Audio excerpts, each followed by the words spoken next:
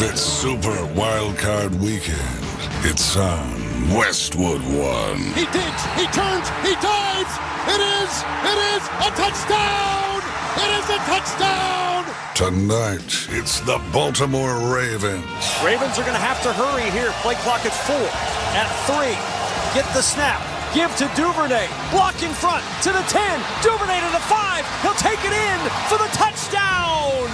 And the Cincinnati Bengals. Burrow under center. Strong side to the right. Handoff. Mixon up the gut. He's got enough for the first down, and he's still going. Mixon to the end zone. Touchdown. Joe Mixon. What an effort. Cincinnati on the board first. Now, let's head to the stadium and join Ryan Radke and Mike Golick. We welcome you to Paycor Stadium for part 3 of our Super Wildcard Playoff triple header as the AFC North champion Cincinnati Bengals host the Baltimore Ravens. Tonight's broadcast of the National Football League on Westwood One is sponsored by Barbasol Shaving Cream, by Monster.com, by NerdWallet, by Culligan Water, by Wrangler Jeans, and by NFL.com.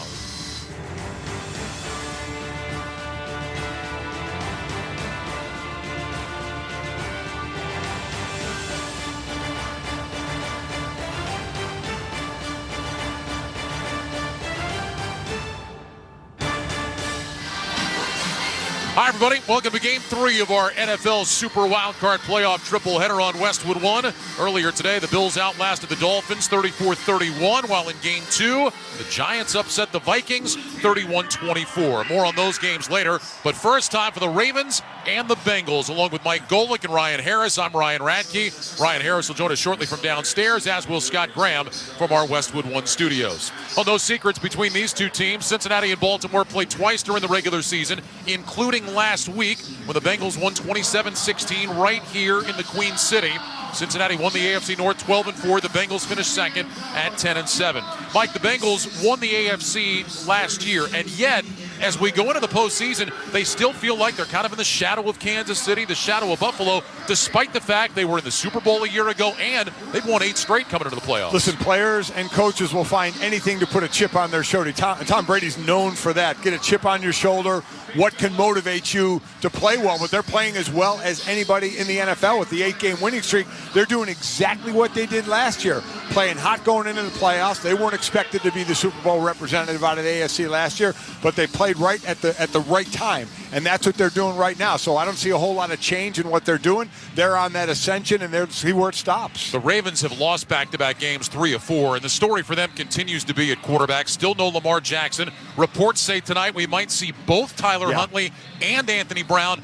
Not exactly an ideal situation for John Harbaugh's club. No, it's not. And Huntley's got the shoulder, but the wrist may be more of an issue than the shoulder. Anthony Brown will be able to throw better, so I do believe we'll see both quarterbacks there. But I think if it's going to work best for Baltimore, you're going to see him handing the ball off more than throwing and rely on this hard-hitting, very, very tough defense, a defense I love to watch. Yeah, a lot of questions for the Ravens in terms of their offense. Not as many questions about what's going on the defensive side of the ball, especially since they brought in their all-pro linebacker. Let's head down to the field, check in with Ryan Harris. And Ryan, it has been a heck of a week for Roquan Smith. Absolutely. It started with a 5-year extension for $100 million, 60 of it guaranteed. He was also named first-team All-Pro. He was AFC Defensive Player of the Month on his new team, and he was voted MVP by the Baltimore media. And finally, guys, Georgia won the national championship. But the biggest thing, Roquan Smith is going to have his second opportunity against Joe Burrow. I expect him to take more risks, especially in the short passing game that Burrow excels in, and confuse the linemen by decepting them with his hands and shoulders to get to the place he wants to go without those big linemen in front of him. All right, Ryan, thanks very much. Mike, Roquan Smith is one of those guys that is fun to watch, and he has made a huge impact for Baltimore. Yeah, now it's got a huge effect on his bank account, $100 million. That is awesome.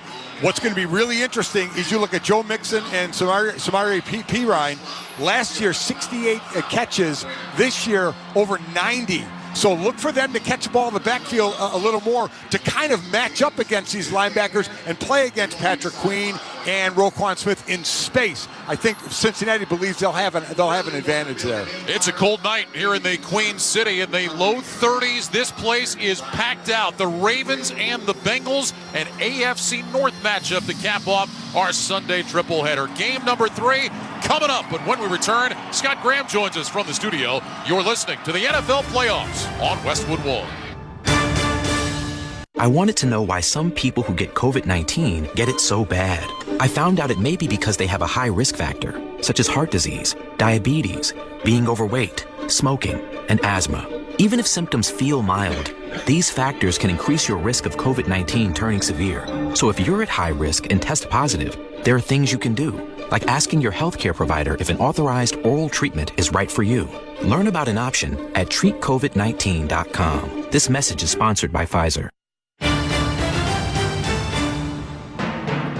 Scott Graham from our Westwood One studios as we get you ready for game number 3 of our Super Wildcard Weekend triple header.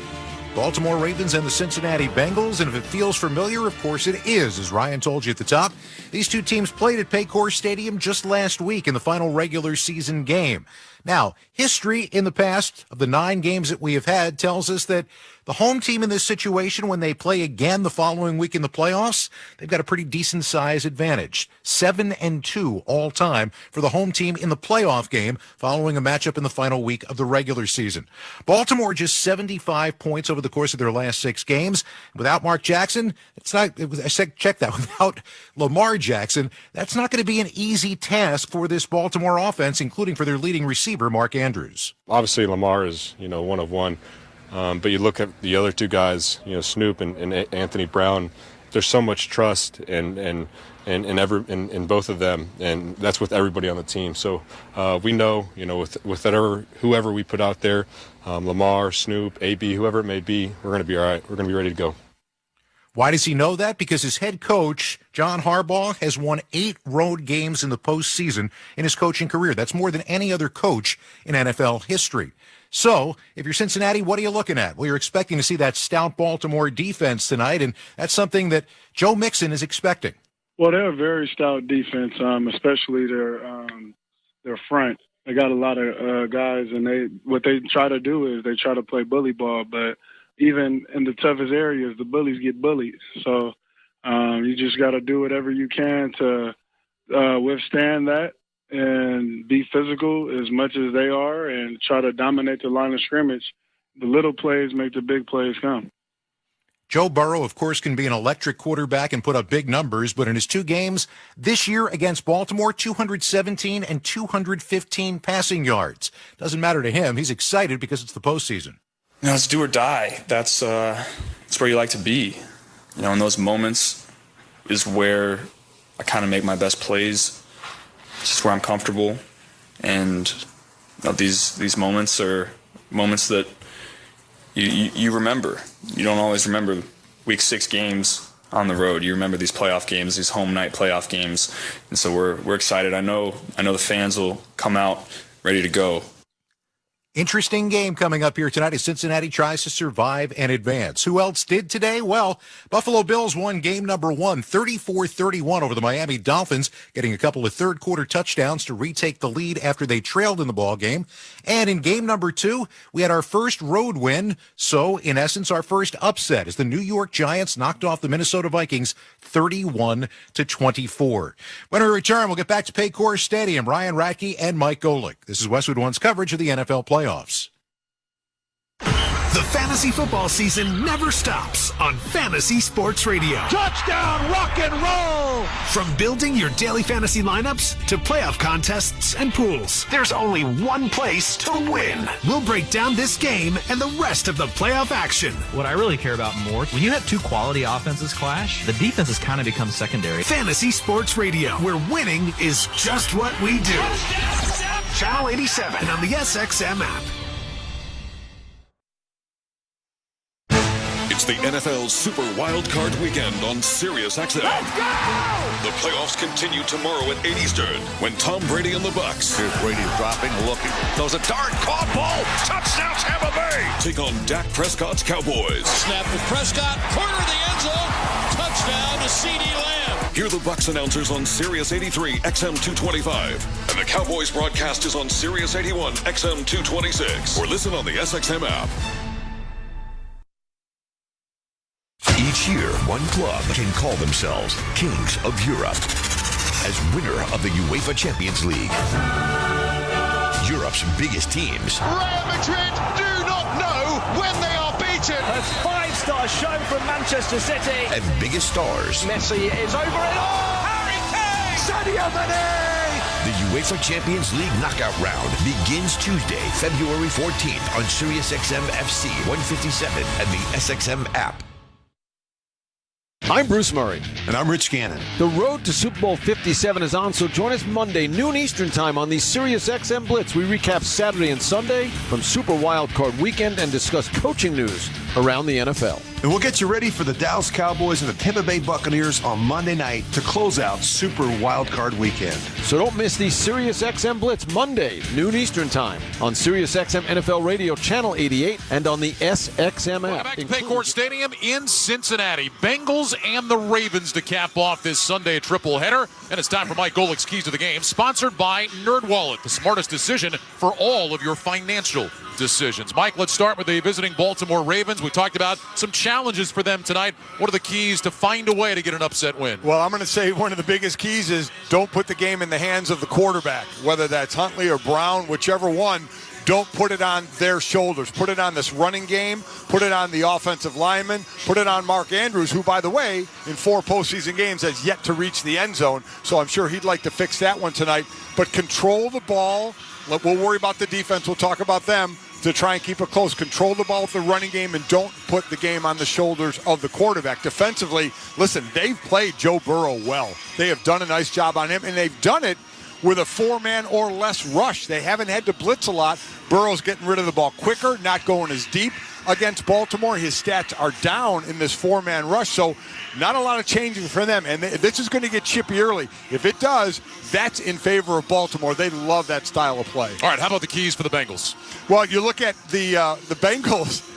Don't change much on offense, right? They're doing exactly what they did last year. They're ramping up toward the end of the season. 8-game winning streak, I guess, last half of the season. But they're getting better when they need to, riding high into the playoffs. So no changing on offense. Defensively, hey, make the quarterback beat you. Just when I said Baltimore doesn't want the quarterback on their shoulders, Cincinnati needs to take that running back away, stuff the box, and make the quarterback have to throw it. It's an AFC North battle here tonight. The opening kickoff between the Cincinnati Bengals and the Baltimore Ravens is coming up. You're listening to the NFL Playoffs on Westwood One.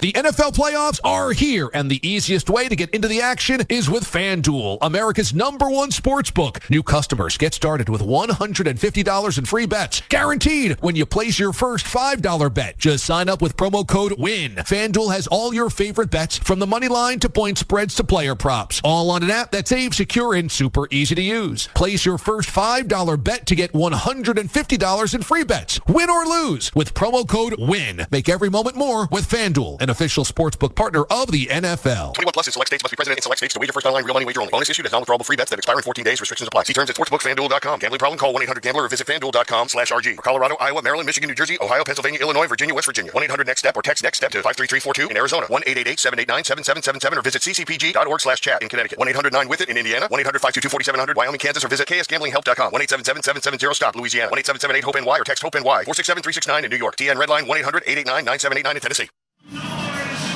Closing in on kickoff here at Paycor Stadium in Cincinnati. The Ravens won the coin toss. They have deferred their option to the second half. So Joe Burrow and the Bengals offense will be on the field first tonight.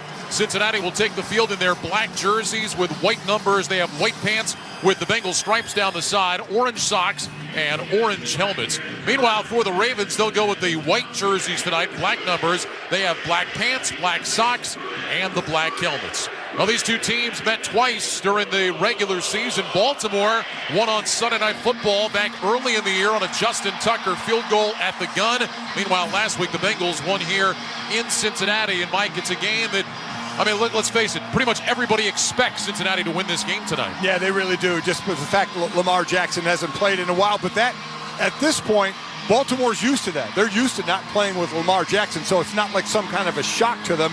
Huntley and Brown have got their reps, so at least they're comfortable with them, and they've just got to hope that these guys play out of their shoes tonight. 33 degrees as we get set for kickoff. Winds pretty calm, just at 5 miles per hour here on the banks of the Ohio River. Justin Tucker has it teed up at the 35-yard line. He will kick it away from our right to our left. Final game of this triple-header Sunday. Boy, had a good one in Buffalo today, a game that seemingly would never end. Bills finally came out on top, 34-31. And then the Minnesota Vikings falling at home to the New York Giants, 31-24. Yeah, we can get into that one. 4th and 8, you run a 3-yard out route to the tight end. I don't understand. I mean, can we break that one down? I guess we got a game to do here first. You had a lot of problems with the end of that game. What are you doing? Like 4th and 8, the quarter, Kirk Cousins can see Hawkinson's covered. Yet, I don't get it. You were like Frank Costanza at Festivus. I got a lot of problems with you people. Justin Tucker ready to kick it away. Glad to have you with us from Cincinnati. We are underway with an end-over-end kick. Travion Williams will let it sail over his head, land 5 yards deep in the end zone. And here comes that Bengals offense led by Joe Burrow. Another outstanding season for him. 35 touchdowns, tied for second in the NFL. It's a Bengals single-season record. Joe Mixon will start at running back. We'll see plenty of Samaje Perine as well. Jamar Chase and T. Higgins, both 1,000-yard wide receivers, along with Tyler Boyd. And the former Raven Hayden Hurst is at tight end. Burrow opens up in the shotgun, trips left, single man to the right. Mixon is the back off to Burrow's right side. Burrow takes the snap, holds it out, gives it to Mixon, running between the hash marks across the 30, and he's out to about the 32-yard line. So Mixon rips off 7 on first down. Roquan Smith, who we were talking about before kick, makes the stop. And 2nd and 3 coming up for Cincinnati. So one of the big changes from right guard to left tackle, they've had guys start all 16 games. Alex Kappa hurt his ankle last week. He's out. Max Sharping, who they picked up at the end of training camp from Houston, gets to start tonight. A veteran, though, who's seen some time. They're looking for him to do some things tonight. Officially a gain of 6, 2nd and 4. Trips right, single man left. Burrow has the shotgun snap, back to pass, swings it out left side, caught by Mixon outside the numbers, running out to the sideline, tucks the shoulder. He's banged out of bounds right at the sticks. We'll see if they give him enough for the first down. Marlon Humphrey on the stop. Looks like they're going to have him just short, so it's going to be 3rd and inches for the Bengals. So I'll bring this up again. Last year, Perine and Mixon had 65 receptions. This year, 98. They're using them a bunch more out of the backfield with Burrow getting rid of the ball a little bit quicker, and it's been pretty effective for them. Mixon 60 catches during the regular season, a career high. Perine with 38 catches. He'll check in now for 3rd and inches. 3 receivers to the right side of the formation. Now Higgins will go in motion to the left. Burrow in the gun. He's got Perine to his right. Burrow wants the snap. He's got it. Handoff Perine straight ahead. Hits, spins, and he's got the first down. He was contacted behind the line of scrimmage, but able to spin out of it, pick up a couple of yards out to the 36. Calais Campbell on the stop, but a first down for Cincinnati. Calais Campbell with a great move on the interior, going around the block and coming back underneath. He had the play in the backfield. He is going to be extremely upset with himself that he couldn't bring him down behind the line. Got him up high, then held on to his ankle, but Perine able to fall forward. 1st and 10 Bengals from their own 36, moving left to right. Ball is on the far side left hash. Burrow under center, 2 receivers stacked to the right side, 2 tight ends left. Here's the snap. Burrow back in a play fake. Sets his feet, has time, throws short right side, caught by Mixon out of the backfield across the 40. And he's run out of bounds on the near sideline up at the 42 by the safety Chuck Clark. So Mixon with his 2nd catch, gains 6. It'll be 2nd down and 4. Boy, and Baltimore's dropping deep on this, and Burrow doing the right thing, just take the short route. This year, he's actually gotten rid of the ball 2nd fastest in the NFL, 2.55 seconds. The only one faster, Tom Brady, because Tom gets rid of the ball because he doesn't like getting hit. He can't really move much. Well, Joe Burrow last week, he was under some pressure against this Bengals defense, but man, in that first quarter especially, he had some magic feet back there in the pocket. Slot left, single man right, 2nd down and 4. Bengals with it at their own 42. Burrow in the gun, pulls down a high snap, back to pass, blitz coming, steps up, hit, gets away, moves left. Now he's going to get crunched back at about the 40-yard line. So Burrow escapes the initial surge, but then gets brought down by Jason Pierre-Paul. That'll be a loss of about 3 yards on the play and bring up 3rd down. So that time the Ravens able to keep Burrow hemmed in, and Pierre-Paul gets the sack. Patrick Queen made that play, though. He blitzed and just flat out ran over the running back and made Burrow have to move and break out of the pocket, and where he was cleaned up. Patrick Queen, great job on the blitz. Ball sitting just shy of the 40-yard line. Bengals need the 46 to move the sticks. 3rd down and 7. Burrow is in the gun. 2 receivers left. Chase singled up to the right. Hayden Hurst, the tight end, will motion out wide to the left. Burrow barks out the signals, gets the snap. He's back to pass. Burrow looking, fires over the middle. Tyler Boyd's got it. First down up at midfield. Burrow got good protection and finds Tyler Boyd. It'll be a first down, a gain of 11. Marcus Williams in coverage made the stop. And actually pretty good coverage by Williams. He came and made contact right as the ball arrived there. But great job by Boyd, grabbing onto the ball with his hands and securing it. I thought that Williams was going to be able to knock it loose. Oh, don't forget about Tyler Boyd. Higgins and Chase, the 1,000-yard guys, but there's Tyler Boyd, just the dependable guy in the slot. First and 10, Bengals. They've got it at the Ravens' 49. Trips left, single man right, shotgun snap, quick throw, left side, caught by Chase along the hash marks, and he is spun down at about the 40-yard line. It'll be a gain of 5. Marlon Humphrey on the stop. That looked like one of those Aaron Rodgers throws where he just said, forget the run play, I'm throwing to Jamar. Yeah, well, that's exactly right, what they see at the line. See, you could run RPOs where the line is just going to run block, and if you're going to pass off of that, you have to pass it right away or you're going to get a lineman downfield. Second down 5. Bengals have it at the Ravens' 44, opening drive of the game. 2 receivers right, single man left. Burrow in the gun with Mixon to his right. Here's the snap. Burrow will hand it off. Mixon straight ahead between the hash marks. Big hole across the 35, and he's all the way down to around the 32. Kyle Hamilton, the first rounder on the stop, but Joe Mixon took that handoff, had nothing but space in front of him and gains 12. So we've seen a couple of big runs up the middle, and this is building great confidence for, again, Max Sharping in there for Kappa. They are just widening out. He pulls, gets a little kick out, and there is a monster hole right where he pulled. From the Baltimore 33, first and 10, 9th play of the drive coming up. Bengals go empty, trip to the right, 2 receivers left. Chase is in that left slot.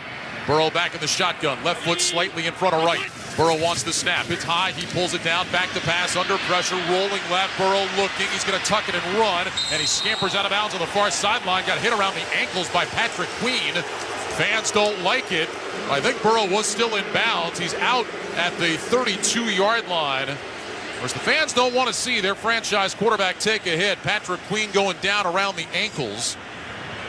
And it's a gain of about a yard, maybe 2. And Burrow was definitely in bounds when Queen made that hit. Absolutely a clean hit. No problem with that at all. What if Aowe, the blitzing from that side, again, took an inside pass rush? And how many times have I talked about this during the year, Ryan? Gave the quarterback an easy outside run. Gain of 1, slot right, single man left, second down and 9 from the Ravens 32. Burrow in the gun. He's got Pirine to his left. Here's the snap. Burrow back, looks left, throws left sideline. That's caught by Higgins. Turns back inside for a first down, driving his way down close to the 20. And the chance of T go up here at Paycor Stadium. Higgins on the catch, gains 11. Queen with the stop. It's a first down for the Bengals. I love that play. 6'4", 220. He's basically runs this route like a forward in basketball. Just positions himself right in front of the defender, makes a big wall for himself, and Burrow puts it right on his chest. Bengals just outside the red zone of the Baltimore 21. Ball is on the far side left hash. Impressive opening drive, 11th play coming up. Slot left, Higgins single man to the right. Burrow in the gun. He's got Pirine to his left. Burrow looks right, looks left. Slight bend at the waist. Barks out the signals, gets a chest-high snap. He's back to pass, looking right, going deep right for the end zone. Higgins is there. He's got it. Did he hang on? No. Incomplete pass. Burrow laid it up there. Higgins with a diving attempt on the right side of the end zone, but couldn't hang on, going to the ground. Marcus Peters was in coverage. It'll be 2nd and 10. He had it momentarily, but as he hit the ground, the ball popped out. Had it with his right arm, but he had the back half of the football, so when he hit the ground, the ball popped out. Fans just saw the replay. I think what they're upset about is when Marcus Peters went to put his arm in there, he kind of got up under Higgins' face mask. Frankly, Mike, I like the no call. Oh, there. Absolutely, I like the no call. Maybe that's because I'm a former defender, but yeah. 2 receivers right, single man left, second down and 10. Ball is at the Ravens 21. Burrow in the gun, takes the snap, back to pass, looks right, throws short right, incomplete. Trying to get it to Hayden Hurst, who was very involved last week with 4 catches, but that one sailed wide. And now it'll be 3rd down and 10 for the Bengals with 8:29 to go here in the first quarter. Bengals already have converted a couple of 3rd downs on this drive. And they're also 3rd best in the NFL. They have 6 touchdowns on opening possessions of the game for them. So, you know, this is a position they're used to, but it's going to be a tough play here, 3rd and 10. Pirine comes in. Bengals need to get to the 11 for a first down. Chase will go single man left, 2 receivers right, Boyd inside of Higgins. Burrow in the gun, he's got Pirine to his left. Hands in front of his chest, Burrow stands straight up, play clock down to 5. Burrow looks over the defense, bends slightly again, takes the snap, back to pass, looking, throws, right side, incomplete. Boy, Hayden Hurst was breaking out. That sailed well behind him and over his head and well short of Higgins, who was running to the end zone. Kyle Hamilton was in coverage. And on fourth down, Evan McPherson will come out, trying to give the Bengals 3 on their opening drive. Yeah, that pass ended up where it ended up, which was nowhere near a receiver because of the rush. Baltimore brought it on that one, and they got right in Joe's face, knocked him down straight up the gut on that on a little twist. That was Tyus Bowser that came in and forced Burrow to get rid of it. So Evan McPherson, who was great in the postseason a year ago, 14 of 14 on field goals, will try this one from 39 yards. Drew Chrisman, the first-year punter, will hold. Cal Adamitis will snap. The snap is perfect. The ball is down. The kick from McPherson is on the way, and it is good. Right down the middle for Evan McPherson, and the Bengals have the early lead. A reminder that for every field goal made tonight and throughout the remainder of the season, Barbasol will make a donation to Kurt and Brenda Warner's Treasure House, a living community for adults with disabilities. Barbasol Shaving Cream, an American original for over 100 years. Close Shave America, Close Shave Barbasol. 8:22 to go first quarter. Bengals 3, Ravens will have it when we come back. This is Westwood One's coverage of the NFL playoffs. When football season ends, basketball season heats up on Sirius XM. Good at the buzzer! In just a few weeks, the basketball world heads to Salt Lake City, and NBA Radio has your all-access pass for All-Star Weekend. Jammed it! Oh, yeah! Exclusive coverage of the Slam Dunk Contest, the three-point shootout, and the 2023 All-Star Game. Jason Tatum of the Boston Celtics. You click at the right time, first half of the season, be behind us. Hear it all in February on NBA Radio Channel 86 and the SXM app. Hear the 2023 Major League Baseball season on MLB Network Radio. Did he make the catch? Oh, he did! With spring training coverage beginning in February. Everyone has one common goal, and that's to win the championship. And don't miss coverage of the World Baseball Classic on MLB Network Radio starting in March. It's showtime! Tune into MLB Network Radio all year long. Sirius XM 89 and on the SXM app, included with all of our trials and popular plans. Spend your afternoons talking sports with the Hall of Famer, Christopher Mad Dog Russo. I apologize, I'm in a goofy mood. He's passionate. If you stink, I can't listen to you tell me I'm raring to go. He's opinionated. That decision was the dumbest, most asinine thing I'd seen in a long time. He's 100% original. Football coaches are not nuclear physicists. When you have the quarterback, I can coach. It's Mad Dog Unleashed with Christopher Russo. Weekdays at 3 p.m. Eastern, only on Mad Dog Sports Radio, Channel 82, and anytime on the SXM app. The precursor to NASCAR's season-opening Daytona 500 is the Busch Light Clash, Sunday, February 5th at 4:30 Eastern. Green flag is in the air at the Los Angeles Memorial Coliseum. A non-points-paying exhibition race. Anyone can enter 27 events, but only one can win the 150-lap main event. Logano has scored the win in the Busch Light Clash. On SiriusXM NASCAR Radio, Channel 90. Hell yeah! Also streaming on the SXM app. NASCAR is racing to your radio. Reimagined Pro Bowl presented by Verizon is headed back to Vegas. Tickets start as low as $35. Sunday, February 5th at 12 p.m. Pacific time at Allegiant Stadium in Las Vegas. Visit probowl.com/tickets. 14-play drive to start things for Cincinnati. 54 yards, took 6:38 off the clock. Evan McPherson now 15 for 15 in his young career in the postseason. Hits a 39-yarder, and Cincinnati has the early lead. Also 6 for 6 on extra points, so he hasn't missed in the postseason. And should we call this one? The Bengals are 9-0 in scoring first. You ready to go back to the hotel after that? You know, I mean, they had a nice bar there, so I thought, My goodness. Evan McPherson will kick it away from left to right. Justice Hill standing a couple of yards deep in the end zone. McPherson on the approach. And a high end-over-end kick. Hill moving to his right.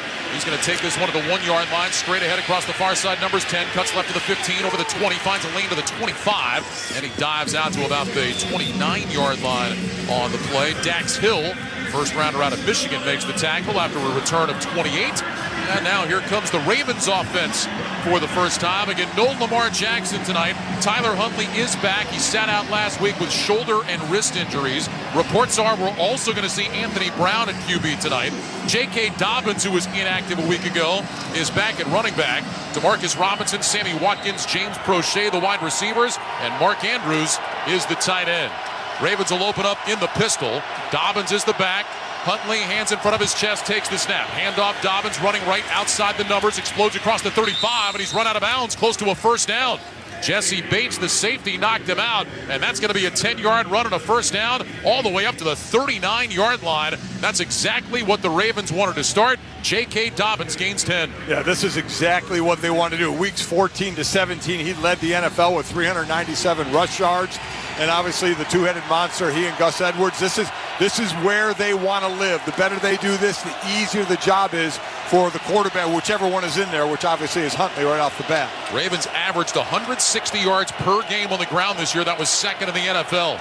Single wide receiver, Watkins split to the left, handoff, Dobbins running right out to the numbers across the 40, and he plows his way forward out to about the 43-yard line. B.J. Hill, the defensive tackle on the stop, gain of about 4, and that'll bring up second down and 6. Yeah, points have been at a premium since Lamar has been out. They're averaging about 12.5 points a game, so that's why it's so much on their defense and then ball control on the offense. Ravens going quickly. Huntley under center, takes the snap, back on a play fake, rolling right, pressure coming, trying to get away in the backfield, moves, throws right side, and it is caught. A diving one-handed catch by Oliver, the tight end, and that's a first down.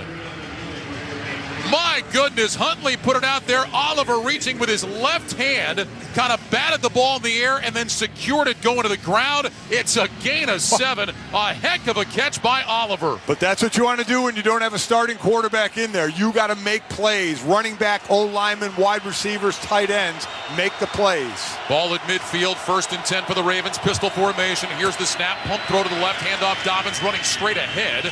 And Dobbins again with some good room to run. Picks up about 40 yards down to the 46-yard line. That'll bring up 2nd and 6. DJ Reader on the stop. Ryan Radke, Mike Golick here in the Grainger broadcast booth at Paycor Stadium in Cincinnati. Postseason play is exciting, but the season never ends for your business. Grainger helps keep you going with supplies and solutions for every industry and 24/7 support.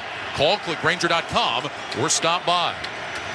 6:17 to go here in the first quarter. 3-0 Cincinnati. Ravens with it for the first time. 2nd down and 6 from the Bengals 46. Ball is on the near side left hash. Ravens moving right to left. Huntley lines up in the shotgun, sends Justice Hill in motion to the right. Here's the snap. Huntley back, looks, throws right side, intercepted. Picked off by the Bengals. Back across the 50, down around the 45. Akeem Davis Gaither with the interception. The Bengals defense takes it away. Listen, Tyler Huntley just locked in on Mark Andrews. I agree trying to get the ball to Mark Andrews, but not when there's 2 defenders there. You lock in, you bait him to throw, and you make the pick like that. Just what the Ravens did not want to happen. 5:57 to go in the first quarter. Bengals 3, Ravens 0. You're listening to the NFL Playoffs on Westwood One. Is that a horse? Actually, it's a wild stallion. Since Navy Federal Credit Union's Platinum Card made it easier to tame our holiday debt, I wanted to see if I could tame something else. Uh-huh. Help me saddle up. I need to pick the kids up from school. With a low intro APR on balance transfers, the Platinum Credit Card lets you take control of your debt. Learn more at NavyFederal.org/Platinum offer. Navy Federal Credit Union. Our members are the mission. Insured by NCUA. I wanted to know why some people who get COVID-19 get it so bad. I found out it may be because they have a high risk factor, such as heart disease, diabetes, being overweight, smoking, and asthma. Even if symptoms feel mild, these factors can increase your risk of COVID-19 turning severe. So if you're at high risk and test positive, there are things you can do, like asking your healthcare provider if an authorized oral treatment is right for you. Learn about an option at treatcovid19.com. This message is sponsored by Pfizer. Welcome back to the NFL Playoffs on Westwood One. It's time for another memorable moment in football history. Sponsored by NetSuite by Oracle. 3rd down and 9 from the 6. Empty backfield. Brown's going to throw from the end zone. Hit and brought down. Where was the ball? Recovered for a touchdown. The Bengals knock it away. Trey Hendrickson stripped it away. Joseph Osai with the recovery for the Bengals touchdown. Dan Hort and Dave Lapham on Cincinnati's ESPN 1530 and the Bengals radio network. It was just 7 days ago when Cincinnati and Baltimore last played one another. In that Week 18 affair, the normally steady Ravens turned it over 4 times, including that strip sack of Anthony Brown in the final minute of the first half, which stretched Cincinnati's lead to 17 on their way to a 27-16 victory. The opportunistic Bengals took advantage of the Ravens' uncharacteristically sloppy play, as John Harbaugh's team had only turned it over 17 times in their first 16 games. With the victory, Cincinnati ensured home field advantage today, which, due to Cincy's Week 17 game cancellation, could have been determined by a coin flip had Baltimore won last week. That's tonight's memorable moment in football history, sponsored by NetSuite by Oracle. If you don't know your numbers, you don't know your business. To learn more about NetSuite by Oracle, visit netsuite.com/touchdown. That's netsuite.com/touchdown. Well, another takeaway for the Bengals. Akeem Davis-Gaither with the pick. They say he was touchdown when he made the diving pick at the 40. That's where the Bengals will start, 1st and 10. They lead 3-0 with 6:03 to go in the first quarter. Burrow in the shotgun, trips right, 2 receivers to the left. Burrow looks over that Ravens defense. Slight bend at the waist, calls out the signals. Ravens showing blitz. Here's the snap. They come with it. Burrow back, throws over the middle. Wide open Hurst, has it across the 50. Driving into Baltimore territory. Getting a push from behind. They're going to blow it dead, though. They're going to say his forward progress was stopped at about the 47, maybe the 48. Kyle Hamilton will get credit for the stop. Gain of about 12 or 13, and that'll be a first down. Mike, let's go back to the pick. Yeah, going back to the pick, Davis-Gaither, I mean, he's playing outside zone, but Huntley is staring down Andrews, so he comes out of his zone because he sees where the ball is going and breaks on it really before Andrews has a chance to get there. Huntley just gave it away. From the Ravens, 47, 1st and 10. Here's the snap. Toss play to Mixon, running left along the numbers. He's got nowhere to go, and he's going to lose at least a yard on that play. Patrick Queen leading the charge for Baltimore. That'll be a loss of a yard back to the 48. And that'll bring up 2nd down and 11. Akeem Davis-Gaither, one other interception in his career came against the Ravens right here a couple of years ago. So something about playing the rivals from Baltimore that Davis-Gaither seems to like. Yeah, he read that one beautifully. Again, it was more of an easy one to read the way Huntley was just staring down Andrews, but made a nice jump on the ball. 2nd down, 11 now for the Bengals. Cincinnati with trips to the right, single man left. Burrow in the gun with Mixon to his left. Burrow waits, he gets the snap, looks right, quick pass that side, caught by Chase along the numbers, trying to get a block. He spins out of a tackle, and he works his way down to the 45. So a short gain of 3 on that play. Roquan Smith on the stop, and that'll bring up 3rd and long. Well, remember, the Bengals linebackers were big in the postseason last year, Mike. Right. You and I were here for that game against the Raiders when it was Jermaine Pratt with an interception that sealed the game. Logan Wilson had the big pick then in Tennessee against Ryan Tannehill. So the linebackers have played really well and made big plays for Cincinnati in the postseason. Yeah, they have. And even this year, they don't have a ton of sacks on defense. So linebackers counted on to do a little more from the tackles position. 3rd down and 8 now for the Bengals, 45. Cincinnati 2 of 3 on 3rd down so far. Burrow in the gun, takes the snap. He's back to pass. Burrow looking, has time, throws left side, chases there, makes the catch, and he's brought down with a 1st down, just shy of the Ravens' 30. They'll mark him at the 33. Marlon Humphrey in coverage made the stop. It's a catch at 12 yards for Jamar Chase, and the Bengals move the sticks. So I love these routes, and to have these routes work well, you need such an accurate quarterback.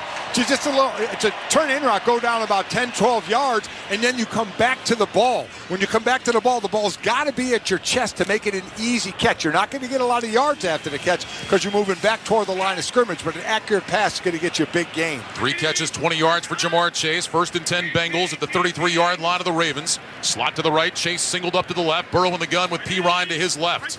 Here's the snap. Burrow back to pass. Blitz coming. Burrow looking under pressure. Steps up, grabbed from behind and brought down. They got him back around the 43. Justin Houston got home. 9.5 sacks during the regular year, and now a playoff sack, a loss of 9. So what you're seeing is right before the snap, Calais Campbell's playing left defensive tackle. He's actually standing up and moving more toward the A gap, and Houston is blowing inside the B gap. Justin Houston, a guy who had 9.5 sacks this year, but 9 in the first 7 games and only a half a sack the rest of the year. Didn't play in the first game earlier in the season against Cincinnati. The fans are booing because Houston got Burrow up around the nameplate. But remember, that horse collar, that is not in effect with a quarterback in the pocket. No, it is not. Slot right, single man left, 2nd and 19. Shotgun snap to Burrow, back to throw, fires left, caught by Higgins, angling right across the 35. And he's down to about the 33, so we just got the sack yardage back. Roquan Smith on the tackle, 9-yard gain. And a 3rd and 10 coming up for the Bengals with 2:17 to go in the first quarter. Cincinnati leading it 3-0. Here's what I like, though. They don't get greedy, right? 2nd and long, don't get greedy. Don't try and go for the whole thing, even though we know they can take some shots. Get some of it back. 3rd and 10 to them certainly is behind the sticks, but with the success they have passing, certainly doable. Twin receivers left and right. Burrow in the gun. He'll send Boyd in motion now from right to left, so trip to that side. Perine is the back. He's off to Burrow's right. Burrow wants the shotgun snap. He's got it. Back to throw. Fires right sideline for Chase. Makes the catch. Turns inside across the 25. Down to the 20 and a first down. Chase made that catch. Turned back in. Gains 13. Another first down for the Bengals. Marcus Peters on the stop. So Marcus Peters has missed the last 3 games with a calf in coverage here. But again, it's one of these routes where the receiver is coming back for the ball a bit. Samaje Perine, nice job picking up the blitz. But again, a good pass coming back for the ball and then looping back around to get some extra yards. 7th first down of the game already for Cincinnati. They've got the ball at the 20-yard line on the near side right hash. 3-0 Bengals lead. Clock moving. 1:10 to go here in the first quarter. Trips left, single man right, Mixon back in, lines up to Burrow's left, who's in the shotgun. Hands in front of his chest, Burrow has the snap, give it to Mixon, running right along the hash, breaks 1 tackle, and he works his way forward for about a yard down to the 19. Peters on the stop, and now a flag comes in. Some pushing and shoving after the play. Bengals trying to pull Mixon out of there. Roquan Smith is clapping his hands. Ravens obviously feel like this is going to be against Cincinnati. Boy, that's what you try and goad one or the other team into a dumb penalty like this that costs you 15. Well, there was some chatter this week. The Bengals felt like the Ravens pulled some dirty stuff last week. Ravens, of course, denied that. Roquan Smith asked about it, just looked at reporters, smiled, and said, "We'll see you Sunday night." Yep, that's about the answer I would expect from a defensive player, especially one like that. This Baltimore Ravens defense. After the play on sportsmanlike conduct, taunting, Baltimore, number 24. Penalty will be enforced half the distance to the goal. Automatic first down. So it goes the other way. Marcus Peters gets called for it. He took a shot while Mixon was on the ground. Let's go down to the field, check in with Ryan Harris. Well, Marcus Peters has been barking and barking after every play. Almost got into it with T. Higgins. Absolutely right by Golick. He's been trying to go to penalty out of the Bengals, but that one called on him. All right, Ryan, thanks very much. The ball moved now just inside the 10. It'll be first down and goal here for the Bengals. 2 receivers right, single man to the left. Burrow in the gun, he's got Perine to his left. Here's the snap, Burrow back, looking left, looking right, throws right side, caught by Perine at the 5, turns it up, and he's knocked out of bounds. Patrick Queen gets him out at around the 1. It'll be a gain of about 8. There is a penalty flag now. Offense number 73. 10-yard penalty. Replay first down. That's against Jonah Williams, the left tackle. Clay Martin, our referee, fills us in on the call. Well, that'll bring it back the other way after they pick up a yardage on unsportsmanlike. Now it goes the other way. Burrow could have gone either way with that one. He had Perine there. He had Mitchell Wilcox on the other side. But unfortunately, Jonah Williams with the hold. Boy, Mike, I thought Jason Pierre-Paul sold that pretty good. I'm not sure that was a hold. Well, you're allowed to act a little bit. So they'll move it back to the 19. It'll be first and goal from there. Trips left, single man to the right. Burrow in the gun, takes the snap, fakes the handoff, throws left, caught by Chase at the 15, across the 10, and he dives down to about the 7-yard line. So again, Burrow getting it quickly into the hands of Chase. Patrick Queen on the stop. It's a gain of 12. It'll be second down and goal.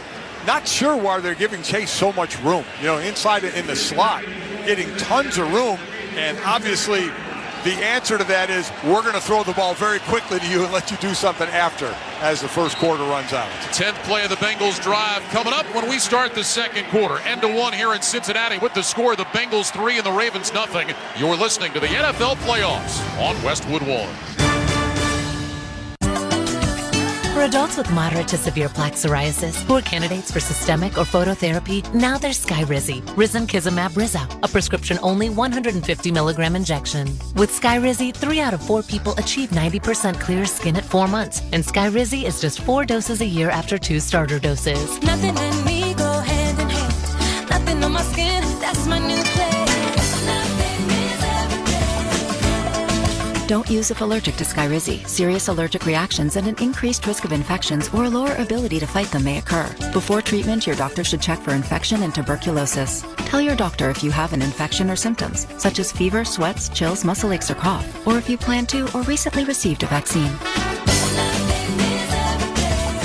With Skyrizi, you could achieve 90% clearer skin. Ask your doctor about the #1 dermatologist prescribed biologic in psoriasis and visit skyrizi.com or call 1-866-SKYRIZI to learn more. It's not easy being the one everyone counts on to keep your operation running, no matter the weather or supply chain hiccup. But we get you, Raymond in Buffalo, Maria in Miami, and Jules in Troy. taking control of everything that's under your control. At Grainger, we're here for you with high-quality supplies for every industry, plus real-time product availability and access to experts ready to help. Call, click Grainger.com, or just stop by. Grainger, for the ones who get it done. Today on Hey Culligan, unnecessary contaminants. Here's the referee. Hey Culligan, that's a flag on my water for flagrant foul taste. Ooh, that's a tough one, ref, but the solution is a Culligan Smart RO drinking water system that reduces up to 58 contaminants, making your water safer and delicious. Yeah, I guess I missed that call. And with the Culligan Connect app, you always know when your filters need changing. The water's up and it's good. Good call, ref, and we're already on the way. Kick things off with a free in-home water test from a local Culligan water expert at Culligan.com. Welcome back to Paycor Stadium in Cincinnati, along with Mike Golick and Ryan Harris down on the sidelines. I'm Ryan Radke. Our score after 15 minutes of play is the Bengals 3 and the Ravens nothing. Start of the second quarter is sponsored by Charmin. Charmin believes everyone deserves a better bathroom experience. That's why Charmin makes irresistibly soft and strong toilet paper. We all go. Why not enjoy the go with Charmin? Well, an impressive start for the Bengals offense. 107 total yards in that first quarter, 8 first downs, and yet, at least right now, just a 3-0 lead. Ravens were able to keep them out of the end zone on the first drive, but Cincinnati about to have a second and goal here from the 10th play of this drive coming up. Burrow will line up in the shotgun. He's got Mixon to his left. 3 receivers bunched right, single man left. That's Hurst, the tight end. Burrow in the shotgun. Looks over the defense, hands in front of his chest, takes the snap, back to pass, looking left, looks middle, throws over the middle, caught by Chase, breaks a tackle, diving to the end zone, touchdown Bengals. A 7-yard touchdown throw to Jamar Chase, already with 6 catches in the game, and the Bengals lead 9-0 on the first play of the second quarter. 6 targets, 6 catches, a lot of them just quick throws when they play off of them.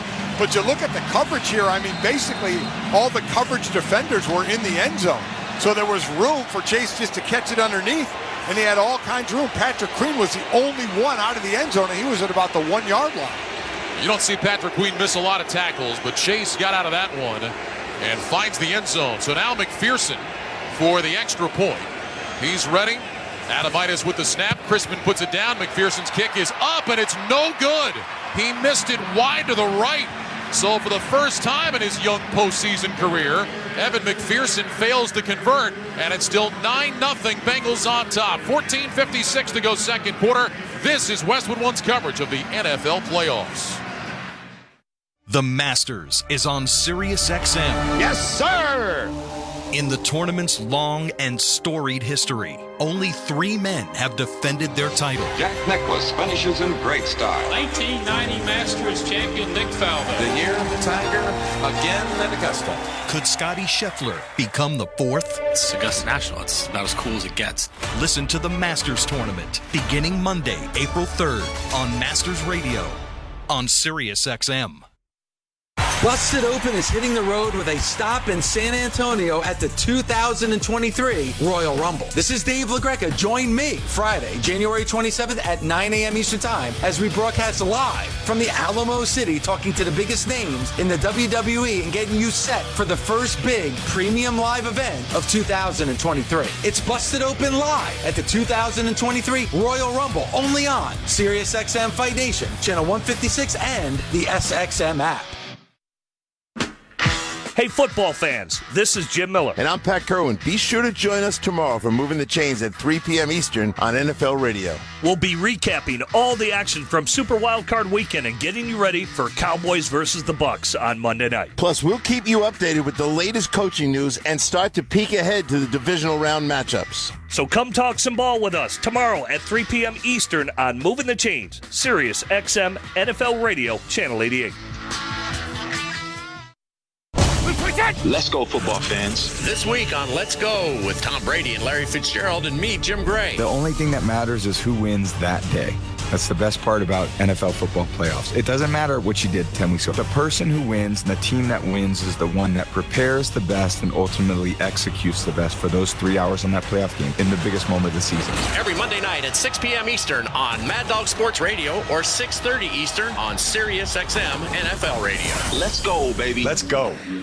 Let's check the drive summary, sponsored by Monster.com. Monster.com can help you tackle the job search and make your next career move. It's time to get off the sidelines. Go to monster.com and win the job hunt.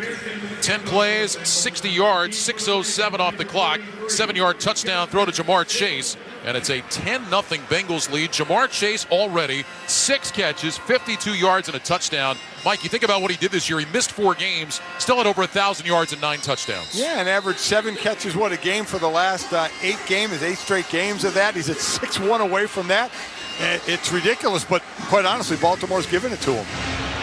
Here's McPherson with an end-over-end kick. This one's going to land in the end zone, and the Ravens will start at the 25. Let's go down to the field, check in with Ryan Harris. The big problems for the Ravens, they cannot stop the trips formation. The Bengals have figured that out. They've used bunch trips, they've used spread-out trips, and one of the things that's odd is not only are the Ravens playing off, but at the snap, then they're dropping. So a ton of space for those quick passes.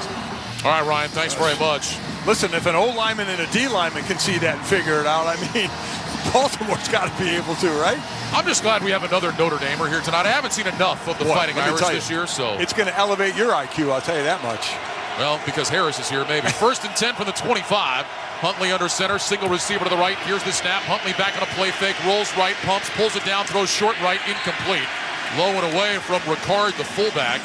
And that'll bring up 2nd and 10. That's the 6th Ravens play. So Jamar Chase has 6 catches. The Ravens have run 6 plays. Yeah, and again, I'm a little surprised. I was surprised on the interception when they had the ball last time. It was like 2nd and 5 or 6 that they didn't run the ball. They gotta stick with what they do well. Huntley, when he's thrown, he has the one completion, but it was off target. The tight end made a great catch. This was an off-target throw. Certainly the interception was as well. 2nd down 10 from the 25. Huntley is in the gun. He's got Dobbins to his right. 2 receivers right, single man to the left. Here's the snap. Huntley back, looks left, throws left on the slant, caught by Watkins across the 35, and that'll be a 1st down. So the veteran Sammy Watkins out to the 37. Eli Apple was in coverage. It's a gain of 12, and the Ravens move the sticks. That was an excellent throw. Slant route, lets him get some yards after the catch. That's a good throw to build off of right there. Now the undoing for the Ravens last week against the Bengals was turnovers. Yeah. And already this week, we've seen Cincinnati cash in a turnover for a touchdown. Last week, 3 times in the first half, the Bengals forced a turnover and scored a touchdown. Pistol formation now. Here's the snap. Handoff, Gus Edwards running left, cuts it up outside the hash, and he's across the 40-yard line. Takes it out to about the 43. Logan Wilson on the stop. That's a gain of 6 yards. And that'll bring up 2nd down and 4. It's going to make everything a lot easier if they continue that. Put yourself at 2nd and 4. Now you can do the shorter, quick passes, try and get them on target, or just continue to run the ball. Ball out at the 43-yard line. It's on the left hash. Huntley is in the shotgun. 2 receivers right, single man to the left. Ricard, the fullback, in motion to the left. Handoff Dobbins running outside the left hash. And it gets out to the 45 and now the 46. So we'll end up a yard shy of the 1st down, a 3-yard pickup. And 3rd down coming up now for the Ravens. Just to finish that thought on the turnovers a week ago, the 3 touchdowns off the turnovers in the first half last week, most in the first half by an NFL team since 2007. The Bengals hadn't done it since 2000. 3rd down and about a yard. Pistol look, Edwards is the back. Lined up behind Huntley. Watkins single wide receiver to the left. Here's the snap. Handed off Edwards. Bouncing it outside left. Stiff arms a man at the line and picks up the 1st down. Good run by Edwards. Got his arm extended to shed a defender. Ends up picking up 4. Eli Apple on the stop. Well, the run to the Super Bowl is on, and NFL Network is your home for the most comprehensive playoff coverage anywhere, all the way through Super Bowl 57. NFL Network, one network, all postseason. Well, both teams have their power runners. Edwards at about 235 and Pirine about the same for Cincinnati. Those are the guys that are going to be there in short yardage. Slot right, single man left. Pistol formation. Here's the snap. Handoff. Dobbins racing out to the right. Cuts it up across the 45. Down to the 40-yard line. Still dragging tacklers with him. All the way to about the 36. Jermaine Pratt eventually able to stop his progress. But boy, another big hole opening up for J.K. Dobbins. He picks up about 14. Yep, they're starting to put it together now with the running. We've seen outside zone, we've seen gap zone, we've seen regular zone, no inside zone yet. All the different zones. Ask Ryan Harris about those. So many zone runs for these offenses. Blue, green jacket, gold jacket, you know, so many zones. They'll mark it at the 37. 5th first down of the game for Baltimore. Shotgun snap to Huntley. Pumps a throw to the left. Handoff Dobbins running to the right. And there is nothing there that time. Maybe got a yard on the play to the 36. Cam Sample with the tackle. And that'll bring up second down and 9 with 11:40 to go in the first half. 9-0 Bengals. So that's the job of the Bengals right now is to not let Baltimore stay ahead of the sticks. We saw 2nd and 4 last time. Here we see 2nd and 9. So certainly is going to make a big difference in the play call. Ravens back in the huddle, make their way to the line of scrimmage. Edwards in there as the running back. He'll line up to the left of Huntley, who's in the gun. 2 receivers stacked left, 2 receivers right. Andrews, one of those receivers, out to the left. Edwards will motion to the right. Here's the snap to Huntley. Back to pass, throws right side, caught across the 30-yard line, and a hard hit laid on DeMarcus Robinson as he dives out of bounds, close to the first down. Cam Taylor-Britt, rookie out of Nebraska, with the tackle. It's a gain of 8 yards. It'll be 3rd and 1 for Baltimore. Good sign for Baltimore because we saw the first few passes off for Huntley. The last couple have been right on the money, either leading his receiver or putting it right in his gut. Maybe he's warming up and getting in his rhythm now. A nice 3rd and short. You got to think, for a guy that's been dealing with shoulder and wrist problems, the cold weather can't really help trying to get loose and stay loose.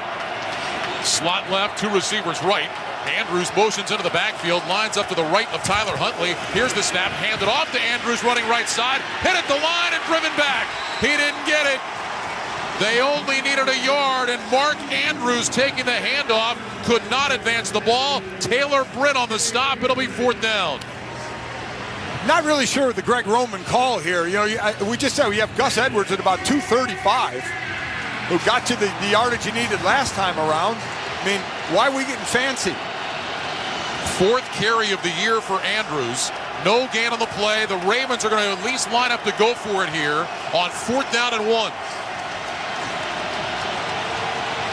Edwards lines up behind Huntley in the pistol. Single receiver left, and now a timeout taken by Baltimore.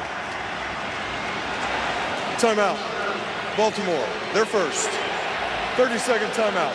So the Ravens want to talk it over with 9:53 to go in the second quarter, trailing 9-0. So you run this funky play, it doesn't work, and then you take time, getting Edwards in and getting the next play in, and you got to waste the timeout. Just not good clock management right here, and I really didn't like that play at all, even though I understand Andrews is a big receiver, large for a tight end, but not at running back. That's what Gus Edwards is for. Let's pause 10 seconds for station identification. This is Westwood One, your home for the NFL playoffs and Super Bowl 57. Hear every NFL playoff game through Super Bowl 57 on Sirius XM NFL Radio, Channel 88, and on the SXM app.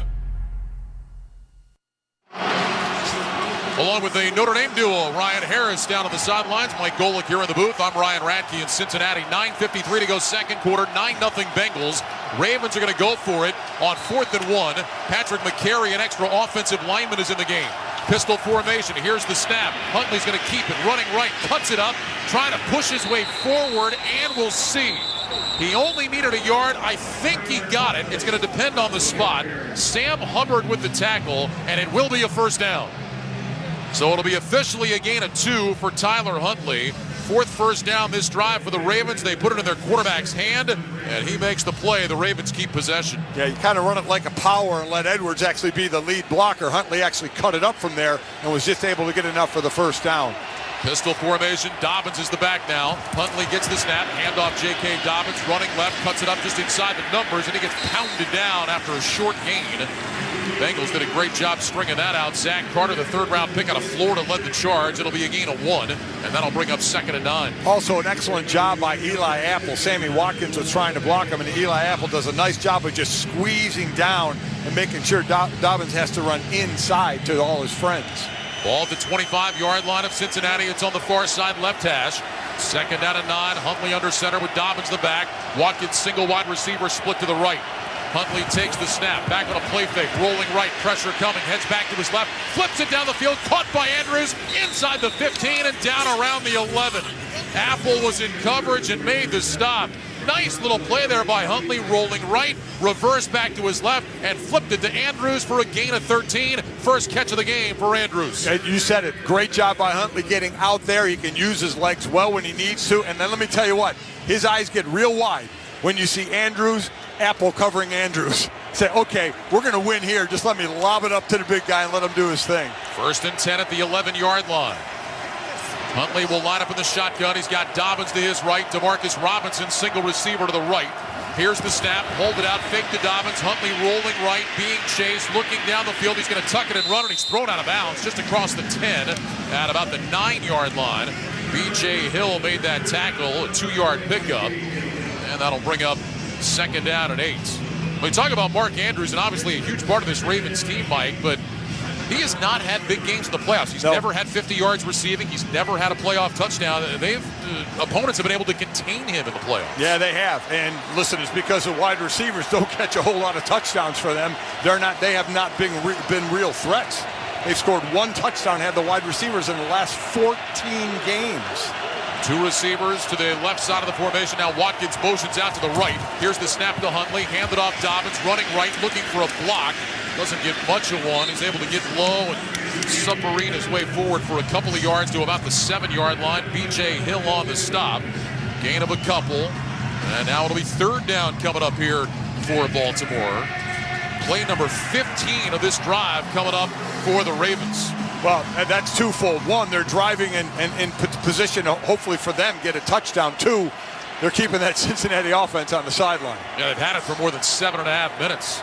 This is third down and 6. The ball resting just inside the 7.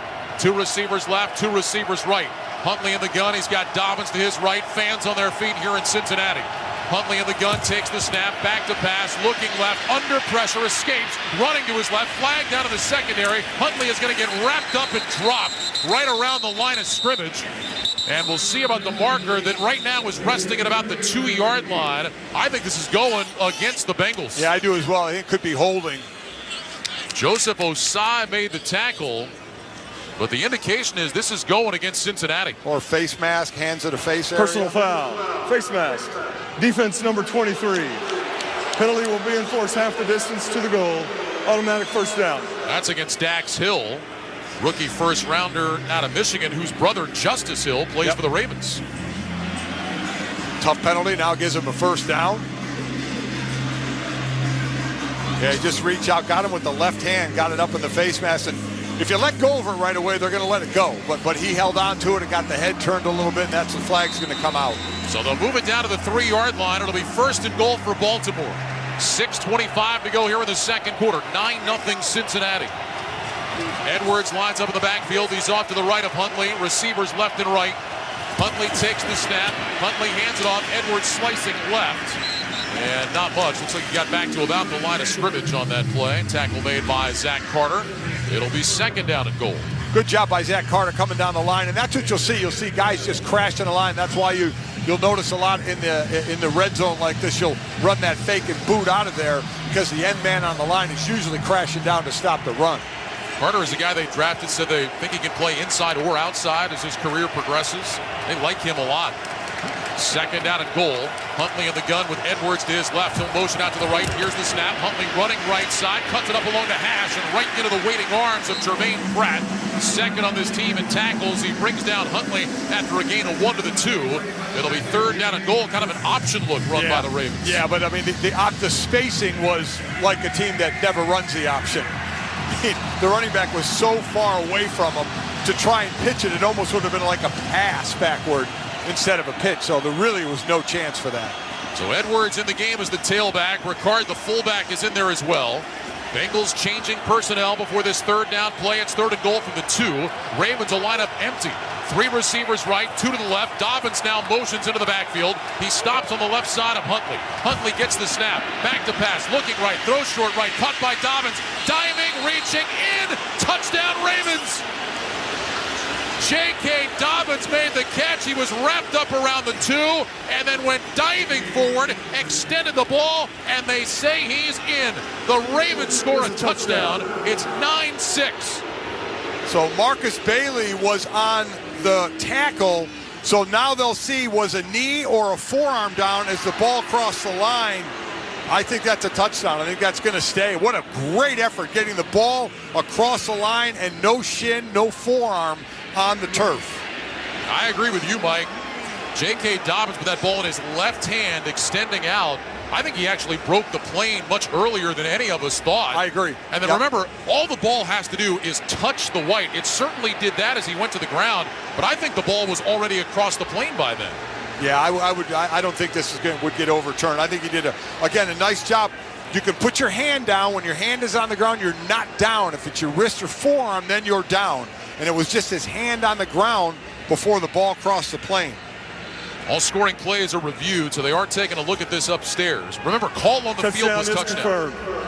And there you go. They looked at it upstairs, and they're staying with it. So that is an impressive drive for the Baltimore Ravens. 17 plays, and they find the end zone, and now Justin Tucker is on for the extra point to try to make this a 9-7 game. Jordan Stout, the punter, will hold. Nick Moore is the man that will snap it. Snap is perfect. Ball down. Kick from Tucker is on the way, and it is good. 4:53 to go here in the second quarter, and the Bengals lead is cut to 9-7. You're listening to the NFL Playoffs on Westwood One. Introducing Barbasol 1919 Classic Shaving Cream, paying homage to the original invented over 100 years ago. This new non-aerosol formula features enhanced ingredients, an exceptional glide, and crisp fragrance for a winning shave experience. Barbasol. For the ones finding new ways to ensure the job always gets done. For the ones wearing many hats. For the ones who are hands-on, even from far away. And the ones keeping business moving forward. We are Grainger, offering professional-grade industrial supplies, plus real-time product availability and access to experts ready to answer your toughest questions. Call, click Grainger.com, or just stop by. Grainger, for the ones who get it done. We all know the game isn't over till it's over. You just gotta keep driving towards the end zone. And when it's time to turn the game around, you need all the right parts to play together. So next time you need a part for your car, don't call it quits. Head to eBay Motors. They have 122 million parts. So the road to victory is always in your favor. And you can keep driving well into overtime. Get the right parts at the right prices. ebaymotors.com. Let's ride. Today on Hey Culligan, why does your team stink? Here's Coach Waters. Hey Culligan, yeah, my team stinks. Ooh, harsh. No, I mean they stink. They won't hit the showers because it makes their skin all dry and itchy. Coach, it sounds like your guys have been hit hard by hard water. You kidding me? Hard water? Yep, so let's call an audible in the form of one Culligan Smart High Efficiency Water Softener to get the smooth back in their skin and the stink out of your team. Okay, Culligan, I'm putting you in. Coach, we're already on the way. Kick things off with a free in-home water test from a local Culligan water expert at Culligan.com. At Wrangler, we know that life is all about taking the reins, no matter what's in front of you or which way the road turns. Because life is one big glorious ride, and Wrangler jeans are made to handle every step of it. Wrangler, for the ride of life. A reminder, you can hear Westwood One's coverage of every NFL postseason game stream live for free. Catch all the action on the NFL app via Westwood One station streams on westwoodonesports.com or by asking Alexa to open Westwood One Sports. All sponsored by AutoZone. The free AutoZone Fix Finder service can help troubleshoot the likely cause of your pesky check engine light for free and get you back on the road. Restrictions apply. Get in the zone. AutoZone. You know who's using westwoodonesports.com to listen tonight? Our buddy Ross Tucker. He was in Buffalo today. Had his drive back. He said on the broadcast he was going to be tuned in, and he is. So hi, Ross. Love Ross. How you doing, Ross? Great job. Love when Ross always talks about the press box food. Oh, he breaks it down like no other. Yes, he does. Good for him. I'm glad Ross still has a voice after that 7-hour game today in Buffalo. What an impressive drive put together by the Baltimore Ravens. 17 plays, 75 yards, more than 10 minutes. And suddenly a 9-7 game as Justin Tucker kicks it deep. Travion Williams will grab it at the 4, straight ahead across the 10, right side of the 15, along the numbers 20, lane to the 25, stumbles, and he dives out to about the 30. Boy, it looked like he had a chance for a little bit more, but the turf monster got him and goes down at about the 31, maybe the 32. Ryan Radke, Mike Golick here in the Grainger broadcast booth in Cincinnati. Keep your game moving forward at work with supplies and solutions for every industry. Call, click Grainger.com, or stop by one of over 250 Grainger branch locations. So they'll put the ball at the 30. That's where the Bengals will start 1st and 10. Two receivers left and right. Burrow in the gun with Mixon to his right. Going to bring Hayden Hurst in motion towards the line of scrimmage. Burrow barks out the signals, gets the snap. He's going to hand it off. Mixon straight ahead. And Joe Mixon pushing his way forward for 3 out to the 33-yard line. Tackle made by Calais Campbell. That'll bring up 2nd and 7. That drive is exactly what Baltimore needed, Mike. Incredible drive. 7 first downs. Huntley was 3 or 4 for 34 yards on that. So that's what they needed. Before that drive, they were a time of possession 12+ to 2+. They evened that up with a 10-minute drive, so that's what they needed. Trips left, 2 receivers right, 2nd and 7 from the 33. Burrow all by his lonesome back in the shotgun. Looks left, looks right, takes the snap, back to pass, looking, fires left, and it's knocked down and almost intercepted. Trying to get it to Jamar Chase, and Marcus Williams broke on the ball and nearly picked that one off. Ends up with a big hit on Chase. It'll be 3rd and 7. Well, again, that time Burrow looking for Chase, and again, why not? He's had a night. But Williams saw it as well, and he broke on the ball and almost made an incredible play. That I talk about this Baltimore defense. They've had some success against Joe Burrow, and that would have been a monster turnover there. And remember, Williams had 4 picks this year despite missing 7 games on IR. 2 receivers to the right, single man left, 3rd and 7. Burrow in the gun, gets the snap, back to pass. Burrow looking, steps up in the pocket, throws over the middle. That's caught. First down, up across the 45. It's T. Higgins. Brings it in at the 46. Burrow moving up in the pocket, finds Higgins for a gain of 12. Kyle Hamilton with the tackle. First down, Bengals now 5 of 6 on 3rd down here in the first half. So they ran an end tackle stunt. The end comes underneath and the tackle goes around. And when they did that, that left a hole for Burrow to step up into. And Higgins got a step on Kyle Hamilton, and that was it. Bengals from their own 45, 1st and 10. Clock moving, 3:37 to go first half. Burrow in the gun, 2 receivers right, single man left. Here's the snap. Burrow back, looking left, now throws over the middle, off the hands of Chase and incomplete. Boy, and Chase was open, and he's pounding his right palm against his chest, saying to Burrow, my fault. Should have caught it. Would have been a first down.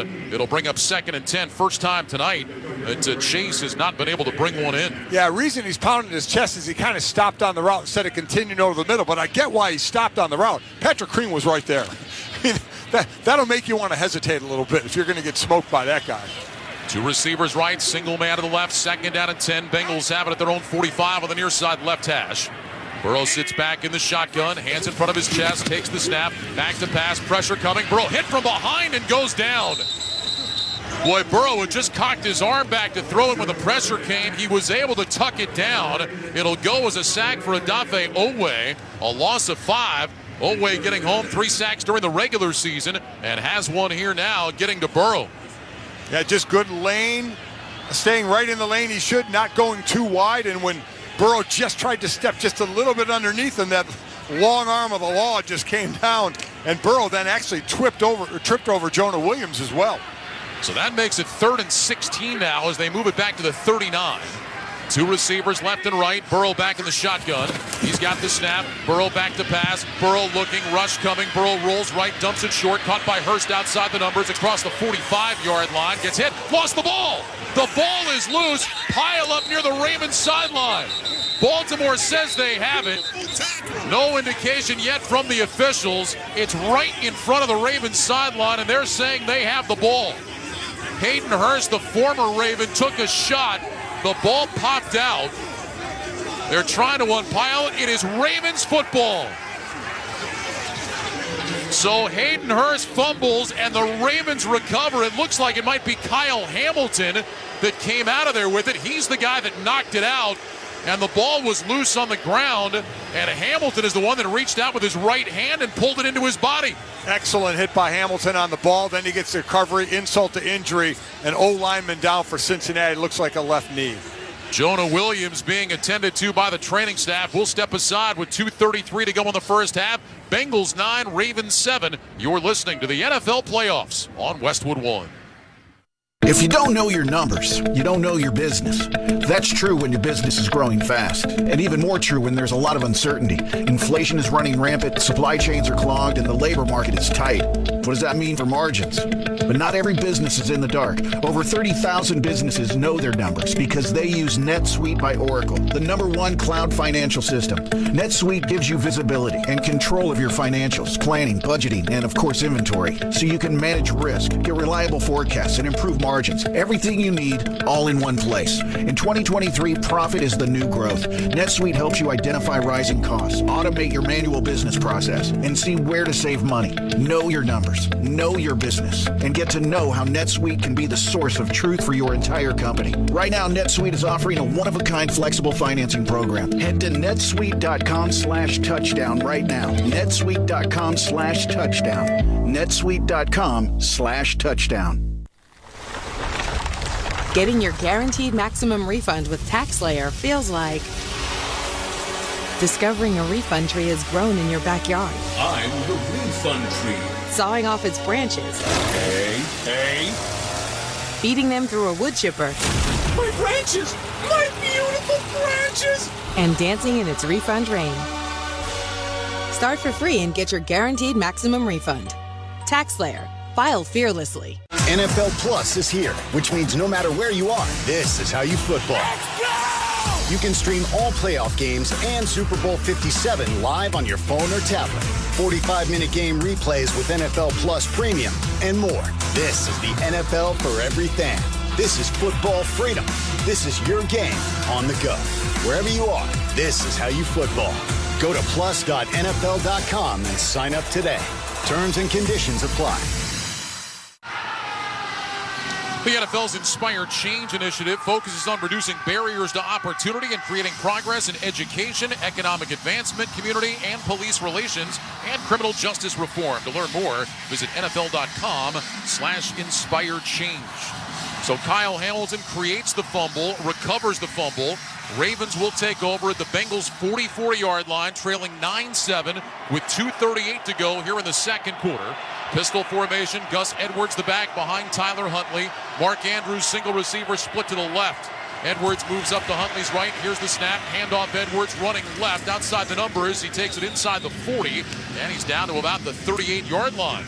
Logan Wilson on the stop. That's a gain of 6. It'll bring up 2nd and 4. The other postscript to the fumble play, Jonah Williams, the left tackle, helped off the field mic by the Cincinnati training staff. This is a Bengals O-line that is suddenly getting beat up. Yeah, they had all the guys together most of the year. Kappa out last week, Sharping in. Now Williams limps off the field. 2nd down 4 for the Bengal 38. Pistol look. Edwards lined up behind Huntley.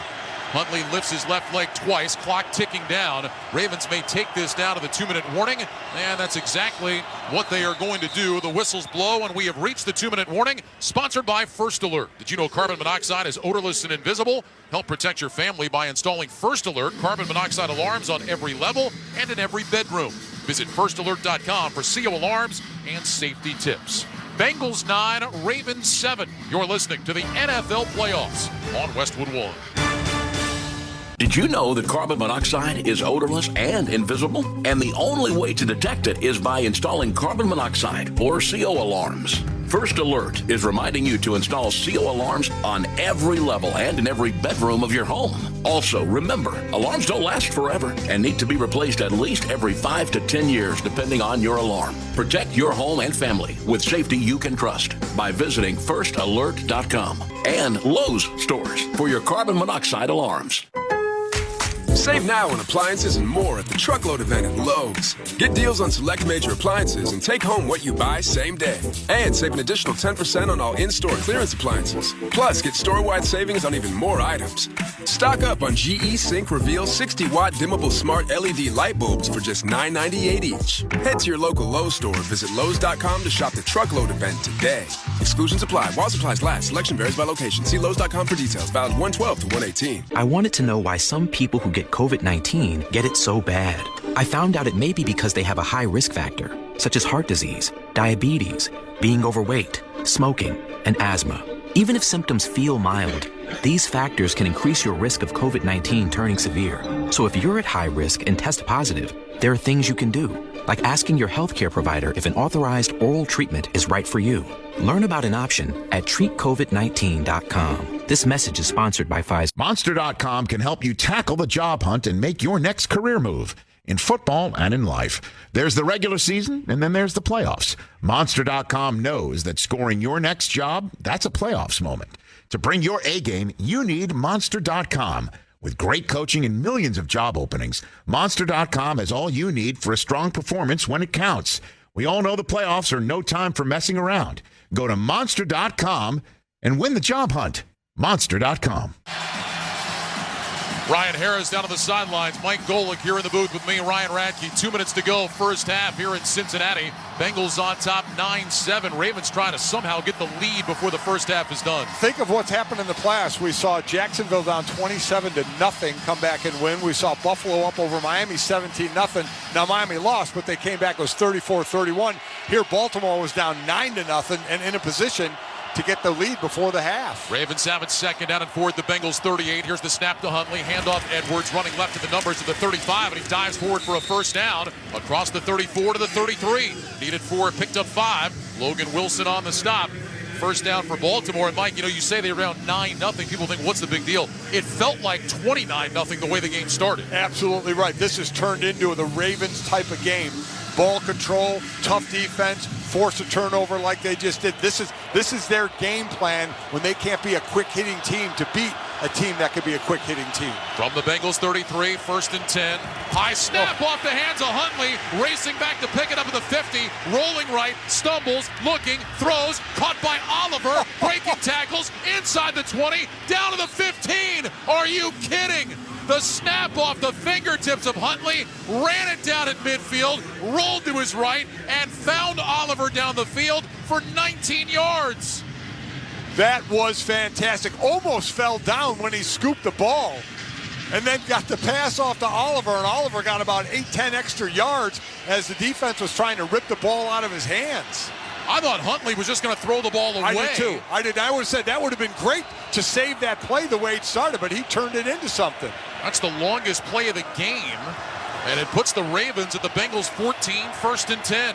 Slot left, single man right. Here's the snap. Huntley back to pass, looking left, flips it left side. That's caught by Justice Hill at the 15. Cuts back inside across the 10, now to the 5, and he dives down close to a first down. There's an injured Bengal on the play as well. Logan Wilson made the stop. Eli Apple is the injured Cincinnati player. When Huntley let that ball go, I thought he was just throwing it away. Justice Hill made the catch, turned it up, and nearly picked up a first down, a gain of 9. While the Bengals trainers attend to Apple, we'll step aside. 26 seconds to go here in the second quarter. 9-7 Bengals. You're listening to the NFL playoffs on Westwood One. Get in the zone, AutoZone. Welcome to AutoZone. What are you working on today? Starting trouble. No one likes that. We'll get you set up for some stronger starts. You might just need a fresh charge, and we'll take care of that free of charge. But if it is time for a new battery, we've got replacement batteries that'll fit your needs, starting at just $79.99. You can learn more about our battery selection at AutoZone.com. That's what makes us America's #1 battery destination. Get in the zone, AutoZone. Claim based on data from the NPD Group 2021. By now, you know that sound. It's the sound of the Home Depot. But what about that sound? You're listening to a set of GE appliances, complete with all you need to keep food fresh, dishes clean, and everything else stress-free. Making this the sound of savings on top brand appliances. The Home Depot. How doers get more done.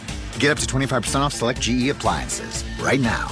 Offer valid January 5th through January 25th, 2023. U.S. only. See store or online for details. Nerds! At NerdWallet, we often see people blocked when making financial decisions. Take Harold. Coach, these credit card offers, they're everywhere. Harold, look, it's tough out there, but you have got this. With NerdWallet on your team, you will make the smartest play with side-by-side comparisons of top credit cards. Whoa, a card that rewards me for buying sports gear. Let's go get that cash back, team. NerdWallet, the smartest decision for all your financial decisions. The NFL is headed back to Las Vegas for the reimagined Pro Bowl games, presented by Verizon. Watch the league's best show off their talent in the first ever AFC versus NFC flag football game. New skills challenges on and off the field, and even a special live concert performance. The 2023 Pro Bowl games presented by Verizon, Sunday, February 5th, 12 p.m. Pacific at Allegiant Stadium, Las Vegas. Visit ProBowl.com/tickets to buy your tickets today. Could you use a cash cow? Then you need TaxSlayer. With the right tools at the right price, TaxSlayer makes it easy to get your biggest refund possible. File fearlessly at TaxSlayer.com. Eli Apple able to walk off under his own power. They were looking at his shoulder. It was friendly fire. He ran into Joseph Osai. And hopefully Apple will be able to come back.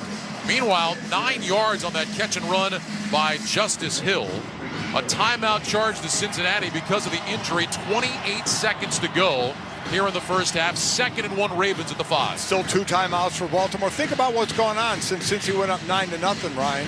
10-minute drive and touchdown for Baltimore, force a turnover, and using the 2-minute drive perfectly now. Use all the time so Cincinnati can't get the ball back, and Baltimore gets the ball to start the third quarter. Edwards is the pistol back on 2nd and 1 from the 5. Huntley takes the snap, handoff Edwards, straight ahead left hash, and it looks like he's got the first down.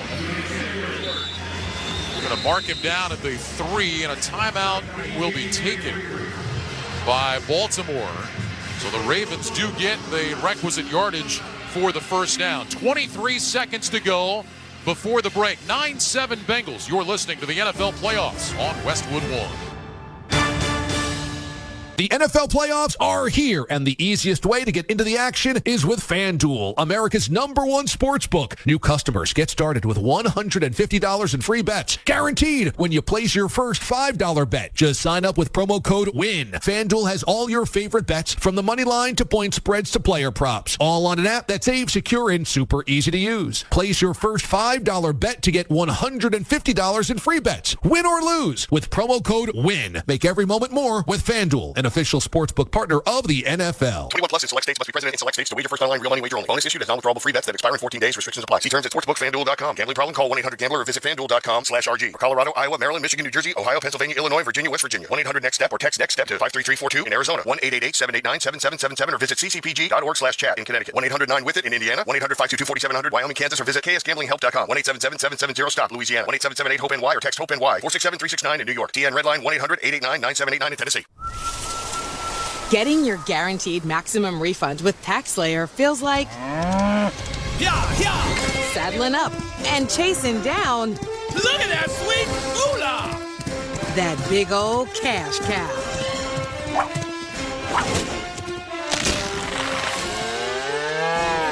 Look at all that money!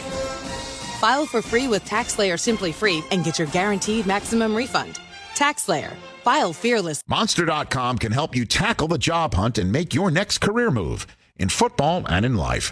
There's the regular season, and then there's the playoffs. Monster.com knows that scoring your next job, that's a playoffs moment. To bring your A game, you need Monster.com. With great coaching and millions of job openings, Monster.com has all you need for a strong performance when it counts. We all know the playoffs are no time for messing around. Go to Monster.com and win the job hunt. Monster.com.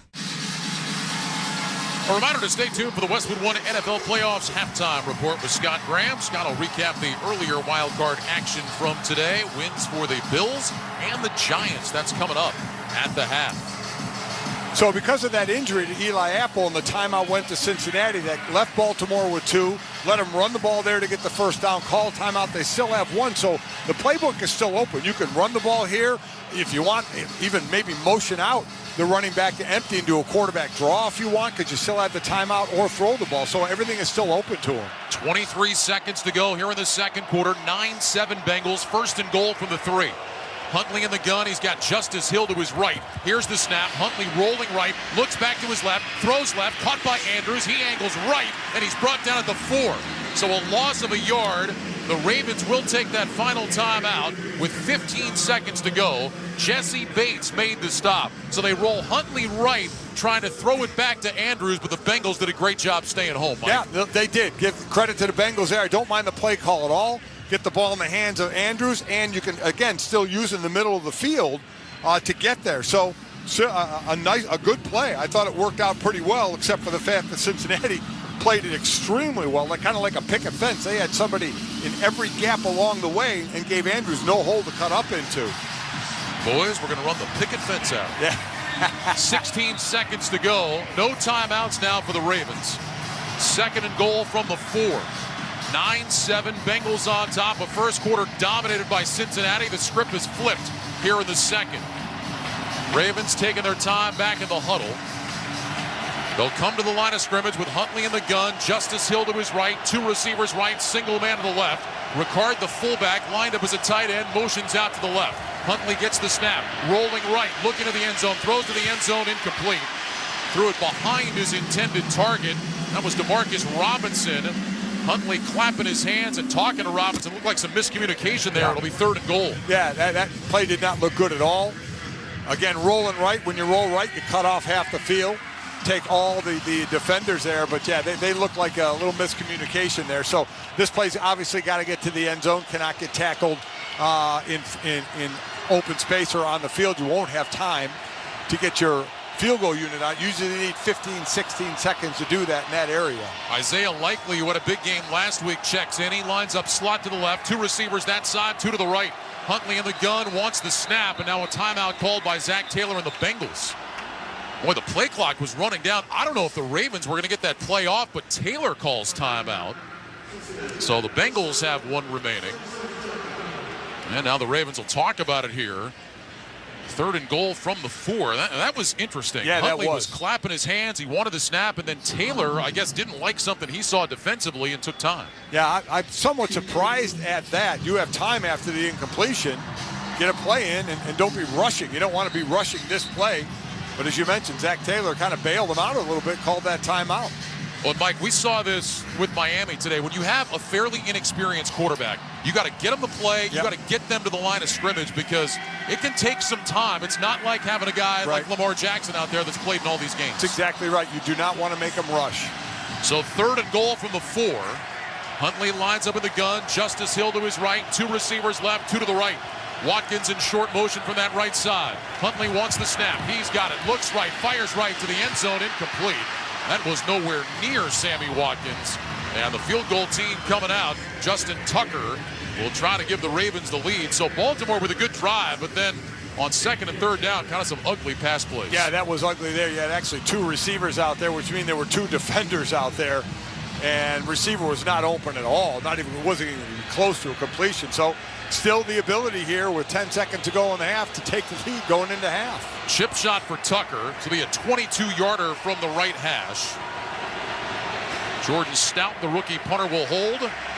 Tucker says he's ready. Here's the snap. Perfect. Ball down. Kick is up. And it is good. And the Baltimore Ravens have taken the lead with 7 seconds to go in the first half. It's the Ravens 10 and the Bengals 9. And with that field goal, Barbasol will make another donation to Kurt and Brenda Warner's Treasure House, a living community for adults with disabilities. Barbasol, the trusted choice for a close, comfortable shave.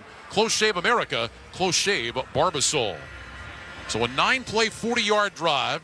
2:31 off the clock. It comes after the Hayden Hurst fumble. And the Baltimore Ravens have the lead in this game, and this stadium is stunned. They are stunned, and kudos to Baltimore. This is a game plan. They want to control the ball. Defense forced some turnovers, and while Huntley has been shaky passing the ball, he's thrown a couple of good passes. That one great drive that they had for the touchdown. There's a few ifs there, though. You want to get into the end zone, not kick that field goal when you're inside the 5. By the way, Justin Tucker, in his regular season career, has never, ever missed a field goal inside 30 yards. He's 97 for 97.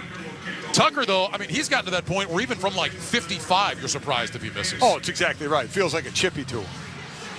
And he'll tee up the ball at the 35 here. Let's see if the Ravens kick that ground ball down the middle. Try to run the timeout. They will get the ball to start the second half. They won the coin toss and deferred. Tucker on the approach, and he does kick a line drive down the middle of the field. It'll take a couple of hops, fielded at the 10-yard line by Trent Taylor, ahead to the 20, 25, and he goes down there with 3 seconds on the clock. So a 15-yard return. Let's go down to the field, check in with Ryan Harris. Health of the offensive line, now an issue again for the Bengals. Their left tackle, Jonah Williams, out and questionable for the rest of the game, and it looks as though Jackson Carman will go in, the former standout of Clemson, to replace him. All right, Ryan, thanks very much. The Bengals are just going to take a knee to go into halftime here as Burrow goes under center. And he will drop down to a knee, and that'll do it. A first quarter dominated by Cincinnati, a second quarter dominated by Baltimore, and the Ravens lead 10-9 at the break. So now let's see how they come out in the third quarter. Imagine if they could put another one of those long drives together, you're going to get this fan base really itching. That's the end of the first half. With the score, the Ravens 10 and the Bengals 9. When we return, Scott Graham rejoins us from our Progressive Insurance Studios with the halftime report. For a job you'll love, visit progressive.com/careers today. You're listening to the NFL on Westwood One. Why do challenge flags only exist in football? Think how useful they'd be in real life. Like when you're positive it's not your turn to walk the dog. Challenge flag.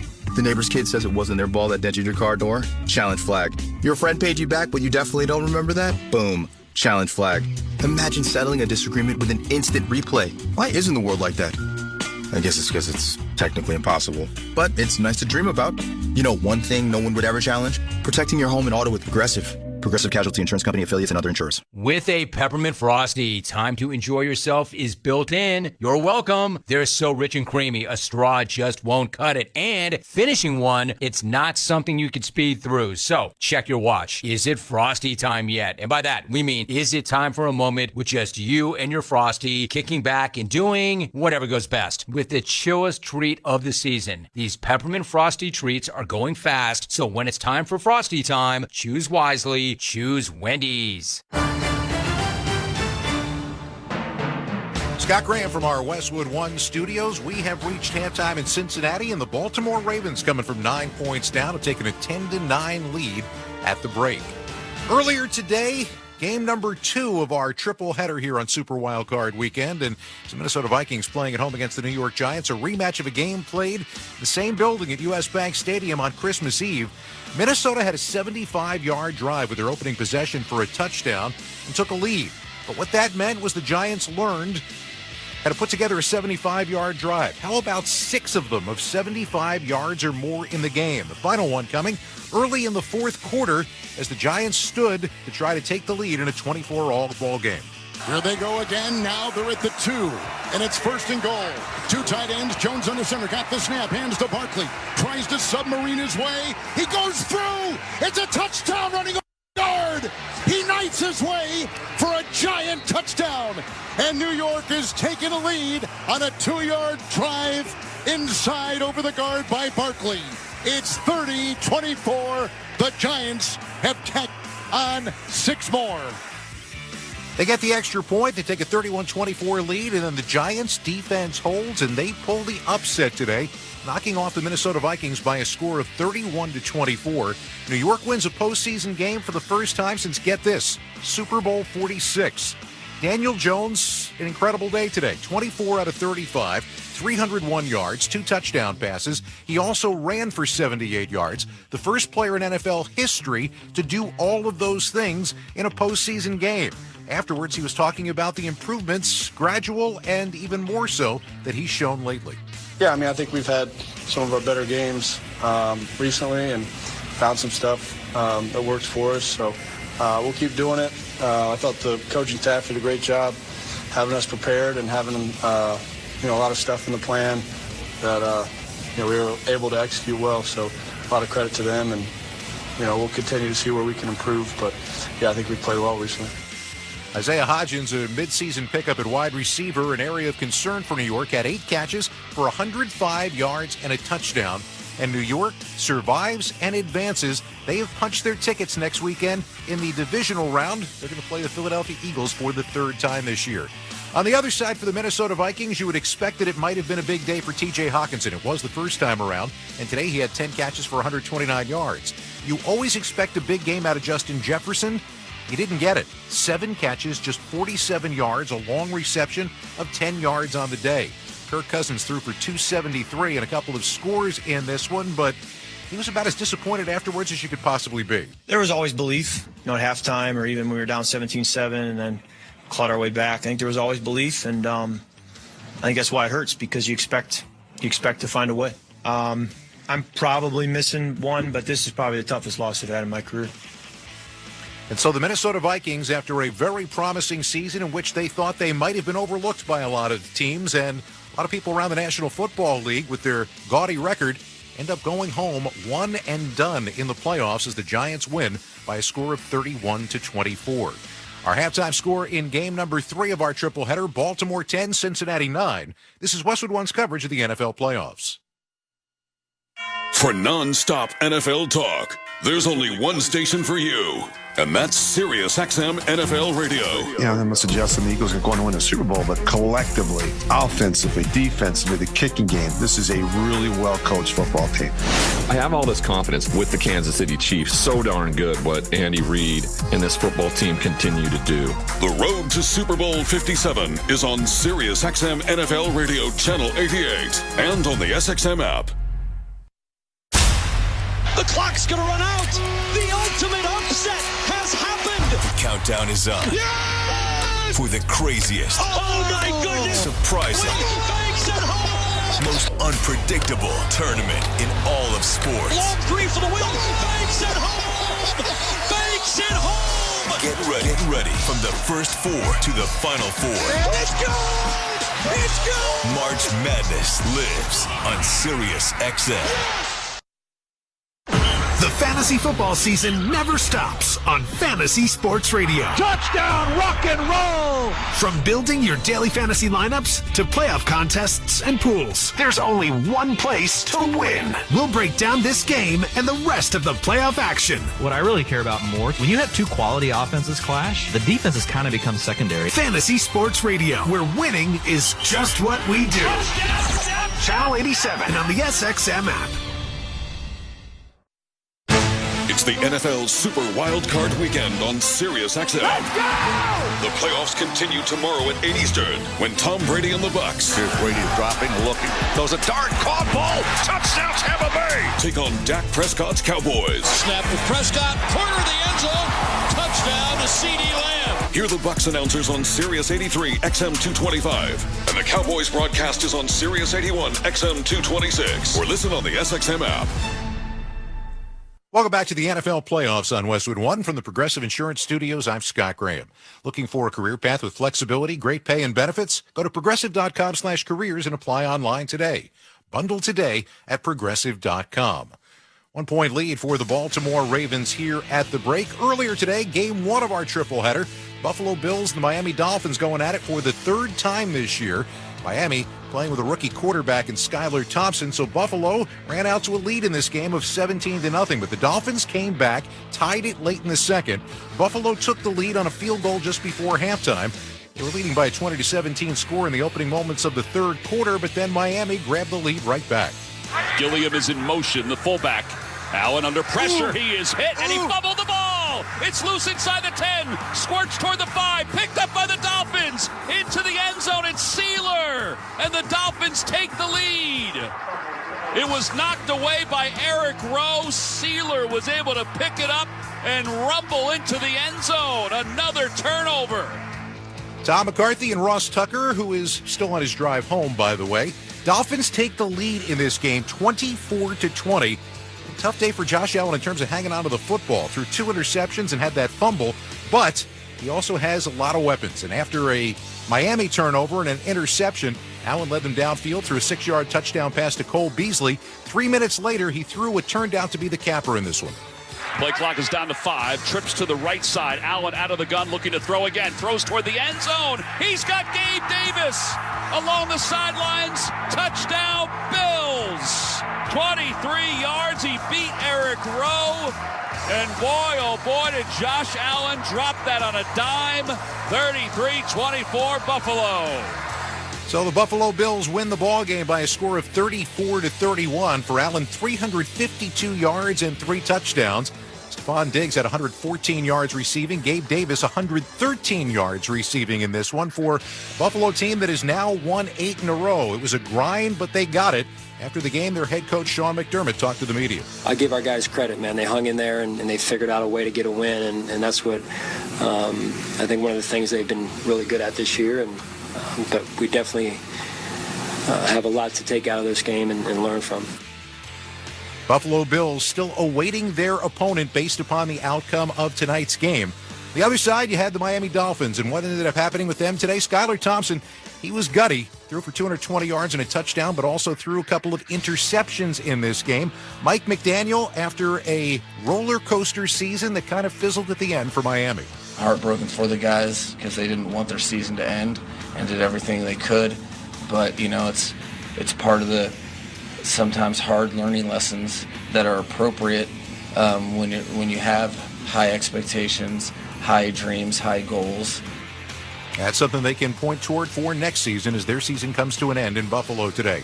Our halftime score, Baltimore 10, Cincinnati 9. When we return, Ryan Ratke and Mike Golick will have the second half kickoff. You're listening to the NFL Playoffs on Westwood One. Nerds! At NerdWallet, we often see people blocked when making financial decisions. Take Harold. Coach, these credit card offers, they're everywhere. Harold, look, it's tough out there, but you have got this. With NerdWallet on your team, you will make the smartest play with side-by-side comparisons of top credit cards. Whoa, a card that rewards me for buying sports gear. Let's go get that cash back, team.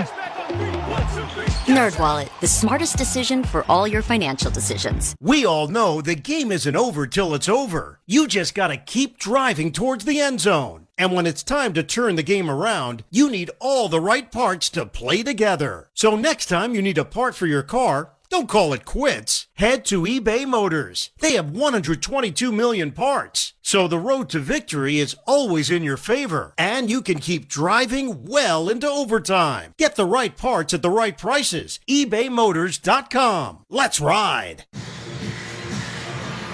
Ryan Radke, Mike Golick back in Cincinnati. Halftime, the Ravens lead the Bengals by a score of 10-9. The Ravens actually outgained Cincinnati in that first half, 137-127. Both teams ran 30 offensive plays, and the Ravens closed the time of possession gap down to about 14 seconds. Tyler Huntley, after an early pick, played pretty well. 8-12 for 70 yards and a touchdown to go along with that interception. J.K. Dobbins, 8 carries and 38 yards. He had a 2-yard touchdown catch. Josh Oliver, 2 catches, 26 yards, and both were outstanding. Meanwhile, for the Bengals, Joe Burrow, 14 of 19, 122 yards and a touchdown. Joe Mixon, 5 carries and 20 yards. Jamar Chase had 6 catches, targeted 8 times, 52 yards, and the score. But, Mike, we talked about going into the game, much like Miami earlier today in Buffalo, really nobody giving the Ravens any chance here tonight. They came out, the Bengals dominated them early, and yet the Ravens bounce back, have a lead. What's going to decide this game now as we get into the second half? Well, I still look to their defense, and they're doing a great job right now holding Cincinnati to 9 points. Remember, Jonah Williams got hurt, so another offensive lineman hurt for Cincinnati after Kappa didn't play this week after getting hurt last week. Baltimore already has 3 sacks, so they're getting pressure. They need to tighten up a little bit. Chase is getting some easy catches underneath. Tighten up a little bit on that because Burrow's got to get rid of the ball a little quicker. And for Cincinnati, I mean, it's going to be difficult for them to have time in the pocket, the pressure that Burrow has on him. Cincinnati's defense is going to have to start to play the run better because that's what Baltimore is going to come out and do. I think if you would ask John Harbaugh before the game, how do you want this game to look? This is exactly how he wanted this game to look. Without a doubt. And Huntley has looked good at times and looked bad at times. So you're wondering where that's going to settle in. His best play was on the high snap when he scooped it up when it was a fumble and made a great play down the field. You know, you and I, a couple of weeks ago, were in Baltimore for the Steelers and the Ravens. This feels kind of like that game, just a rock fight, right? Yep. Back and forth. We expected that. And with Cincinnati, you think you're going to see a little more wide open, more points, but that's what this game has become now. And when you say, to use that term, rock fight, that favors Baltimore without question. Bengals will kick it away from our left to our right. Evan McPherson will send it deep to Justice Hill. Bengals in the black jerseys, white pants, orange helmets. Baltimore in the white jerseys, black pants, and black helmets. McPherson on the approach in the second half is underway with an end-over-end kick. Hill coming up. He'll take this one, middle of the field to the 2. Straight ahead across the 10, now the 15. Angles left and tripped up around the ankles at about the 20-yard line by Akeem Davis-Gaither. Let's head down to the field, check in with Ryan Harris, who talked with Bengals coach Zach Taylor. Well, Zach Taylor said he loved that they scored 2 of the 3 possessions in the first half, and then the second half they're looking for another takeaway to seal this game. The Ravens still think there's more room in the run game. They think they're 1 or 2 blocks away from breaking it big. All right, Ryan, thanks very much. And that run game in the first half for Baltimore, 67 yards on the ground. And again, if you're asking John Harbaugh, what do you want? To be on pace for, 130, 140 yards on the ground? He'll take it. 1st and 10 for the Ravens here at the 20-yard line. J.K. Dobbins is the back, lined up behind Huntley in the pistol. Handoff, Dobbins running left towards the numbers, cuts back in across the 25, out to the 30-yard line, and finally wrapped up, still driving his legs forward, all the way out to the 35. It's a 15-yard run.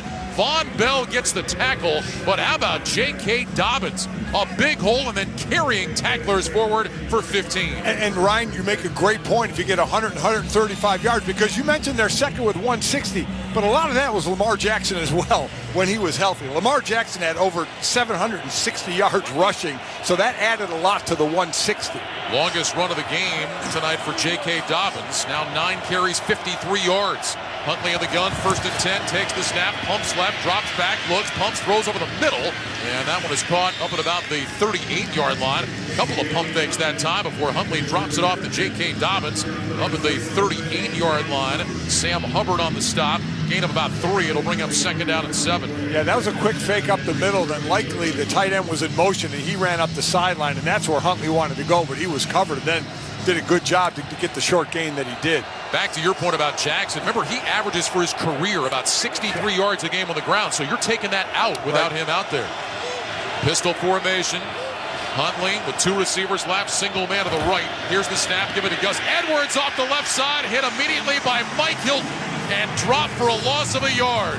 Hilton, the nickelback, came flying in and cut the legs out from underneath Edwards. That'll bring up 3rd down. Boy, when you can bring that extra man like that, unblocked, just chasing down the line, take that shot, make a big, big play like that. Now you're putting a guy who's been so-so in passing behind the sticks here. 3rd and 8, and that was a big key for the Ravens. All their 3rd downs seemed like they were 3rd and 2, 3rd and 3, but now facing a 3rd and 8. 2 receivers right, single man left. Huntley back in the shotgun. Huntley motioning with his right hand, brings Andrews in short motion from the right. Play clock at 3. At 2, here's the snap. Huntley back, looks left, looks right, under pressure, rolling to his left, being chased. Huntley's going to run to the sideline, wrapped up, pulled out of bounds, shy of the 1st down. Boy, that was excellent pursuit on the outside by Logan Wilson, sprinting after Tyler Huntley and brings him down after a gain of 4. And the Ravens will punt. This will be the first punt we have seen tonight. That was a great job by Logan Wilson. 123 tackles in the regular season. Really known for his interceptions, 7 since 2020, most by any linebacker in the league. A great job of running down Huntley there. Jordan Stout, 4th-round pick out of Penn State, will punt it away. Trent Taylor waiting back at his 11-yard line. Here's the snap to Stout, under no pressure, gets away, high twisting kick. Taylor running up, signals for a fair catch, and he's got it at the 17-yard line. So Trent Taylor secures it there. That's where the Cincinnati Bengals will have it 1st down and 10 when we come back. With 12:10 to go in the 3rd quarter, it's the Ravens 10 and the Bengals 9. This is Westwood One's coverage of the NFL playoffs. Each year, one club can call themselves Kings of Europe as winner of the UEFA Champions League. Europe's biggest teams. Real Madrid do not know when they are beaten. A 5-star show from Manchester City. And biggest stars. Messi is over it all. Harry Kane. Sadio Mane. The UEFA Champions League knockout round begins Tuesday, February 14th on SiriusXM FC 157 and the SXM app. I'm Bruce Murray. And I'm Rich Gannon. The road to Super Bowl 57 is on, so join us Monday, noon Eastern time on the SiriusXM Blitz. We recap Saturday and Sunday from Super Wildcard Weekend and discuss coaching news around the NFL. And we'll get you ready for the Dallas Cowboys and the Tampa Bay Buccaneers on Monday night to close out Super Wildcard Weekend. So don't miss the SiriusXM Blitz Monday, noon Eastern time on SiriusXM NFL Radio Channel 88 and on the SXM app, included with all of our trials and popular plans. When football season ends, basketball season heats up on SiriusXM. Good at the buzzer! In just a few weeks, the basketball world heads to Salt Lake City, and NBA Radio has your all-access pass for All-Star Weekend. Jammed it! Oh, yeah! Exclusive coverage of the Slam Dunk Contest, the three-point shootout, and the 2023 All-Star Game. Jason Tatum of the Boston Celtics. You click at the right time, first half of the season, we behind you. Hear it all in February on NBA Radio Channel 86 and the SXM app.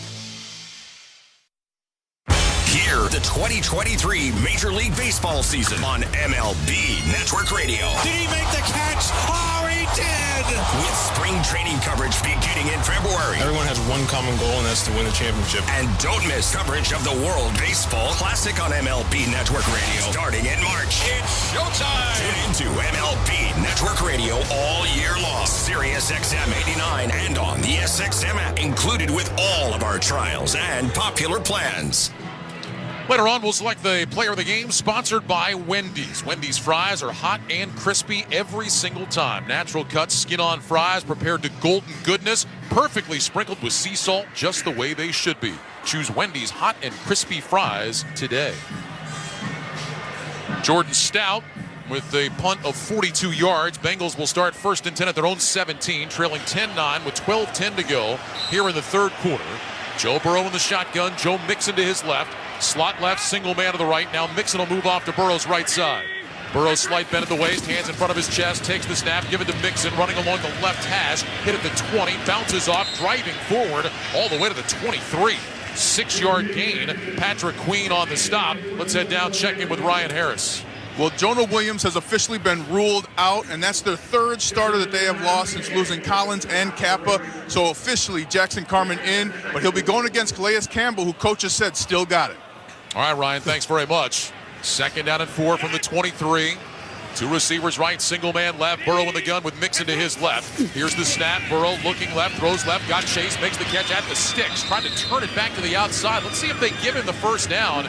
He had it when he caught the ball, but then he gave up some yardage, and they're going to mark him short. Yeah, they're going to mark him short. 3rd and short on this one. See if they do it like a power running game again. As Ryan just said, 3 of the starting offensive linemen out. I mean, remember last year, this O-line, I mean, what was Burrow sacked 1.2 million times? And even the first 2 games this year, he was sacked 13 times as his new line was kind of getting together, and they gelled very well. Now 3 starters out. 3rd down and a yard now. Chase goes wide to the right. Hurst will motion from left to right. Burrow in the gun with Mixon to his left. Here's the snap. Burrow's going to roll to his right, looking. It's covered up, hit in the backfield. Burrow gets away. He's going to tuck it and run. He's got the first down. Diving out to the 30. They wanted the quick throw to the right. It wasn't open. Burrow stuck his foot in the ground, ran back left between the hash marks, and dives ahead for a gain of 4. He shook the $100 million man, and Roquan Smith came right up the gut and had him. And just twisted the shoulders, shook him, and got the first down. Well, we said earlier about Patrick Queen doesn't miss many tackles. Neither does Roquan Smith. He doesn't. But Joe Burrow made him miss there. So 1st and 10 Bengals at the 30. 3 receivers bunched right. Chase single man to the left. Pistol formation. Mixon lined up behind Burrow. Ball in between the hash marks. Here's the snap. Handoff Mixon running left outside the hash across the 35. And he powers his way forward out across the 37 to the 38. Roquan Smith with a stop there, but only after a gain of 8 yards. So we talk a lot about 5 or 6 plays a game, right, that happen through a game. Let's see where this drive goes, because they were punting. Roquan Smith makes that tackle, makes that sack back there. They're punting, and Baltimore gets the ball back. So let's now see where that drive finishes up and what that play may have cost them. They officially put it down at the 37, 2nd down and 3. 2 receivers right, Chase singled up to the left. Burrow in the shotgun. He'll move Mixon from his right to his left. Burrow wants the snap. It's high. He pulls it down. Handoff Mixon between the hash marks. First down across the 40 out to the 41. And then is grabbed around the neck and wrestled backward. Gain of 40 yards. Christian Welch with the tackle. And a first down run for Joe Mixon. Just to go back to the Bengals offensive line woes, in case you weren't with us in the first half, Jonah Williams leaving with a knee injury. And he went grabbing at that knee right away.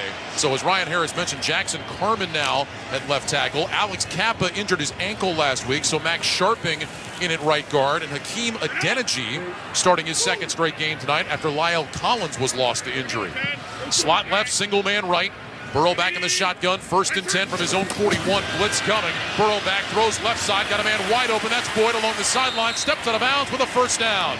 Across the 50, they're going to mark him out at the Baltimore 49. 10-yard catch and run by Tyler Boyd. Here's what I don't understand again, Ryan. So they blitz, okay, great, but then you're playing off on Boyd. You're blitzing, you know the ball, you're either getting home or the ball's coming out quick, and you're laying off a Boyd for an easy completion. Mixon will head to the sideline. Pirine checks in. Burrow in the gun, 1st and 10 from the Ravens 49. Slot right, single man left. Burrow looks over the defense. Here's the snap. Burrow back to pass, looking, throws right side. Boyd makes the catch and gets banged down. Boy, did he take a shot at about the 44, and there's some talking going on after the play. Marcus Peters applied the hit. It's a gain of 5. Officials get the players to their neutral corners. Well, Marcus Peters hit him how they want the hitting to go in the NFL now. No helmet involved, shoulder involved. Back in the day a little bit, that would have been an absolute layout, and I understand why they want that out of the game to stay away from the injuries, but Peters had a hit there, just what they want in the NFL now. Good shoulder tackle, keeping your head out of it. 2nd down 5 from the 44. Slot left, single man right. Shotgun snap to Burrow. Hands it off. And Pirine off the right side. Doesn't get much. Running outside the hash marks. Broderick Washington made the tackle, gain of maybe a yard. And now third down coming up. Don't miss all the NFL excitement on NBC next weekend for the divisional playoffs. Check your local listings for more details. Catch the NFL playoffs on NBC. Broderick Washington, big man making a big play there going inside of Cordell Olsen. Mixon back in the ball game now for 3rd and 4 officially from the Ravens 43. It's on the near side right hash. Trips to the left, single man to the right. Mixon is split out wide to the left. Burrow in the gun. Here's the snap. High snap, and flags go down. Somebody moved. Who was it? I think it's going to be against the Bengals. False start. Offense. Number 1. 5-yard penalty. 3rd down. So that goes against Jamar Chase. So what's happening a lot of times now, Ryan, is right before the snap, one of the D linemen is going up in a 2-point stance and shifting over and moving, and sometimes that's going to cause a person on the offense, in this case Chase, to move. Well, I'll tell you what else on the outside. Marcus Peters was bluffing at Chase, trying to get him to move, and he finally did. So trips left, single man right, 3rd and 9 now at the 48. Higgins in motion from left to right. Burrow in the gun with Pirine to his left. Burrow looking out to his right side. Play clock is at 3. Burrow wants the snap. He's got it. Back to pass. Looking left. Throws left to the sideline. Chase has got it. That's a first down. Inside the 40-yard line. Jamar Chase hauls it in for a gain of 10, and the Bengals move the sticks. For Jamar Chase, his 8th catch of the ball game. That's now 8, or make it 9 straight games with at least 7 catches for Jamar Chase. Yeah, I mean, in this one again, I mean, and Chase deserves, I guess, this kind of coverage, but Marlon Murphy's 9-10 yards off of him. You know, and backing off as he's running toward him, so there's enough of a cushion there for these routes, great timing routes, to be complete. Inside 6 minutes to go in the 3rd quarter. 1st and 10 Bengals at the Ravens 38. Burrow under center with 2 receivers right. Takes the snap, back on a play fake. Sets his feet, looks right, throws right. Chase wide open. He's got it at the 20-yard line and spins out of bounds. Jamar Chase just all by his lonesome in the secondary. It's a gain of 19. Peters was the closest man to him, and the Bengals are in the red zone. I'm telling you, I love these routes, Ryan. I mean, he's just going like 18, 19 yards and then coming back for the ball and then able to get a few yards after the catch. But, I mean, he's got so much space between himself and the defender. Bengals during the red zone, 5th best in the NFL, scoring touchdowns during the regular season. 2 receivers left and right. Bengals 1st and 10 at the Ravens 19. Ball is on the near side right hash. Burrow in the gun. He's got Mixon to his left. Here's the snap. Burrow back. Looks. Fires down the middle. Caught by Hurst. Inside the 5. Diving to the end zone. Touchdown Bengals. Hayden Hurst, the former Raven, makes the catch. Carries the defender into the end zone. And the Bengals have taken the lead back. With 5:08 to go in the 3rd quarter, Cincinnati 15, Baltimore 10, and the Bengals will go for 2. Well, certainly a great play here in the red zone. You mentioned red zone, what they've been doing last year in the playoffs. 14 drives in the red zone, just 5 touchdowns and 9 field goals. So they were not putting it in the end zone, but they do here with the former Raven, Hayden Hurst. Chuck Clark was the man that took a ride on Hayden Hurst back into the end zone. Ruling on the field is a touchdown. That play is now under further review. All right, that ball is going to come back to about the half-yard line because Hurst's knee was down, and I do not believe the ball was across the line. Now, unless some of these angles can't tell, they can piece them together. We'll have to see. This close shave instant replay review sponsored by Barbasol Shaving Cream. Choose Barbasol Shaving Cream for a thick lather and close, comfortable shave. Barbasol, the American original for over 100 years. Better buy Barbasol. 5:08 to go here in the 3rd quarter. Right now, Bengals 15, Ravens 10. You're listening to the NFL Playoffs on Westwood One. The NFL playoffs are here, and the easiest way to get into the action is with FanDuel, America's #1 sportsbook. New customers get started with $150 in free bets, guaranteed when you place your first $5 bet. Just sign up with promo code WIN. FanDuel has all your favorite bets, from the money line to point spreads to player props, all on an app that's safe, secure, and super easy to use. Place your first $5 bet to get $150 in free bets, win or lose, with promo code WIN. Make every moment more with FanDuel, an official sportsbook partner of the NFL. 21 plus in select states. Must be present in select states to wager. First online real money wager only. Bonus issued as non-withdrawable free bets that expire in 14 days. Restrictions apply. See terms at sportsbookfanduel.com. Gambling problem? Call 1-800-GAMBLER or visit fanduel.com/RG. For Colorado, Iowa, Maryland, Michigan, New Jersey, Ohio, Pennsylvania, Illinois, Virginia, West Virginia. 1-800-NEXT-STEP or text NEXT STEP to 53342 in Arizona. 1-888-789-7777 or visit ccpg.org/chat in Connecticut. 1-800-9-WITH-IT in Indiana. 1-800-522-4700 Wyoming, Kansas or visit ksgamblinghelp.com. 1-877-770-STOP Louisiana. 1-877-8-HOPE-NY or text HOPE-NY. 467-369 in New York. TN Redline 1-800-889-9789 in Tennessee. I wanted to know why some people who get COVID-19 get it so bad. I found out it may be because they have a high risk factor, such as heart disease, diabetes, being overweight, smoking, and asthma.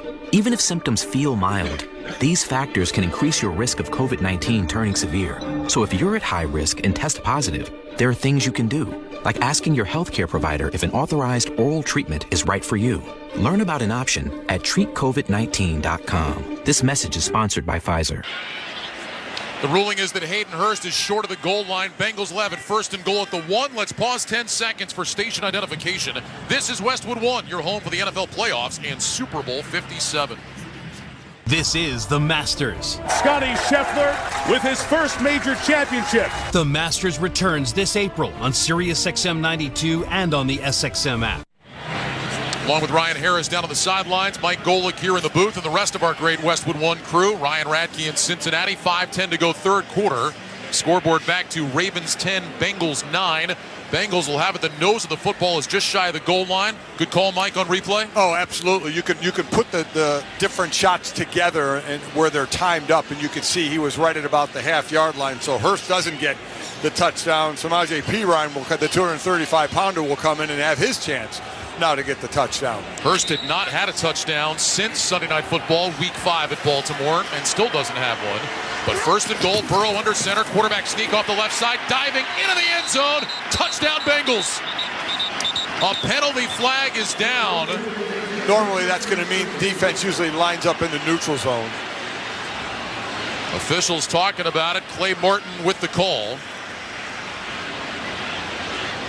Offside. Defense, staying up in the neutral zone. That is decline. Result of the play is a touchdown. 1 yard touchdown run for Joe Burrow. He had 5 touchdown runs during the regular season. Bengals lead 15-10, and they'll go for 2.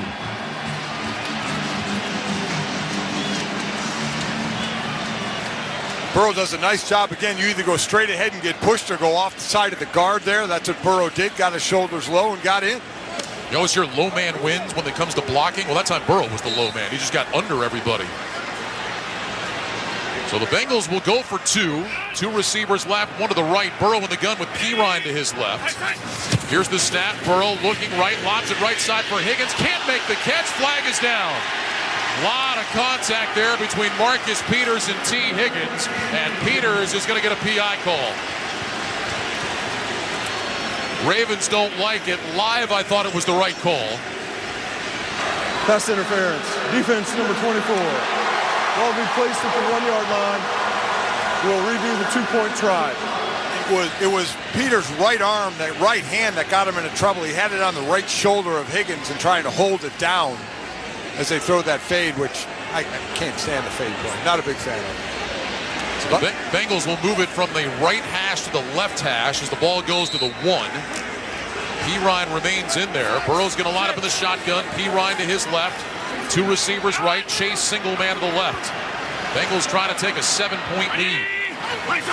Burrow gets the snap. Back to throw. Looking left. Looking right. Now rolling to his right. Burrow still looking. Fires back in the end zone. Caught. 2-point conversion. Higgins made the catch, running the back line of the end zone from left to right. It is 17-10 Cincinnati.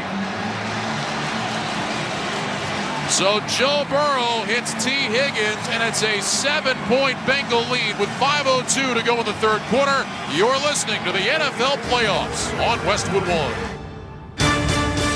Monster.com helps you tackle the job search and make your next career move. With great coaching and millions of job openings, Monster.com empowers you to score your next position and win the job hunt. Get off the sidelines and go to Monster.com today.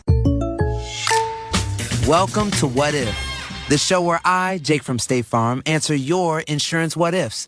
We've got a call from Millie.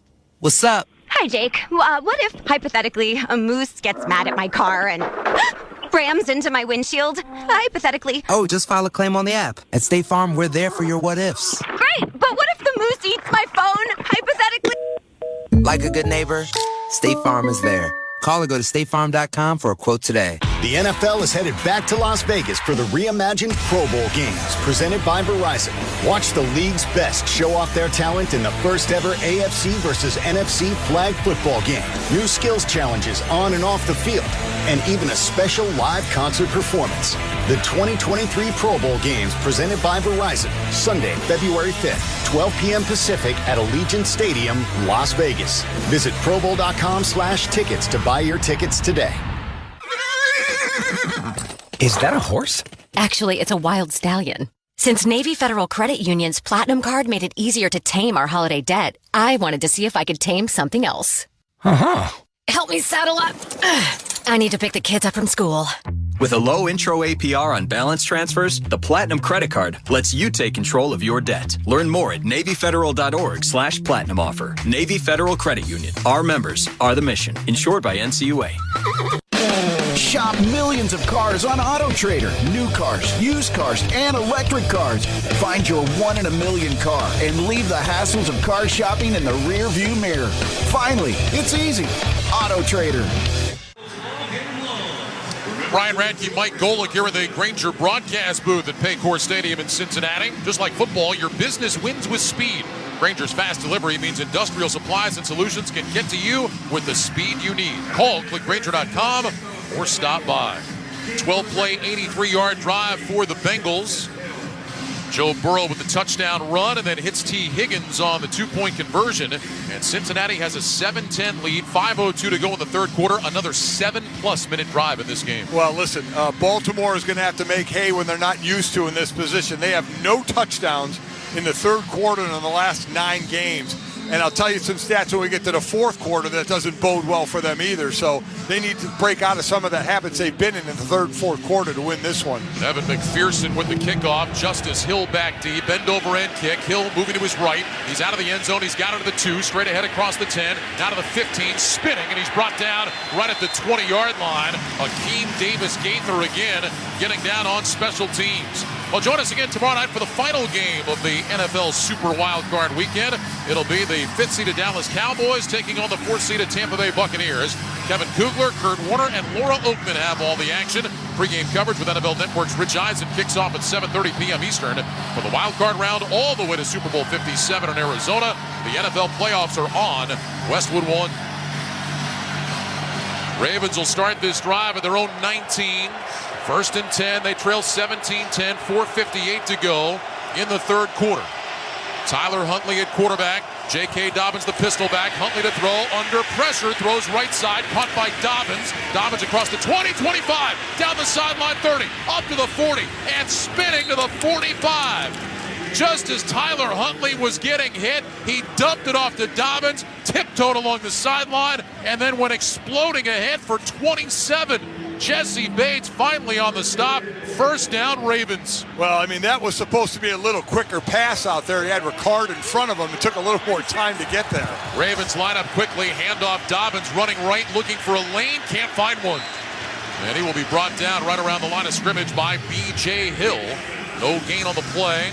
It'll be 2nd down and 10. That was the longest play of the game on that little toss to J.K. Dobbins. Was able to get by Sam Hubbard racing down that sideline. Yeah, it really was nice. Ricard threw the first block and Dobbins did the rest there. Now 2nd and long. Let's see where they want to go. Huntley hasn't really thrown the ball down the field. As we said, wide receivers all year have not been a big part of this offense. 2nd down and 10. Ball is at the Ravens 46. It's on the right hash. Baltimore moving right to left here in the third quarter. 17-10 Cincinnati. 3 receivers left. Here's the snap. Fake the handoff to Edwards. Huntley back screen. Edwards left side running inside the numbers across the 50 to the 45. Bounces off a tackle and backpedals his way for a first down. All the way down to about the 41-yard line of the Bengals.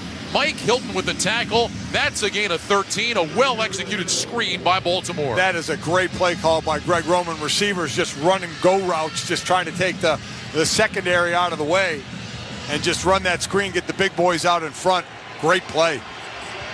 Clock moving, 3 minutes, 9 seconds to go, third quarter. 1st and 10 for the Ravens at the Bengals' 41-yard line.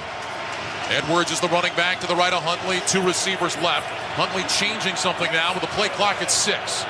Huntley left foot in front of right, takes the shotgun snap, holds it out, gives it to Edwards, slicing left, and he's hit in the backfield and dropped. Did get back to the line of scrimmage, so no gain on the play. Cam Sample led the charge.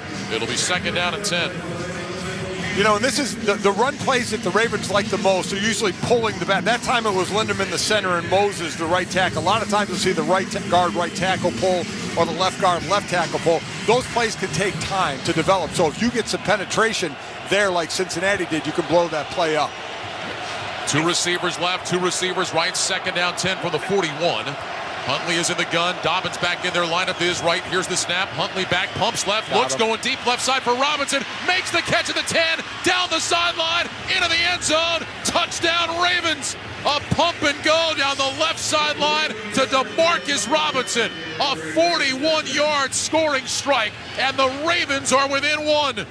17-16 Cincinnati with 2:13 to go in the third quarter. Huntley with a perfect throw to a wide-open DeMarcus Robinson.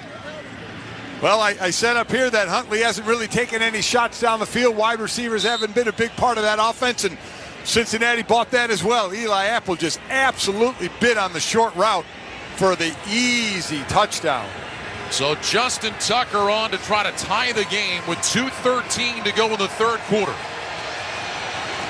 Here's the snap, ball down, the kick from Tucker is up, and it is good. And we are knotted up at 17 apiece. 2:13 to go in the third quarter. You're listening to the NFL Playoffs on Westwood One. Get in zone, AutoZone. Welcome to AutoZone. What are you working on today? Thinking about gas mileage. You know, changing your oil with a full synthetic oil like Valvoline Advanced can help your engine get more miles. Right now, you can get 5 quarts with an STP Extended Life Oil Filter for only $38.99. Go farther with better fuel efficiency. Get the parts you need when you need them at AutoZone or AutoZone.com. Get in zone, AutoZone. Restrictions apply. Today on Hey Culligan, why does your team stink? Here's Coach Waters. Hey Culligan, yeah, my team stinks. Ooh, harsh. No, I mean they stink. They won't hit the showers because it makes their skin all dry and itchy. Coach, it sounds like your guys have been hit hard by hard water. You kidding me? Hard water? Yep, so let's call an audible in the form of one Culligan Smart High-Efficiency Water Softener to get the smooth back in their skin and the stink out of your team. Okay, Culligan, I'm putting you in. Coach, we're already on the way. Kick things off with a free in-home water test from a local Culligan water expert at Culligan.com. Without the ones like you, who work tirelessly to keep things running, everything would suddenly stop. Hospitals, factories, schools, and power plants, they all depend on you. No matter the weather, emergency, or time of day, you're the ones who get it done. At Grainger, we're here for you with professional-grade industrial supplies. Count on real-time product availability and fast delivery. Call, click Grainger.com, or just stop by. Grainger, for the ones who get it done. Southern Recipe pork rinds. Southern Recipe is celebrating Pork Rind Appreciation Day by giving you a chance to win $5,000 and a year's supply of high-protein, low-carb pork rinds in this year's Sacks for Snacks sweepstakes. For a chance to win, enter at SouthernRecipe.com. That's SouthernRecipe.com. No purchase necessary. See official rules at SouthernRecipe.com. Southern Recipe pork rinds. Visit Amazon today for your Southern Recipe pork rinds. Have questions about your insurance? State Farm is there for your what-ifs. Like a good neighbor, State Farm is there. Call or go to statefarm.com to get a quote today. 5-play, 81-yard drive, 2:49 off the clock. 41-yard touchdown pass to DeMarcus Robinson, and the Ravens and Bengals tied at 17 with 2:13 to go in the third quarter. Well, I said Baltimore had to break out of some of their bad habits, and that was one of them. That is now their first touchdown in the last 10 games. They had gone no touchdowns in the third quarter in the last 9 games. They finally get a touchdown in the third quarter, and that was a big one. And Huntley on the sideline was going nuts. I mean, his confidence is growing. Most of them have been short passes, but that play was set up perfectly. Justin Tucker on the approach. Here comes the kickoff to Travion Williams. He'll let it go over his head and land in the end zone. Well, don't miss all the NFL excitement on CBS next weekend for the divisional playoffs. Check your local listings for more details. Catch the NFL playoffs on CBS. Well, Mike, we were told before the game probably going to see both Tyler Huntley and Anthony Brown. Lamar Jackson is out again. Huntley did not get off to a good start, threw an early interception that led to a Bengals touchdown. Since then, Tyler Huntley has played pretty well. He has, and Baltimore's not been in the position where they had to get out of their running attack and just throw the ball. Slot left, single man right for the Bengals. 1st and 10 from their own 25. Burrow takes the shotgun snap, looks right, pumps, dumps it short over the middle, caught by Mixon.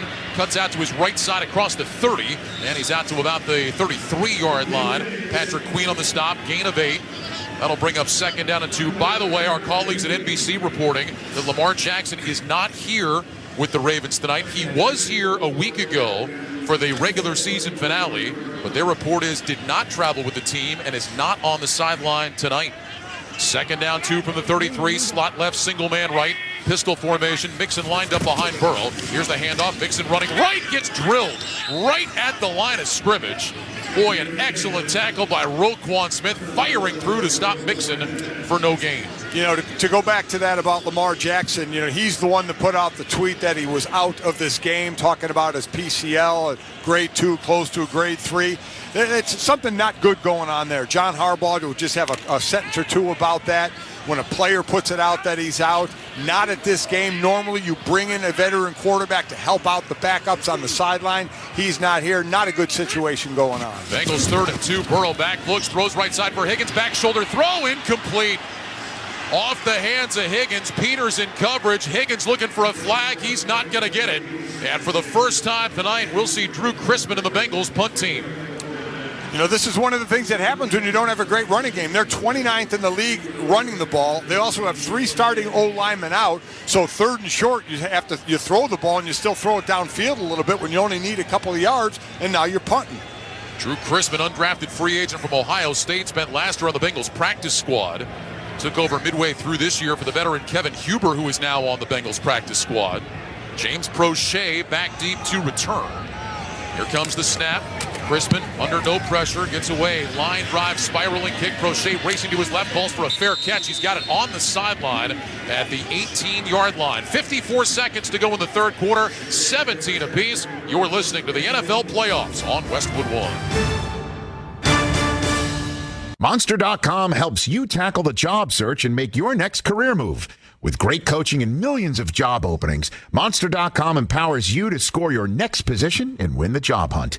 Get off the sidelines and go to Monster.com today. Baseball, basketball, pickleball. Those are sports, and people love sports. If you love sports, you should know this. Drivers who switch and save with Progressive could save hundreds. Does saving have anything to do with sports? No, but people love sports, so I'm yelling sports out. Hockey, swimming, golf. Not all sports have the word ball in there, so save big when you switch to Progressive. Go sports teams! Progressive Casualty Insurance Company and Affiliates. Potential savings will vary. I wanted to know why some people who get COVID-19 get it so bad. I found out it may be because they have a high risk factor, such as heart disease, diabetes, being overweight, smoking, and asthma. Even if symptoms feel mild, these factors can increase your risk of COVID-19 turning severe. So if you're at high risk and test positive, there are things you can do, like asking your healthcare provider if an authorized oral treatment is right for you. Learn about an option at treatcovid19.com. This message is sponsored by Pfizer. It's time to roll out the red carpet for, well, new carpet. Right now at the Home Depot. Choose from hundreds of styles and colors from top brands. Plus, get free installation. So whether you want to brighten up your bedroom, add a little more cushion to your living room, or, yes, add some VIP flair to your hallway, you can get the perfect carpet to match your mood with free installation from the Home Depot. How doers get more done. Minimum purchase of $4.99. Exclusions apply. U.S. only. See store for details. Shop millions of cars on AutoTrader. New cars, used cars, and electric cars. Find your 1 in a million car and leave the hassles of car shopping in the rear view mirror. Finally, it's easy. AutoTrader. Welcome back to Paycor Stadium in Cincinnati, along with Ryan Harris and Mike Golick. I'm Ryan Radke, and together with Navy Federal Credit Union, we'd like to thank you for joining us for tonight's broadcast of the NFL Playoffs on Westwood One, and give an extra special shout-out to the over 1 million men and women in uniform stationed around the world in military bases and ships at sea, defending our nation. Navy Federal Credit Union proudly serves the armed forces, the DoD, veterans and their families. Our members are the mission. Learn more at NavyFederal.com. westwood.com. First down, handoff to Gus Edwards, running left, and he's close to a first down. Logan Wilson on the tackle. And they're going to mark him just shy of that first down. They'll put him out at the 27-yard line, so a gain of 9, and that'll bring up second down and 1. Listen, you got a team that's feeling it right now. 17-17 game late in the third quarter. Pistol formation. Here's the snap. Handoff Edwards straight ahead. Left hash covers up the football. Drives ahead and has the first down. Needed 1, got 2. Eli Apple on the stop. Out to the 34-yard line, and that may very well be the final play of the third quarter. Tyler Huntley takes his helmet off. He's headed over toward the Ravens sideline. 5 seconds to go here in the third quarter. Clock is ticking down, and we have reached the end of 3 here in Cincinnati. With the score, the Bengals 17, the Ravens 17. You're listening to the NFL Playoffs on Westwood One. I'm getting vaccinated with Prevnar 20. So am I, because I'm at risk for pneumococcal pneumonia.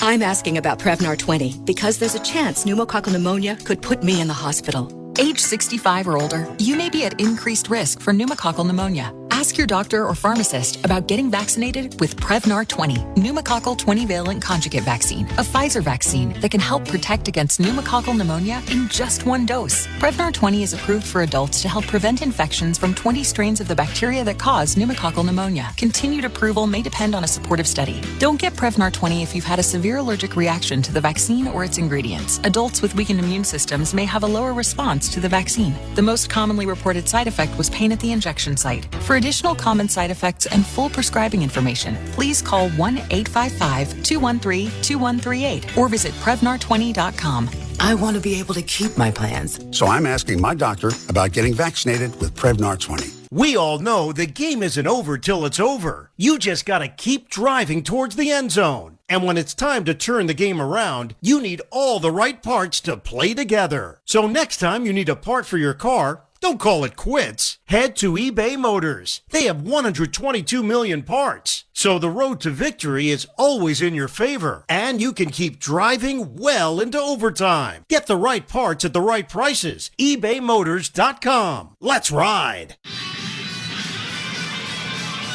We start the fourth quarter here in Cincinnati. Ravens and Bengals tied at 17.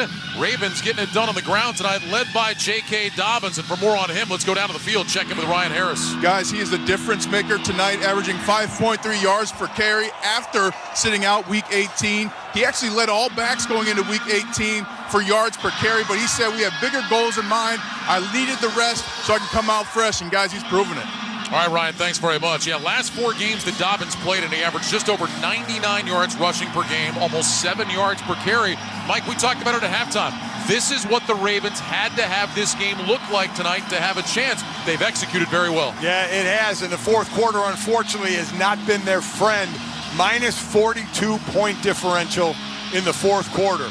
But luckily, they have a coach on that sideline who has the most road playoff victory wins in NFL history with 8 in John Harbaugh.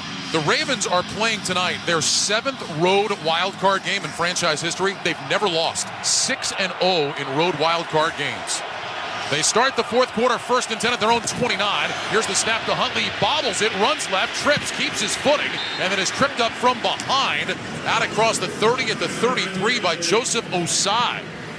So another play that looked like maybe it was going to be disaster, and it turns into a 40-yard gain. 2nd and 6. Ravens have had a few of those tonight. They really have. With Huntley on a high snap, he tripped as he was picking the ball up and made a nice throw downfield to gain yards. He tripped there, made something positive, not a huge gain, but positive instead of getting tackled behind the line. Ricard, the fullback, will line up to the left of Huntley. Edwards behind him in the pistol. Single receiver left. 2nd down and 6. Ravens at their own 33. Here's the snap. Huntley gives it to Edwards, running left outside the numbers, turns it up over the 35, and is going to be brought down just shy of the first down. They'll have him down at about the 38. Jermaine Pratt on the stop. It's a gain of 5. And now 3rd and short coming up here for the Ravens. As we said, this is exactly where they want to be, 3rd and a yard. We need a GoPro on Patrick Ricard. He's over 300 pounds. He's a fullback, and he's lead blocking on, ends up on a DB. I just want to see the DB's face from the GoPro of Ricard of what it looks like when a 300-pounder is going to hit you. Boy, that dude, I mean, he's going in motion left to right. He's getting a workout in tonight. 3rd down and 1 from the 38. Huntley under center, takes the snap, back on a play fake, sets his feet, lobs it deep down the right side for Mark Andrews, and he made the catch. Andrews with a tumbling grab inside the Bengals 40. They've got him down at the 37. Gain of 26 on the play. There is an injured Raven back behind the play, but Mark Andrews going up over Jesse Bates, able to make that catch. A big, big play for the Baltimore Ravens. And now the training staff is out to look at the injured Raven. Haven't been able to see who it is. We'll step aside. 13:34 remaining. It's a 17-17 game. This is Westwood One's coverage of the NFL playoffs. Spend your afternoons talking sports with the Hall of Famer, Christopher Mad Dog Russo. I apologize, I'm in a goofy mood. He's passionate. If you stink, I can't listen to you tell me I'm raring to go. He's opinionated. That decision was the dumbest, most asinine thing I'd seen in a long time. He's 100% original. Football coaches are not nuclear physicists. When you have the quarterback, I can coach. It's Mad Dog Unleashed with Christopher Russo. Weekdays at 3 p.m. Eastern. Only on Mad Dog Sports Radio, Channel 82. And anytime on the SXM app. The precursor to NASCAR's season-opening Daytona 500 is the Busch Light Clash, Sunday, February 5th at 4:30 Eastern. Green flag is in the air at the Los Angeles Memorial Coliseum. A non-points paying exhibition race. Anyone can enter 27 events, but only one can win the 150-lap main event. Logano has scored the win in the Busch Light Clash. On SiriusXM NASCAR Radio, Channel 90. Hell yeah! Also streaming on the SXM app. NASCAR is racing to your radio. The Masters is on SiriusXM. Yes, sir! In the tournament's long and storied history, only 3 men have defended their title. Jack Nicklaus finishes in great style. 1990 Masters champion Nick Faldo. The year of the Tiger, again at Augusta. Could Scotty Scheffler become the 4th? It's Augusta National. It's about as cool as it gets. Listen to the Masters Tournament beginning Monday, April 3rd on Masters Radio on SiriusXM. Busted Open is hitting the road with a stop in San Antonio at the 2023 Royal Rumble. This is Dave LaGreca. Join me Friday, January 27th at 9 a.m. Eastern Time as we broadcast live from the Alamo City, talking to the biggest names in the WWE and getting you set for the first big premium live event of 2023. It's Busted Open live at the 2023 Royal Rumble, only on SiriusXM Fight Nation, Channel 156, and the SXM app. Broadcast of the NFL playoffs on Westwood One is owned by the NFL on behalf of its member clubs. All rights to this broadcast are reserved, and any rebroadcast, recording, retransmission, or any other use of this broadcast without the express written permission of the National Football League is strictly prohibited. Morgan Moses was the injured Ravens offensive lineman. He was able to walk off under his own power. So Patrick McCary, the fourth-year man out of Cal, will take over at the right tackle spot. Ravens have it 1st and 10 at the Bengals 37-yard line with 13:23 to go in the game. It is 17-17. Tyler Huntley in the shotgun, receivers left and right. J.K. Dobbins the back. He's off to the left of Huntley. Huntley lifts his left leg, pulls down a high snap, fakes the handoff, keeps it, running left across the 35 to the 30, 25-20, out to the sideline, 15-10, 5, diving out of bounds, just shy of the goal line. Huntley nearly got in, keeping it racing left. They're going to mark him out at the 1. Jesse Bates saved the touchdown. It's a run of 36. Set a play all the way. You've been running well. You have Ricard to the right, and it looks like that play's going to go right. Huntley pulls the ball. Right guard Zeitler and the new guy in, McCary, pulling, and nothing but space for Huntley on that one. What a great time to pull out that play call. They actually moved it back to the 2. It'll be 1st and goal from there. Huntley under center, I formation. Ricard the fullback, Dobbins the tailback. Play fake, throw left side, incomplete.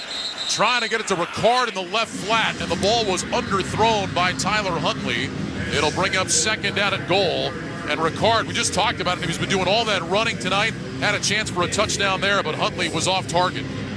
I think the ball was just tipped a little bit, but it didn't have a lot on it anyway. It might have been just tipped, but yeah, that's one Huntley would love back. It did look like Cam Sample. Was it Cam Sample? Or DJ Reader? One of the two, I think, got a hand on it.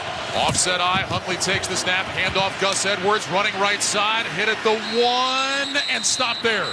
Von Bell, the veteran safety, led the charge.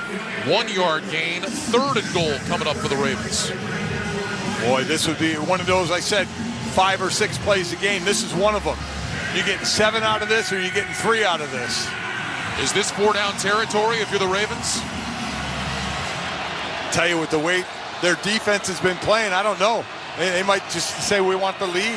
Huntley lines up under center, goes airborne. Did he get the ball knocked out? He did. It's grabbed by the Bengals, racing back down the field. Sam Hubbard to the 50, down to the 40. He's at the 30. Hubbard to the 20. He's going to go all the way. Touchdown Bengals. Touchdown Bengals. Sam Hubbard, the Ohio kid, pulls it out of the air and rumbles the length of the field. Touchdown Cincinnati. This place has gone nuts. Bengals lead 23-17, 11:39 to go. What a play. What a play. The longest fumble return in postseason history. It is Sam Hubbard, and the Bengals have taken a fourth quarter lead. Well, I said, is it going to be a touchdown or a field goal? I should have mentioned turnover as well, and they quickly reviewed it. Did the ball break the plane before it was knocked out of Huntley's hands? It did not. He went up really high with the ball, Ryan, instead of forward with the ball. We used to see quarterbacks do that years ago. Now they just kind of lower their shoulders and go. Haven't seen a quarterback try that in a while. Unbelievable. Officially, it'll go as 98 yards for Hubbard. Still the longest fumble return in postseason history. Evan McPherson for the extra point. He missed one earlier. Here's the snap, ball down. The kick is up, and it is good. The Cincinnati Bengals, with a defensive touchdown, have taken a 24-17 lead. The previous record, by the way, fumble return of the postseason, 93 yards. It was Andy Russell for the Pittsburgh Steelers against the Baltimore Colts back in December of 1975. And now that record has been broken, and a massive momentum swing for Cincinnati. I'm amazed they tried from that far away. He went up too high, and give credit Logan Wilson. Ball was out there. He knocked it free. 7 points the other way. 11:39 remaining. 24-17 Bengals. You're listening to the NFL playoffs on Westwood One. At Wrangler, we know that life is all about taking the reins, no matter what's in front of you or which way the road turns. Because life is one big glorious ride, and Wrangler jeans are made to handle every step of it. Wrangler, for the ride of life. Is that a horse? Actually, it's a wild stallion. Since Navy Federal Credit Union's Platinum Card made it easier to tame our holiday debt, I wanted to see if I could tame something else. Uh-huh. Help me saddle up. I need to pick the kids up from school. With a low intro APR on balance transfers, the Platinum Credit Card lets you take control of your debt. Learn more at NavyFederal.org/Platinum offer. Navy Federal Credit Union. Our members are the mission. Insured by NCUA. Monster.com can help you tackle the job hunt and make your next career move. In football and in life. There's the regular season, and then there's the playoffs. Monster.com knows that scoring your next job, that's a playoffs moment. To bring your A game, you need Monster.com. With great coaching and millions of job openings, Monster.com has all you need for a strong performance when it counts. We all know the playoffs are no time for messing around. Go to Monster.com and win the job hunt. Monster.com. Barbasol Shaving Cream is available in 5 fantastic flavors to customize your close shave. Whether it's original, soothing aloe, or Pacific Rush, there's one for every face. Find your favorite Barbasol today. Barbasol.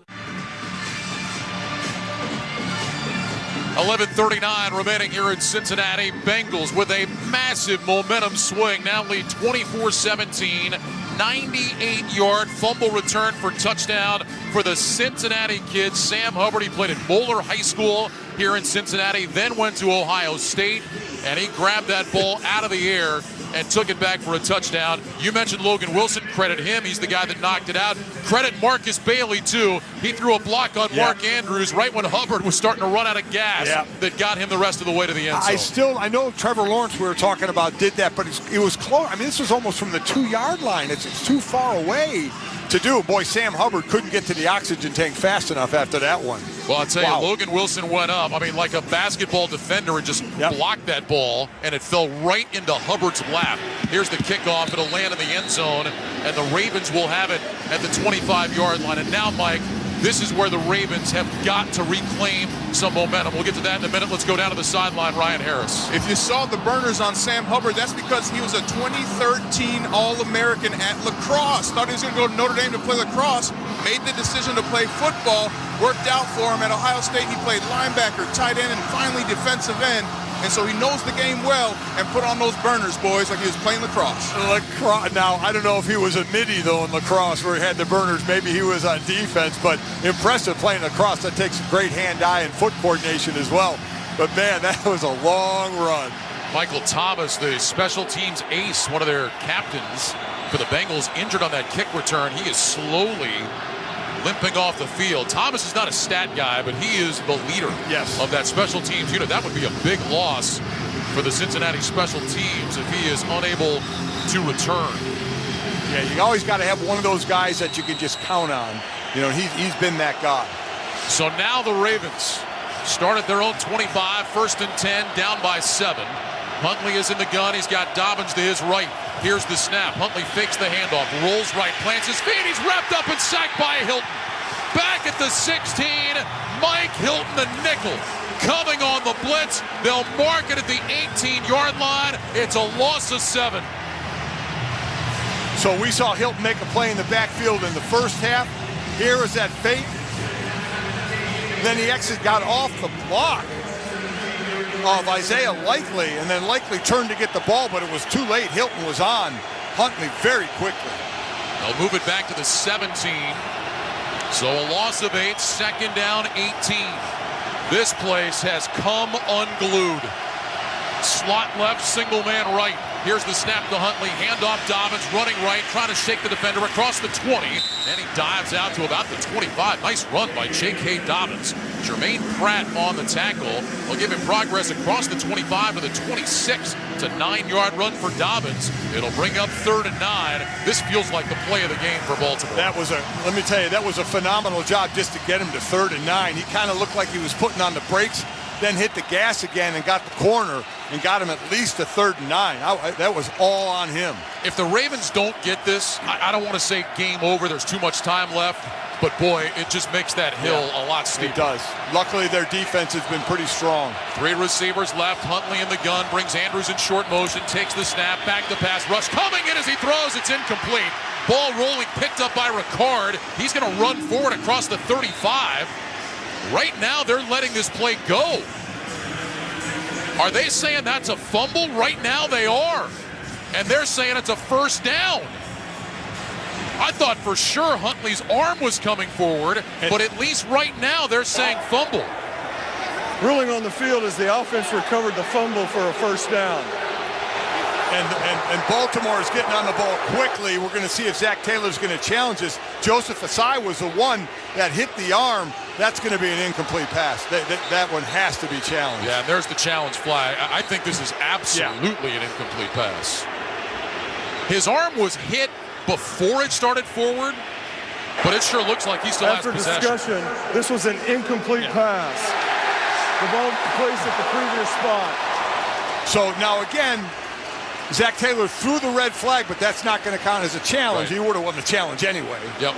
But they called it from up in the booth. And Clay Martin said after discussion, I'm willing to bet that included discussion with the booth absolutely. Upstairs. Yeah, that was, once you looked at that, that was an easy call as an incompletion, as Osai came right up the middle and got his left arm right on the right arm of Huntley, but definitely incomplete. They're putting 18 seconds back on the clock, so it shows 10:08 to go in the game. Mike, I love the fact they've added that this year. It's not college football where we're reviewing every play and games are taking 4.5 hours, but I love the fact that replay can get involved and say, hey, obvious mistake, let's correct it, let's move on. Yep, let's not waste any more time. Stout on to punt. And he gets away a good, high, spiraling kick. Taylor backing up. He's got it around the 22, out to the near sideline to the 25. Wrapped up, fumbled the ball, but it's out of bounds. I think that was Justice Hill that came streaking down and actually forced the fumble. But fortunately for the Bengals, it rolled out of bounds, and Cincinnati will have it with a 7-point lead and 9:58 to go. A break in the action sponsored by Culligan Water. Culligan's high-efficiency water softener is the world's most efficient with its unique upflow proportional brining and its trademark AquaSensor technology. Learn more at Culligan.com. 9:58 to go. Bengals 24, Ravens 17. You're listening to the NFL Playoffs on Westwood One. If you don't know your numbers, you don't know your business. That's true when your business is growing fast, and even more true when there's a lot of uncertainty. Inflation, we've heard lots about that. Same thing about supply chains, and the labor market can be tight. What does that mean for margins? But not every business is in the dark. Over 33,000 businesses know their numbers because they use NetSuite by Oracle, the #1 cloud financial system. NetSuite gives you visibility and control of your financials, planning, budgeting, and of course, inventory, so you can manage risk, get reliable forecasts, and improve margins. Everything you need all in one place. In 2023, profit is the new growth. Know your numbers, know your business, and get to know how NetSuite can be the source of truth for your entire company. Right now, NetSuite is offering a one-of-a-kind flexible financing program. Head to netsuite.com/touchdown right now. netsuite.com/touchdown. netsuite.com/touchdown. A reminder, you can hear Westwood One's coverage of every NFL postseason game streamed live for free. Catch all the action on the NFL app via Westwood One station streams on westwoodonesports.com or by asking Alexa to open Westwood One Sports. All sponsored by AutoZone. The free AutoZone Fix Finder service can help troubleshoot the likely cause of your pesky check engine light for free and get you back on the road. Restrictions apply. Get in the zone. AutoZone. 9:58 to go. Bengals 24, Ravens 17. Bengals will take over at their own 25, 1st and 10. So, listen, the Bengals running the ball don't have that offense to have that long drive because they don't run the ball well. Now, they may turn it into short passes. We'll see. They've run the ball 15 times for 45 yards. My quick math says that's 3 yards a carry. They are not dominating on the run, and they haven't all year, being 29. So is it going to turn into the short passing games? Is Baltimore still going to give those cushions to the receivers, which they have pretty much most of the night? But they've got to make stops, and Cincinnati, I think, is going to have to do it with the passing game. I got to tell you, if you had told me before the game that one Golden Domer on our crew was going to do math, my money would have been on Harris down on the sideline and not you. So hurtful. Harris actually knows where the academic buildings are on campus. Thought we had something more than that, Ryan. Burrow under center, 1st and 10 from the 25. You were wrong. Burrow takes the snap. He will hand it off. And running off the left side is Mixon. Doesn't find much. Gains a yard or two. Justin Matabike on the stop. 2nd down and long coming up for Cincinnati. Well, now this rests on the shoulders of the Ravens defense. If ever they needed a 3 and out, it's right now. Absolutely. And again, it's going to be passing for Cincinnati to do it. So I'll be real interested to see how tight the coverage is now with Baltimore. Chase slot left inside of Higgins. 2 receivers right. Burrow back in the shotgun, make it 3 receivers right on 2nd down and 8 from the 27. Burrow takes the snap, back to pass, looks left, throws short left, caught by Higgins, wrapped up by Queen, and then gets some help. But Higgins spins out of there and works his way across the 30 to the 32. He's still going to be 3 yards short of the 1st down, but it's a gain of 5 on what looked like maybe it was going to be a gain of 1. And there is an injured Ravens defender, I think it's Marlon Humphrey, who is down and holding his right shin. Cincinnati trainers are over there just trying to assist until the Baltimore trainers can get all the way across the field to check him out. And the Bengals now will have a 3rd down and 3 coming up. Man, what an effort by T. Higgins. That should have been, it should be 3rd and 7 right now. But Higgins, again, a big receiver, 6'4", about 220, able to spin out and lay that long body forward to make it 3rd and 3. Marlon Humphrey is up. He's going to limp across to the far sideline. Well, that's a big loss against this team, especially. Humphrey, you're talking about 3-time Pro Bowler, former All-Pro. And now against a team that features T. Higgins and Jamar Chase, Humphrey's going to the sidelines. Ravens down a corner tonight. Brandon Stevens, who had a scary illness here last week. It was the morning of the game. He woke up, felt very sick. They had to take him to the hospital. He did practice a little bit this week, but inactive for the game tonight. So now 3rd and 3. Bengals at their own 32. Twin receivers left and right. P-Ryan is the back off to Burrow's right. Here's the snap. Burrow back, looks left, pumps, pulls it down, throws incomplete. Wanted Chase on the slant, couldn't get it to him, and then tried to dump it off to Perine. The pass was low and behind him, and the Ravens defense did what they needed. They get the 3 and out. Yeah, that was supposed to be a quick pass, but a good job kind of just laying right across the middle of the field. Chuck Clark was right in the area of where they wanted to go to Chase, and Clark was right in front of him, wouldn't give him that at all. So Crispin on to punt. Prochet waiting at the 20-yard line. 8:55 to go in the ball game. Crispin back in punt formation. Play clock down to 7. Crispin gets the snap. Ravens coming after him. They almost got there. A line drive kick sending Prochet back into his left. He's got it at the 11, up the sideline of the 20, 25, up to the 30. He steps out of bounds. The response you hear is a flag went down. There was contact made with Crispin when he punted it. And even if it's running into...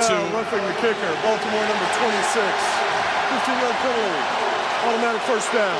It was Geno Stone that gets called for the penalty. I was going to say, even if it's just running into the kicker, it would have been a first down, but it's the 15-yard variety, and the Bengals will have the ball. Now, the question is, did Stone touch the ball? He was very close, and if he touched that at all, then you can run into the kicker. Right, and the reason it's a 15-yarder, it's when if you hit the plant leg, not the leg that's kicking the ball, the plant leg, that's what's going to make it a 15-yarder, and that's what happened, and he did not hit the ball. Yeah, very close, but didn't get there. Harbaugh's not going to challenge, so the Bengals have it now at their own 47, 1st and 10. 2 receivers right, single man left. Burrow in the gun, takes the snap, handoff Mixon, dancing in the backfield, waiting for a lane, and nothing opens up for him. Maybe got back to the line of scrimmage. That'll bring up 2nd down and 10. Kyle Hamilton up there on the stop for the Ravens. Well, Marlon Humphrey is limping his way back onto the field. Sorry, Mike. Yeah, no, the defense did their job. Now they have to do their job again because of the special team penalty. Bengals sitting back in the huddle, trying to run some clock here. Still 8:18 to go in the game. 24-17 Cincinnati. A 98-yard fumble return for touchdown. The difference in the game right now. Trips right, single man left. Burrow in the gun, has the snap, back to throw, looking, dumps it short left, and it's dropped off the hands of Joe Mixon. I think he just looked up to run before he had it secured. Mixon very frustrated with himself. It'll be 3rd and 10. Yeah, listen, you open up the chance of making mistakes when you have to throw the ball if you don't have a good running game, and they don't, so they have to throw the ball. Now that, again, should be an easy catch. Look the ball in. But even if he caught that, Ryan, I don't think he was getting many yards. There were 2 Ravens just honing in on him. Yeah, I agree. I don't think he's going to get much, but it would have kept the clock running. Right, true.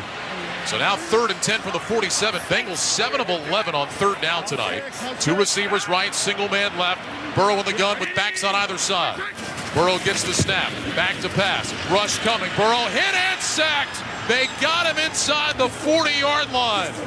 Ravens collapsing the pocket. Tyus Bowser was the first man to get there. It's a loss of 9, and the Bengals will punt again. And man, you got to credit this Ravens defense. 4th sack of the night. After the penalty, they come back out, and it's 3 and out again. We saw early in the game some blitzes getting home on Burrow. This was a 4-man rush, and there were 2 defenders that were there. Yeah, Owe was the other one coming from the left side. James Prochet back to return. Crispin with the kick. And he went down again. Prochet has it back at the 10-yard line. Straight ahead of the 15. Cuts right. And he's going to be brought down around the 18 or 19. There is no flag this time. Drew Crispin got hit again, and Crispin is doing some talking now to one of the Ravens. Fans don't like it that there was no flag. Ryan Radke, Mike Golick here in the Grainger broadcast booth in Cincinnati. Postseason victories require an edge. Grainger gives your business an edge with free product support, plus supplies and solutions for every industry. Call, click Grainger.com, or stop by. You saw the replay. What'd you think? Yeah, it was Malik Harrison, number 40, and I thought it was the right call. No call on that one. He was clearly got his leg hit the last time. Tried to do a little bit of acting this time as well. And why not? If you're sure. Christmas, see if you can buy the flag. Didn't get it, and now the Ravens will have it at their own 19, 1st and 10. Still a lot of time to go. 7:18 remaining in this game. And maybe now, Mike, with the defense doing their job, maybe gives Huntley a little time to settle down, kind of reset after that fumble down around the goal line. And their full offense is in play. Running over 7 minutes ago, they have about 150 yards running. They got defense had not 1 but 2 3-and-outs to get them the ball back. So they can still run the offense they planned on running the whole time. Now, eat up the whole clock. We'll see. I mean, we saw a 10-minute drive out of them, so let's see what they can do here. Ravens out of the huddle, 1st and 10 at their own 19, moving left to right. Ball is on the far side left hash, slot right, single man to the left. Oliver, who would line up in the backfield, motions to the left end of the line. Here's the snap to Huntley, handed off J.K. Dobbins. Running left, bounces it outside the numbers and gets chopped down at the line of scrimmage. Boy, excellent job that time by that Cincinnati defense. Eli Apple coming up in run support. No gain on the play. It'll bring up 2nd and 10. Well, on the outside plays, their corners, and when the safeties have come up, they've done a nice job of not giving the corners to Baltimore. We've seen Baltimore hit some plays up the middle early in this game, but they've been trying to go wide. Reports earlier today said we'd see both Ravens quarterbacks. We have not seen Anthony Brown in the game. Tyler Huntley, 13 of 19, 179 yards, 2 touchdowns, a pick, and 1 very costly fumble. Shotgun snap, Huntley back to throw, 2nd and 10, pumps, throws left side. Andrews wide open, has it at the 40, up to the 45, and knocked out of bounds by Apple near midfield. Mark Andrews just found a gap in that defense, was all alone, and Huntley drops it on him up to the 48-yard line, a gain of 29. Not really sure. Apple just started sprinting deep. They were single high, and the safety there in the middle of the field, so Apple kind of took the receiver going to that side of the field, left Andrews wide open. Single receiver, Watkins split wide to the left. Pistol look, Dobbins behind Huntley. Here's the snap, handoff J.K. Dobbins. Running left, gets banged into, bounces off, keeps his feet. And then is wrangled down at the line of scrimmage. DJ Reader in there to make contact with J.K. Dobbins. No gain, it'll bring up 2nd and 10. Clock moving, 5:47 to go in the game. Bengals 24, Ravens 17. A Ravens team that has shown a ton of heart hanging in there tonight. They really have, and we've seen Huntley, hit a couple of deep passes. The 1 touchdown pass and a couple deep ones, or further ones down the field, deep ones to Mark Andrews. Good news for the Ravens. Morgan Moses back in at right tackle. He had left with an injury to his leg.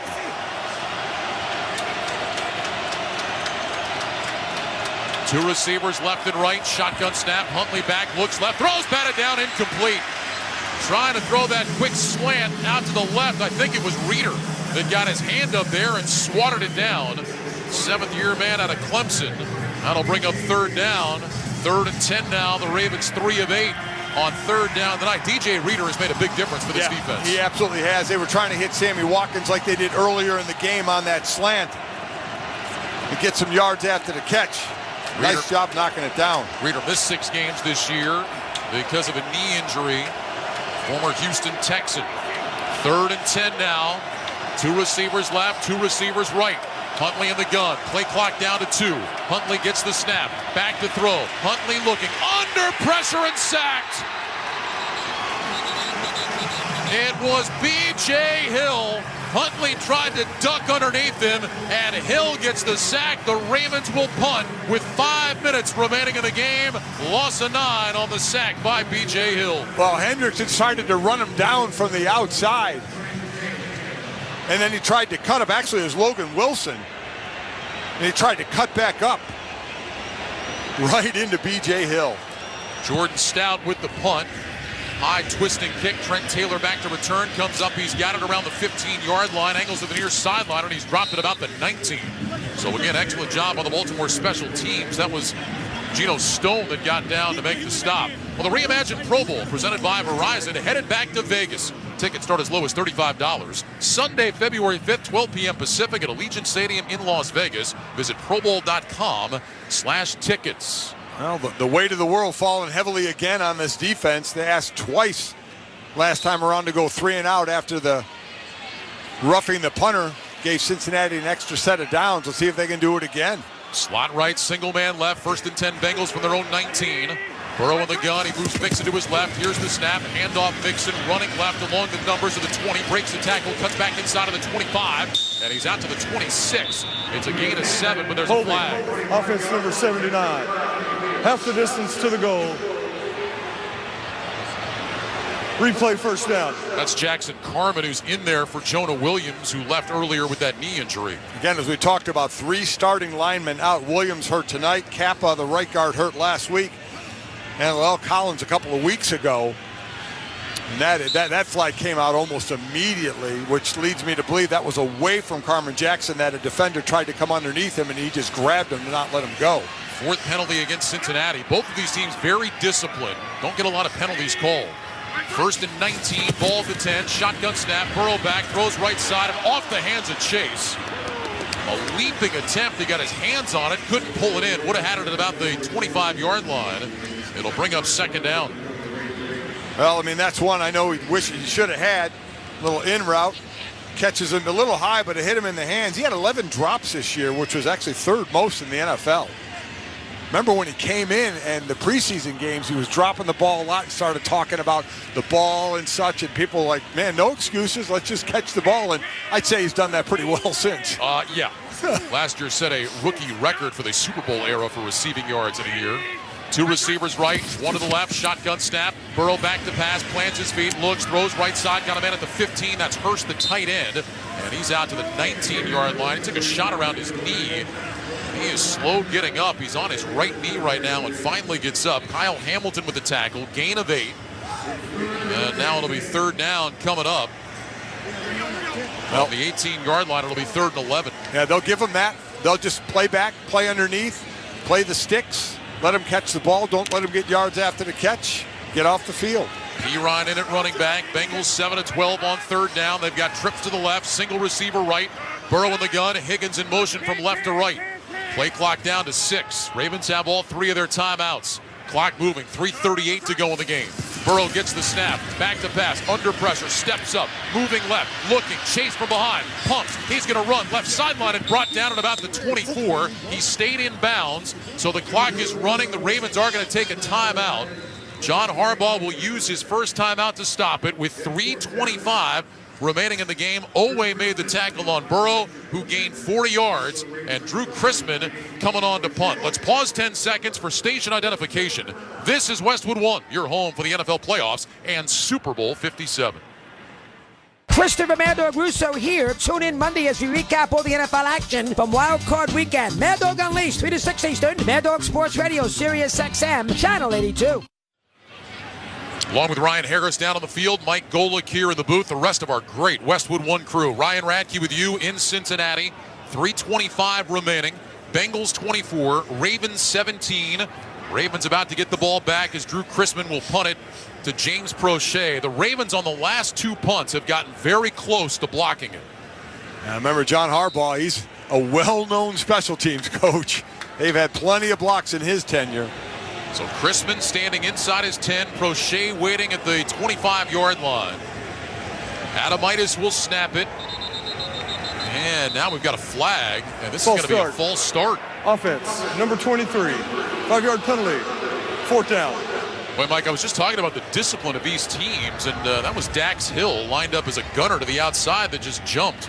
It's only the 5th penalty against Cincinnati, but boy, those are the ones that are really going to rankle your head coach and your special teams coach. They really are. Right now, it looks like Baltimore is going to double one of the gunners, so they're going to set up a return here and try and get themselves in good field position if they can get it. So Chrisman back inside the 5, has the snap. Here comes the kick. High twisting kick, not real deep. Flag goes down. Caught at the 33 by Prochet. Angles left to the 40, sideline 45, and he's run out of bounds up near midfield. It's a 16-yard return as it stands. Let's check on the flag. It was thrown almost immediately.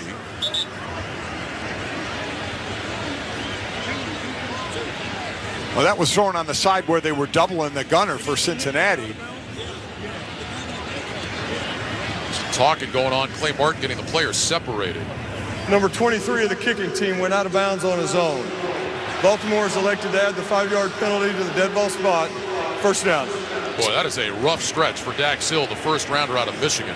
Don't miss all the NFL excitement on Fox next weekend for the divisional playoffs. Check your local listings for more details. Catch the NFL playoffs on Fox. So an illegal procedure penalty, you put him back 5 yards, and then again, if you're one of the gunners, you can't just run out of bounds on your own. He was being double teamed, so he tried the outside release and just ran out of bounds on his own. That's a flag. That's another 5 yards. So here you go with Baltimore getting the ball at Cincinnati's 46. 3 minutes, 14 seconds to go. Ravens have 2 timeouts. They need a touchdown to tie. Dobbins, the running back, will line up to the left of Huntley, who's in the gun. 3 receivers, including the fullback Ricard to the right. Andrews single man to the left. Huntley in the gun, gets the snap, back to pass, looks, throws left side, caught by Andrews at the 40, turns it up and is pushed out of bounds by Eli Apple on the far sideline. They're going to say that he stepped out at the 41-yard line, so it'll be a gain of 5. That'll bring up 2nd down and 5. Clock stop with 3:10 remaining. So again, plenty of time, and as I mentioned, they're minus 42 in point differential in the fourth quarter. Outscored this fourth quarter already 7-0 by the Bengals. Let's see if they can put some points on the board. Mark Andrews with 5 catches in the game tonight. He has just broken 70 yards. It's the first time in his postseason career he's had over 50 yards receiving in a playoff game. Here's the snap. Fake the handoff. Huntley going to run right side, and he will go down inside the 40 at about the 38. Jesse Bates will get credit for the tackle. Gain of 2. And a big 3rd down coming up now. Clock running, 2:56 to go. Remember, they ran that play with Huntley earlier, and he almost scored a touchdown. Yeah, that time Bates did a great job of reading and just filling. Linebacker Jermaine Pratt coming from the inside, so Huntley really had no place to go. So you got 2 downs to make 3 yards. Yeah, the ball is right in between the 39 and the 38. They need the 36 for a first down. Huntley lines up in the shotgun. Justice Hill to his left, receivers left and right. Here's the snap. Huntley rolling right, dumps it short, caught by Hill. He's hit from behind, stretches the ball forward. He lost the ball. Bates dives on top of it. What's the call? Yeah, he was definitely there. He was trying to reach it forward. The ball hit the ground as he was diving, so that will not be a fumble. And they're going to say it's a first down at the 35-yard line. We were screened by the Bengals players. So yeah, as he was reaching for the first down, the ball then hit the ground as he reached. But he didn't get the first down, Mike. If his knee was down, that ball was short of the line to gain. Completely agree. Completely agree on that. Now that play happened outside of 2 minutes. Right. So Zach Taylor can challenge unless, again, we get the upstairs help. This is the 2-minute warning. So we have reached the 2-minute warning with the score. The Bengals 24, the Ravens 17. You're listening to the NFL Playoffs on Westwood One. Nerds! At NerdWallet, we often see people blocked when making financial decisions. Take Harold. Coach, these credit card offers, they're everywhere. Harold, look, it's tough out there, but you have got this. With NerdWallet on your team, you will make the smartest play with side-by-side comparisons of top credit cards. Whoa, a card that rewards me for buying sports gear. Let's go get that cash back, team. NerdWallet, the smartest decision for all your financial decisions. I know a lot of you really want the State Farm Personal Price Plan, but what's with the oversharing? Like this message from Sarah. Hi, Jake from State Farm. I eat hard-boiled eggs, like shell and all. Crunch is exquisite. You don't need to get that personal. The State Farm Personal Price Plan helps you create an affordable price just for you. Like a good neighbor, State Farm is there. Call or go to statefarm.com for a quote today. Prices vary by state. Options selected by customer. Availability and eligibility may vary. Don't forget the next week we'll have all the excitement of the divisional round of the NFL playoffs featuring doubleheaders on both Saturday and Sunday on most of these same stations. Our coverage kicks off at 4 p.m. Eastern on Saturday and 2:30 p.m. Eastern on Sunday. Log on to westwood1sports.com for more details or to listen to the live stream for free. From the wildcard round all the way to Super Bowl 57 in Arizona, the NFL playoffs are on Westwood One. One more Super Wildcard game to go. That'll be tomorrow. Cowboys and the Buccaneers, 7:30 p.m. Eastern for that coverage. Kevin Harlan, Kurt Warner will be there, along with our friend Laura Oakman on the sideline. Sorry, Kevin Kugler. Sorry, Kev. I love both Kevins. I just mixed them up. They're both fantastic. Now, after discussion, the officials have moved the ball back. This is going to be a 4th down and about a half yard. And again, this was not a challenge. Right. This was help from upstairs, Mike. The replay clearly showed Hill's knee on the ground, shy of the line to gain. And you mentioned it before. I'm so happy the NFL has gone to this. Let the booth, if they see it up there, nobody's got to throw a challenge flag. We're not wasting time. He was short, mark it, let's go. We go to the 2-minute warning. 4th and 1. It'll be interesting here because Baltimore's been running the ball well. Obviously, Cincinnati is going to play the run. Will they just try and run it and get the first down, or will they try that play action in a quick pass? Remember last time they had 3rd and short. They went deep to Mark Andrews and got a big play. I was about to call that. I said, I can't believe they called that play. And then it was like, oh, yeah, good play. Should remind everybody now, with this next snap, there are no more challenges. The runner was down by contact short of the first down. 4th down. Clay Martin letting everybody know that it will officially be 4th down and a yard. So no more challenges. Everything now must come from upstairs. Ravens win. They go to Kansas City next week. Bengals win. They go to Buffalo. Glad you said that, because I had no idea. 24-17 Cincinnati. Ravens have extra offensive linemen in the game. Huntley in the gun, Edwards to his right. Here's the snap. Huntley's going to keep it himself. Running right, he's got the first down. He's across the 35, down to the 34. Tackle made by Jesse Bates. They convert with a 3-yard run on 4th down. Clock moving, 1:48, 1:47 to go. Ravens still have 2 timeouts. Love that play. Ricard at over 300 pounds. Gus Edwards at 235. Lead blocking for Huntley. It's a right call. Ball at the 33-yard line. First down and 10. Down to 90 seconds remaining. Slot left, single man right. Now Dobbins will motion out of the backfield. Line up to the left. Huntley in the gun, gets the snap. Back to pass. Huntley looking, throws short and nearly intercepted. He threw it short left. It was low and behind the intended target, and Logan Wilson nearly had a pick. As I mentioned about Logan Wilson earlier, 7 interceptions since 2020, the most by any linebacker in that time frame.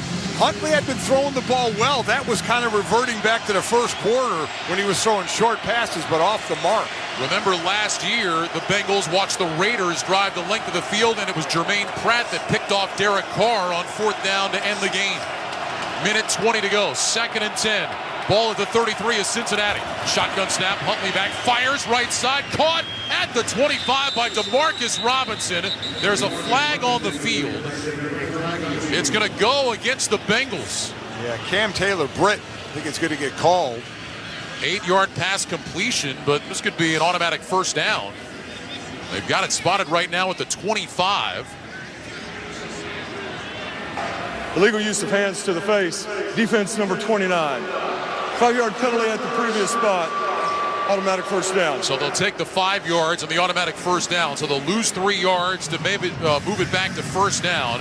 1:17 showing on the clock. The ball is now at the 28-yard line of Cincinnati. Yeah, Taylor-Britt just tried to get a jam on the quick slant. Caught him in the face. 7th penalty against the Bengals tonight. Ravens back in the huddle again, still with 2 timeouts. They need a touchdown and an extra point to tie. A 2-point conversion to take the lead. Slot to the left, single man right. Huntley in the gun, play clock at 7. Here's the snap. Huntley is back, looking, throws over the middle, caught by Dobbins, spinning inside the 20.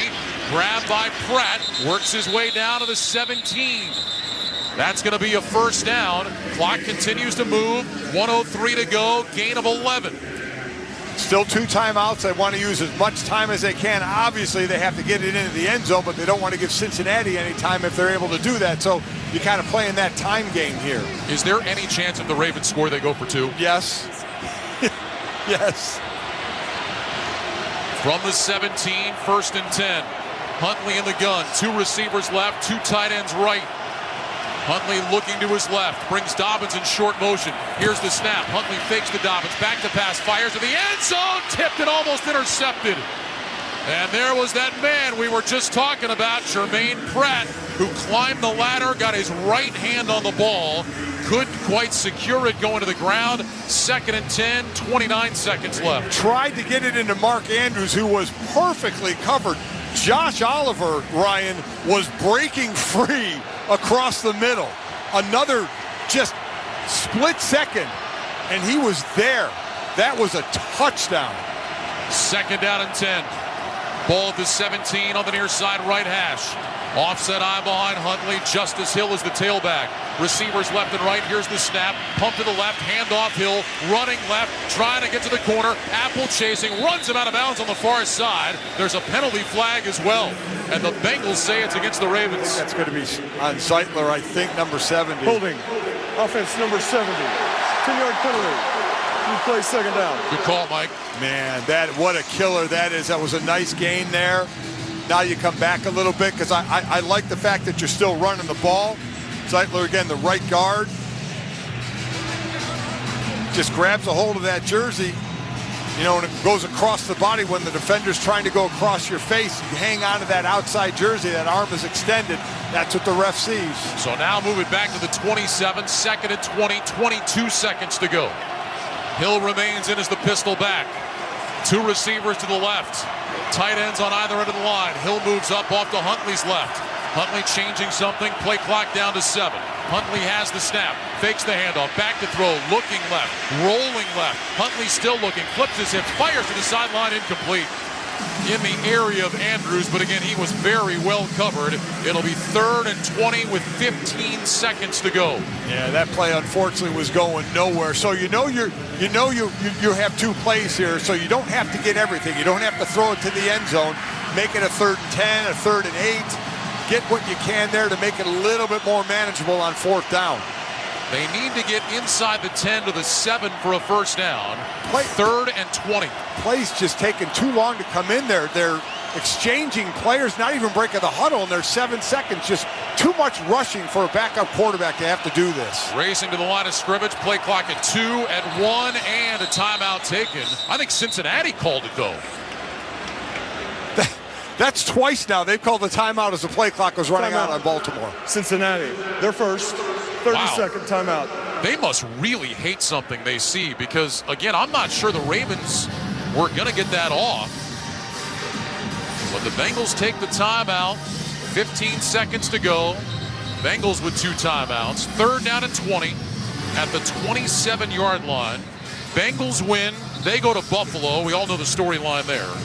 If the Ravens win this game, Ravens would take on the Kansas City Chiefs next week at Arrowhead Stadium. Boy, and imagine if that happens, the whole round of questions start again with Lamar Jackson. Yeah, and based on what Lamar said on Twitter, he made it sound like he wouldn't be back next week. Sounds like, exactly right. Justice Hill remains in as the back. Lined up to Huntley's left. 2 receivers to the left. Now Hill motions into the right slot. Andrews split just off the line on the left. Shotgun snap. Huntley back. Rush coming. Huntley steps up. In trouble. Pumps. Pulls it down. Moving left. Throws incomplete. Trying to get it to Andrews just inside the 20. And now it comes down to this. 8 seconds remain in the game. 4th and 20. Bengals lead by 7. One last gasp for the gutty Baltimore Ravens. Here's where I give Cincinnati a lot of credit, Ryan. When a quarterback breaks like that, that's more time to be in coverage, and a lot of times an offensive receiver will break free. Not able to do that here. They've been covered extremely well with the added time they've had to cover with Huntley getting out of the pocket. I think the Ravens are going to spend a timeout, and they will. Well, now, if you're Greg Roman, you got to dial up your best right here. Maybe they'll go Detroit Lions and run a little hook and ladder like we saw at Lambeau last week or something creative like that. Yeah, the quick pass and the pitch. Yeah, here, they got to get it to the end zone. Again, we've talked about it. This is, what a time to Mark Andrews to get his first postseason touchdown if he could get it here. Let me just say, Mike, they don't have to get it to the end zone because they do have a timeout, so they could get a first down, conceivably, and take a timeout and have one more shot at it. It's going to be tough. Only 8 seconds Only left. 8 seconds. That's going to be tough because you got a long way to go. You got 20 yards to go to get a 20-yard play in 8 seconds, but it's certainly possible to get it and call a quick timeout. 2 receivers left, 2 to the right. Huntley in the gun, Hill to his right. 8 seconds to go, 4th and 20. And a timeout taken by Cincinnati. Bengals wanted to get a look at the formation. Hendrickson is so mad because he got a jump on that. He's so mad. So the Bengals call time. They've got 1 timeout left. And we'll do it all over again. The Bengals defense last year, there's so much about the offense for good reason. I mean, Burrow and Chase and Higgins and Mixon and what those guys did going to the Super Bowl last year. When we talked about it tonight, defense with huge plays last year. The wild card round against the Raiders, the divisional round against Tennessee. I mean, they were a big part of it. And this Bengals defense trying to get one last stop here tonight. They made the biggest play in the game. Sam Hubbard's 98-yard fumble return for touchdown. The play of the game that has given the Bengals this lead that they're trying to hang on to for one more play. Huntley in the gun, Hill to his right. 2 receivers right, 2 receivers left. Huntley looks over the defense. He's got the shotgun snap. He's back to pass. Huntley in trouble, stumbling backward, heaves it up toward the end zone, into the end zone, jump ball, knocked away, incomplete, and the Bengals have won it. No time remaining on the clock. The Cincinnati Bengals have won the game. They will go to Buffalo next week for the divisional round. Cincinnati 24, Baltimore 17. An absolutely terrific football game tonight. A fantastic fight put up by a shorthanded Ravens team, but the Bengals get the win. The rubber match goes to Cincinnati, and the Bengals will head to Buffalo next week with a trip to the AFC Championship game on the line. Well, this is a kind of moment for the Bengals here in a game we thought, or a lot of people thought, they were going to control. Give a ton of credit for Baltimore, especially that defense. Huntley made some big plays on offense, had themselves right in the game. But bottom line is the scoreboard at the end. Cincinnati continues to do in the postseason what they did last year to try and make another run. Cincinnati Bengals defense got the winning touchdown with the ball at the 2-yard line. Tyler Huntley tried to go airborne, stretched the ball into the end zone. It was knocked away by Logan Wilson, grabbed out of the air by Sam Hubbard, who rumbled 98 yards, a playoff record 98 yards for a touchdown. And the Bengals made it stand up with his 24-17 win. That last play, a heave into the end zone, tipped in the air. James Prochet actually had a chance after the ball was deflected by Mike Hilton. Prochet diving, had the ball hit his fingertips, but couldn't hang on as he was going to the ground. Give the Ravens a lot of credit. They showed some real heart here tonight. They absolutely did. We said the defense was going to have to step up, and the defense held Cincinnati to 17 points. The defense for Cincinnati put the other 7 on the board. So that defense for Baltimore did the job that they needed to do. And the offense, hell, they almost pulled it off. Let's go down to the field. Ryan Harris standing by with Jamar Chase. Jamar, a big win against a team you've seen now 3 times this year. What's it feel like? Feel good, man. Getting us back to the playoffs, getting another opportunity to get our chance back to the Super Bowl. What it feel like? Walk us through that first touchdown. You got things going for the Bengals. What did it look like for you? Yeah, I had a shallow cross. I seen zone. I sat in the zone. Joe plugged it on me quick, and I got in the end zone. Lastly, you got a big play from your defense, Sam Hubbard, with a 98-yard touchdown return. What were you doing on the sidelines when that play happened? Yeah, man, I hopped up and ran with him, man. That was an exciting moment, one of the best moments I've seen all year, And, man, I was hype as hell for that one. And now you're going to head to Buffalo. What's the mindset going to a team where you had that big Monday night game and situation? Yeah, we get another opportunity to play them again. It should be a fun game. Both sides, offense is good, so it should be a really good game on offensive side. Defense got to play ball. Congrats and good luck. Thank you. Ryan Harris down to the field with Jamar Chase. He had 9 catches for 84 yards and a touchdown tonight. Jamar Chase now has had 7 or more receptions in 9 consecutive games. He's a huge part of what the Bengals do, and he was big for him tonight. But I still say the Baltimore, again, 9 catches for 84 yards. That's 9 a catch. This is a guy used to being in the teens, and getting further on this. But they were giving him a bit of a cushion early on in this game. Cincinnati gets the win and moves on, and we're going to continue to talk about them. But I really do tip my cap to Baltimore to make the game the way they did tonight, the way the defense played, and offense almost being able to pull it off at least for possibly a tie. And we saw 2 AFC playoff games today where one team was really given no chance by most of us. Miami almost pulled it off in Buffalo. Baltimore almost pulled it up here tonight, but it's the Cincinnati Bengals that will advance a 24-17 win. When we return, Scott Graham joins us from our Progressive Insurance Studios. Drivers who switch and save with Progressive save nearly $700 on average. Call or click today. You're listening to the NFL Playoffs on Westwood One. When people have a craving to explore new and traditional Asian cuisines, they head to P.F. Chang's, where scratch-made dishes come from the 2,000-year-old tradition of wok cooking. P.F. Chang's wanted to explore new possibilities for their website. They turned to AmericanEagle.com. AmericanEagle.com re-architected P.F. Chang's website, integrating multiple third-party systems to create a unified digital experience. The results? Improved page speed and performance, personalized content based on users' location, intuitive online ordering, an increase in organic search visibility and a 40% increase in new users. For scratch-made Asian cuisine, visit your local P.F. Chang's or go to pfchangs.com for website design, development, digital marketing, and hosting that produce efficiency, revenue, and results. Visit AmericanEagle.com. P.F. Chang's and AmericanEagle.com. Another example of the best businesses in the world, turning to the best in the business for websites. Go to AmericanEagle.com or call 877-WEB-NOW1. That's 877-WEB-NOW1. It's not easy being the one everyone counts on to keep your operation running, no matter the weather or supply chain hiccup. But we get you, Raymond in Buffalo, Maria in Miami, and Jules in Troy, taking control of everything that's under your control. At Grainger, we're here for you with high-quality supplies for every industry, plus real-time product availability and access to experts ready to help. Call, click Grainger.com, or just stop by. Grainger, for the ones who get it done. Southern Recipe Pork Rinds. Nothing goes better with football than pigskin. So celebrate Pork Rind Appreciation Day this football season with the bacony crunch of Southern Recipe Pork Rinds. Get a low-carb, protein-packed pork rind snack that's as tasty out of the bag as it is in your favorite keto-friendly recipe. Find your rind in the snack aisle today or at southernrecipe.com. Southern Recipe Pork Rinds. Visit Amazon today for your Southern Recipe Pork Rinds. Welcome to the NFL Playoffs postgame show on Westwood One, sponsored by Southern Recipe Pork Rinds. The low-carb bacon crunch you've been craving. Find your rind in the snack aisle or at southernrecipe.com. Once again, here's your host, Scott Graham.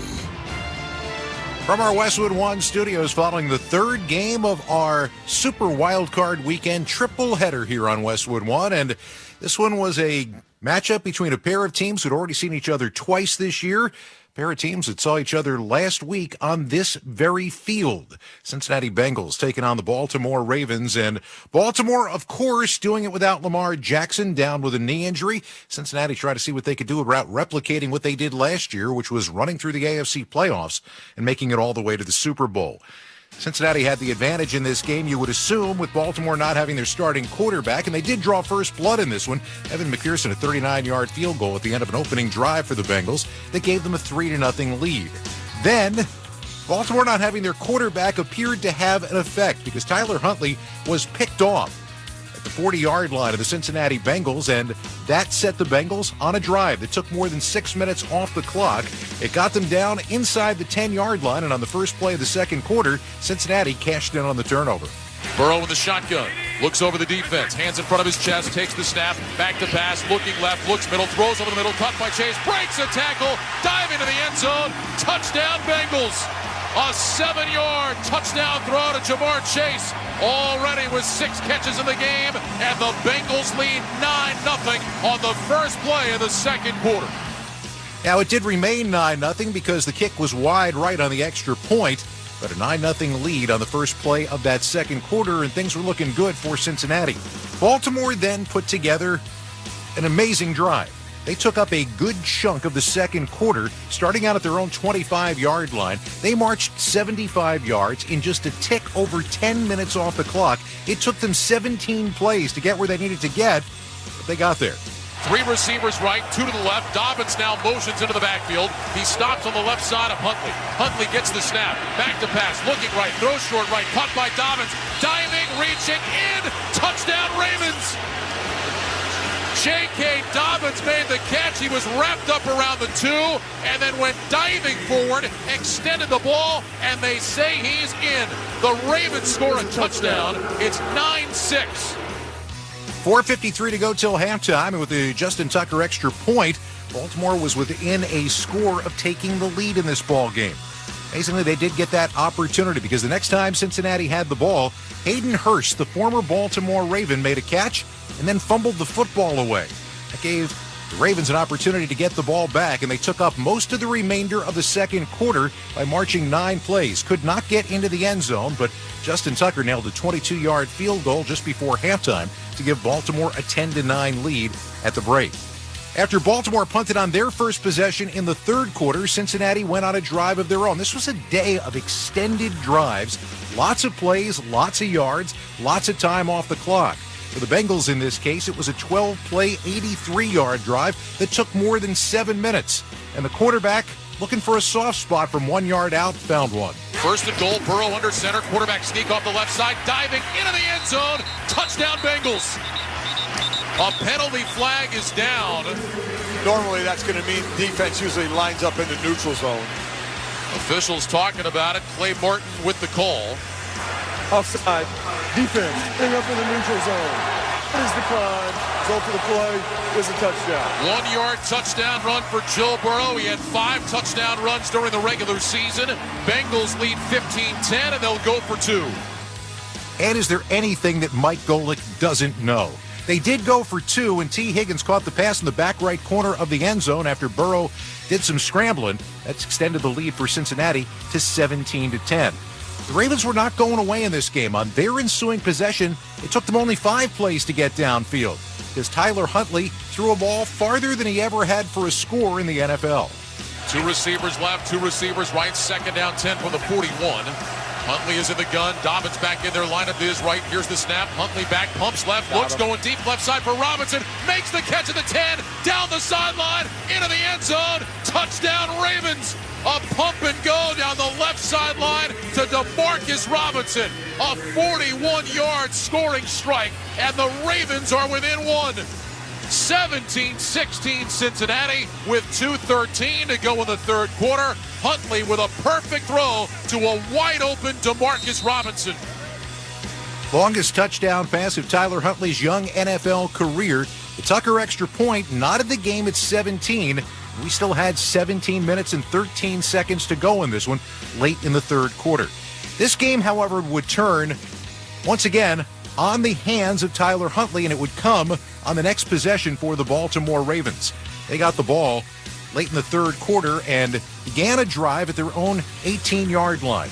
9 plays, 80 yards. It looked exactly like the types of drives that they had been putting together all game long. They came up short from the 2-yard line, but at the 1-yard line, they decided they had one more opportunity to try to figure out a way to get in. Now, everybody was looking at the idea of the ball breaking the plane of the goal line. It did, just not that goal line. Time for the Wrangler Jeans highlight of the game. Huntley lines up under center, goes airborne. Did he get the ball knocked out? He did. It's grabbed by the Bengals. Racing back down the field. Sam Hubbard to the 50, down to the 40. He's at the 30. Hubbard to the 20. He's going to go all the way. Touchdown Bengals. Touchdown Bengals. Sam Hubbard, the Ohio kid, pulls it out of the air and rumbles the length of the field. Touchdown Cincinnati. This place has gone nuts. Bengals lead 23-17, 11:39 to go. What a play. What a play. The longest fumble return in postseason history. It is Sam Hubbard, and the Bengals have taken a fourth quarter lead. That is the highlight of the game, sponsored by Wrangler. Wrangler has you covered this winter. Shop Wrangler.com for the best in Sherpa-line jackets, warm flannel, and durable, stylish jeans. Wrangler, for the ride of life. Amazing how close the Ravens were to taking the lead in the ball game. And that quickly, the Bengals had a lead and had an opportunity to try to protect it. However, Cincinnati struggled offensively going up against the Baltimore defense and trying to kill this game out in their remaining 2 possessions of the game. One was 6 plays for -2 yards. The other was a 3 and out. Last opportunity for Baltimore came with 3:14 left to go in the game as they took over at the Cincinnati 46-yard line. They had timeouts to use. They didn't bother using them because they were moving the ball steadily down the field and into the red zone. Ultimately, it came down to the Bengals trying to hold on 4th down. Huntley in the gun, Hill to his right. 2 receivers right, 2 receivers left. Huntley looks over the defense. He's got the shotgun snap. He's back to pass. Huntley in trouble, stumbling backward, heaves it up toward the end zone, into the end zone, jump ball, knocked away, incomplete, and the Bengals have won it. No time remaining on the clock. The Cincinnati Bengals have won the game. They will go to Buffalo next week for the divisional round. Cincinnati 24, Baltimore 17.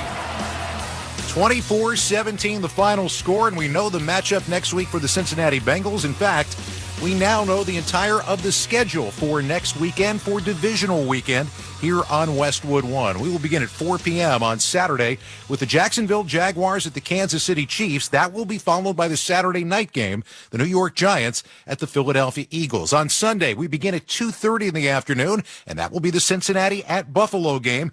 And it will be followed at 6:30 p.m. by the Dallas-Tampa Bay winner tomorrow night's game, playing in Santa Clara against the San Francisco 49ers. Interesting weekend of football, and we still have one to go, but let's find out more about this one and head back to Paycor Stadium, rejoin Ryan Radke and Mike Golick. Guys?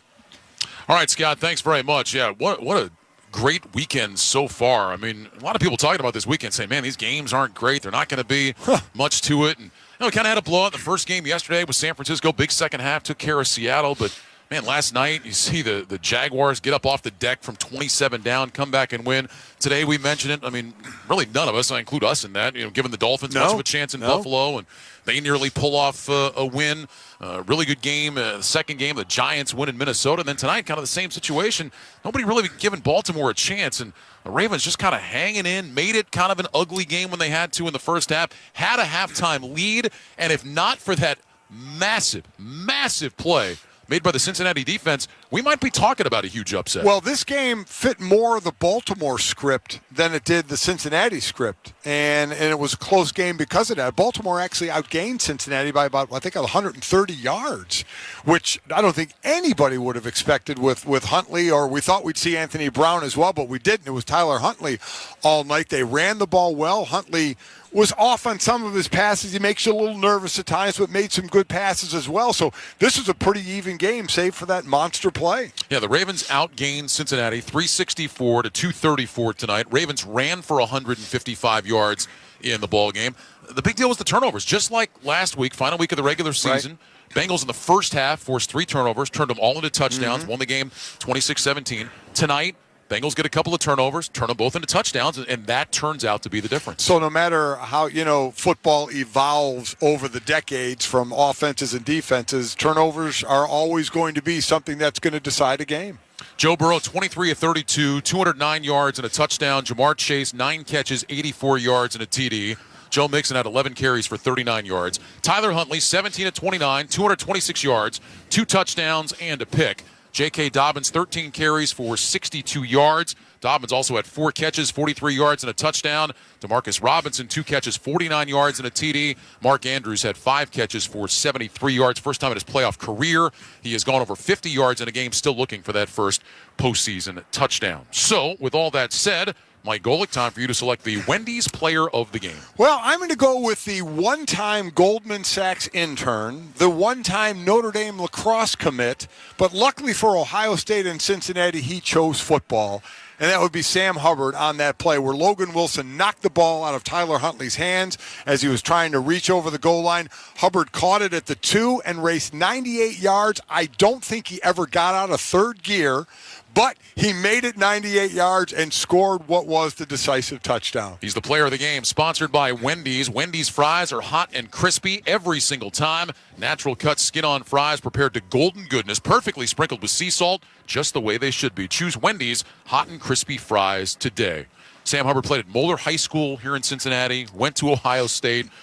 Wow. He's got a lot of people that are excited about that play that absolutely he made incredible. He had a convoy going there as well. Mark Andrews actually was walking him down, and a good block at the end there to free him up. And what a play. I mean, one team's going to go ahead, amazingly, and it turns out to be a huge play the other way. So, give Cincy and their defense a lot of credit for that in what was, I think, a lot closer game than people thought. And as I said, this was more the type of game Baltimore needed to have a shot. Yeah, Trey Hendrickson gets most of the attention on the other side for good reason. Terrific player. He's going back to the Pro Bowl, but the folks here in Cincinnati know how good Sam Hubbard is. So let's look ahead here. We'll talk about Cincinnati in just a moment.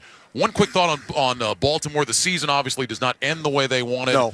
They end up losing 3 straight games, including this one to end the year. The big storyline, of course, is Lamar Jackson. Contract is up. They can franchise tag him, bring him back. Still trying to work out a long-term deal. We talked about some of the, I don't want to call it controversy, but interesting stuff that went back and forth at the end of the year.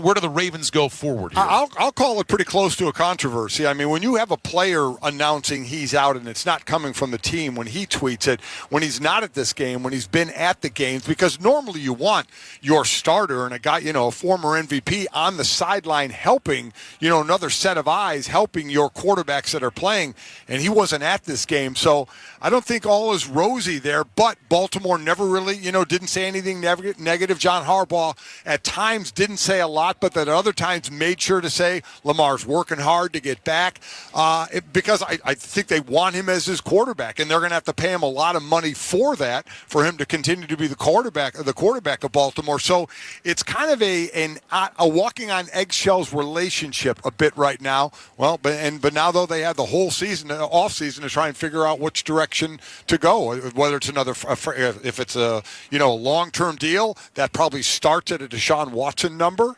So we'll see. It's a long off season. We'll see what happens. All right, Cincinnati at Buffalo next week. In case you've been living under a rock, it was just a couple of weeks ago here with the horrible injury to DeMar Hamlin, who, again, thank God, has just made remarkable progress. And just so awesome to see the recovery he has had and the prayers all across the country that have gone out and lifted him up. And now these two teams who did not finish that game a couple of weeks ago will get a chance to match up next week. Both teams who kind of had those moments today. Yeah, they really did. So I think a lot, you have to see what the weather's going to be, because Cincinnati, again, does not have that running game. 29th in the league, couldn't run the ball very well tonight, not known for running the ball well. So if it's bad weather, shorter passing game, is that going to be able to work if they have to air the ball out?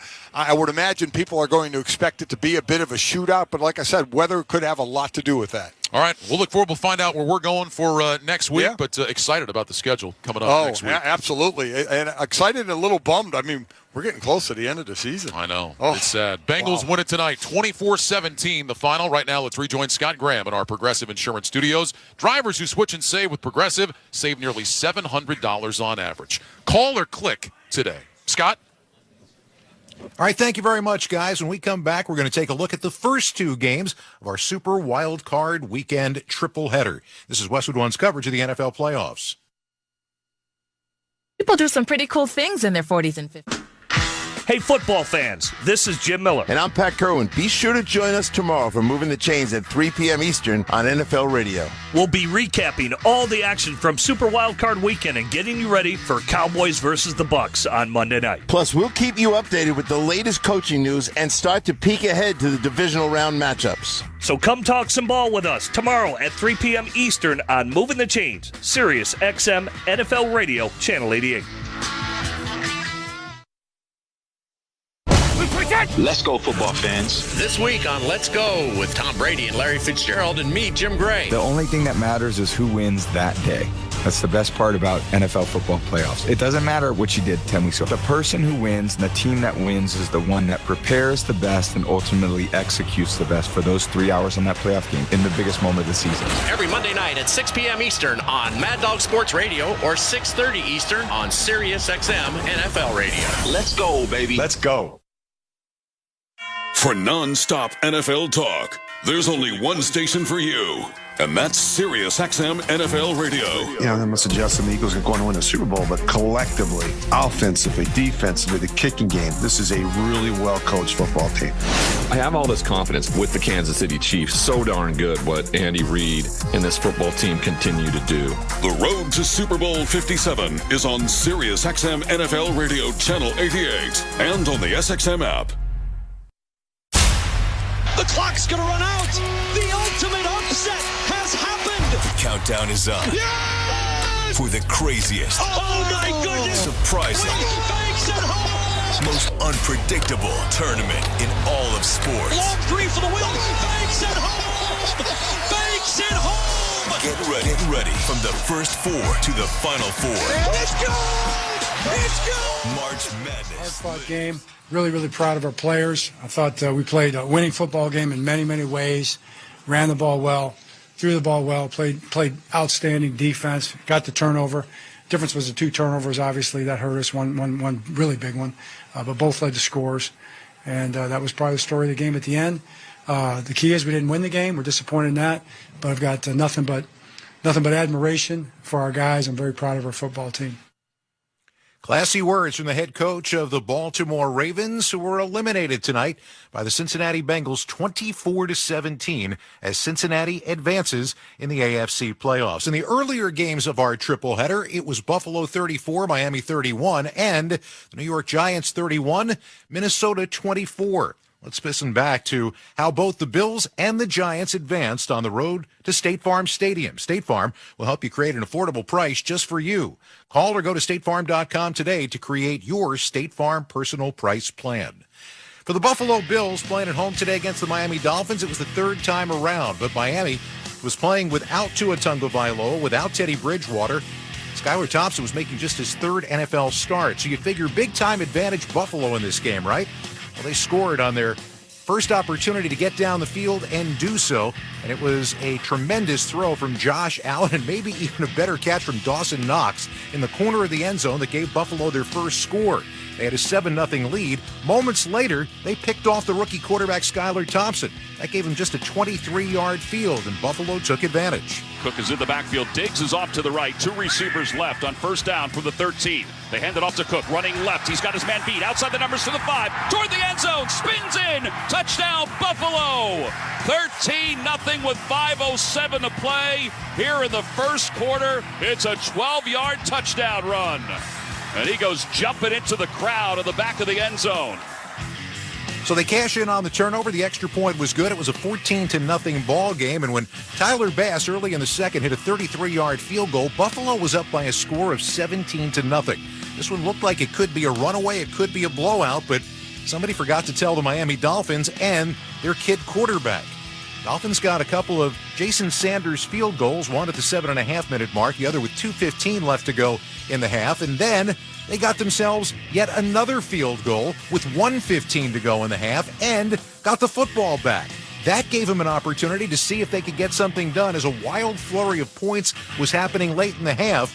Miami got a chance to tie the game. Little again is an eligible receiver on the offensive line. Thompson out of the gun. Play clock down to 2. Takes the snap. Looks right. Throws right. Passes complete right. Gesicki's got it. Back of the end zone. Touchdown Dolphins. Within 2 with 33 seconds to play here in the first half. What a turn of events. What a turn of events indeed. The 2-point conversion was good, so this game was tied at 17. Ross Tucker, if you're still driving home, I'm wondering what you're thinking at this point.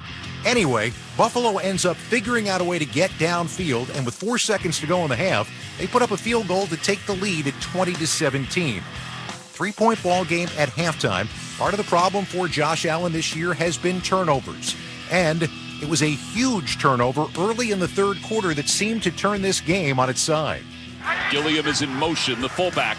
Allen under pressure. He is hit, and he fumbled the ball. It's loose inside the 10. Squirts toward the 5. Picked up by the Dolphins. Into the end zone. It's Sealer. And the Dolphins take the lead. It was knocked away by Eric Rowe. Sealer was able to pick it up and rumble into the end zone. Another turnover. Extra point was good, and we were just a little bit more than a minute into the second half. Miami had a 24-20 lead. However, the Buffalo Bills have firepower, and they've got Josh Allen. And when he wasn't turning the ball over today, he was effectively moving it downfield.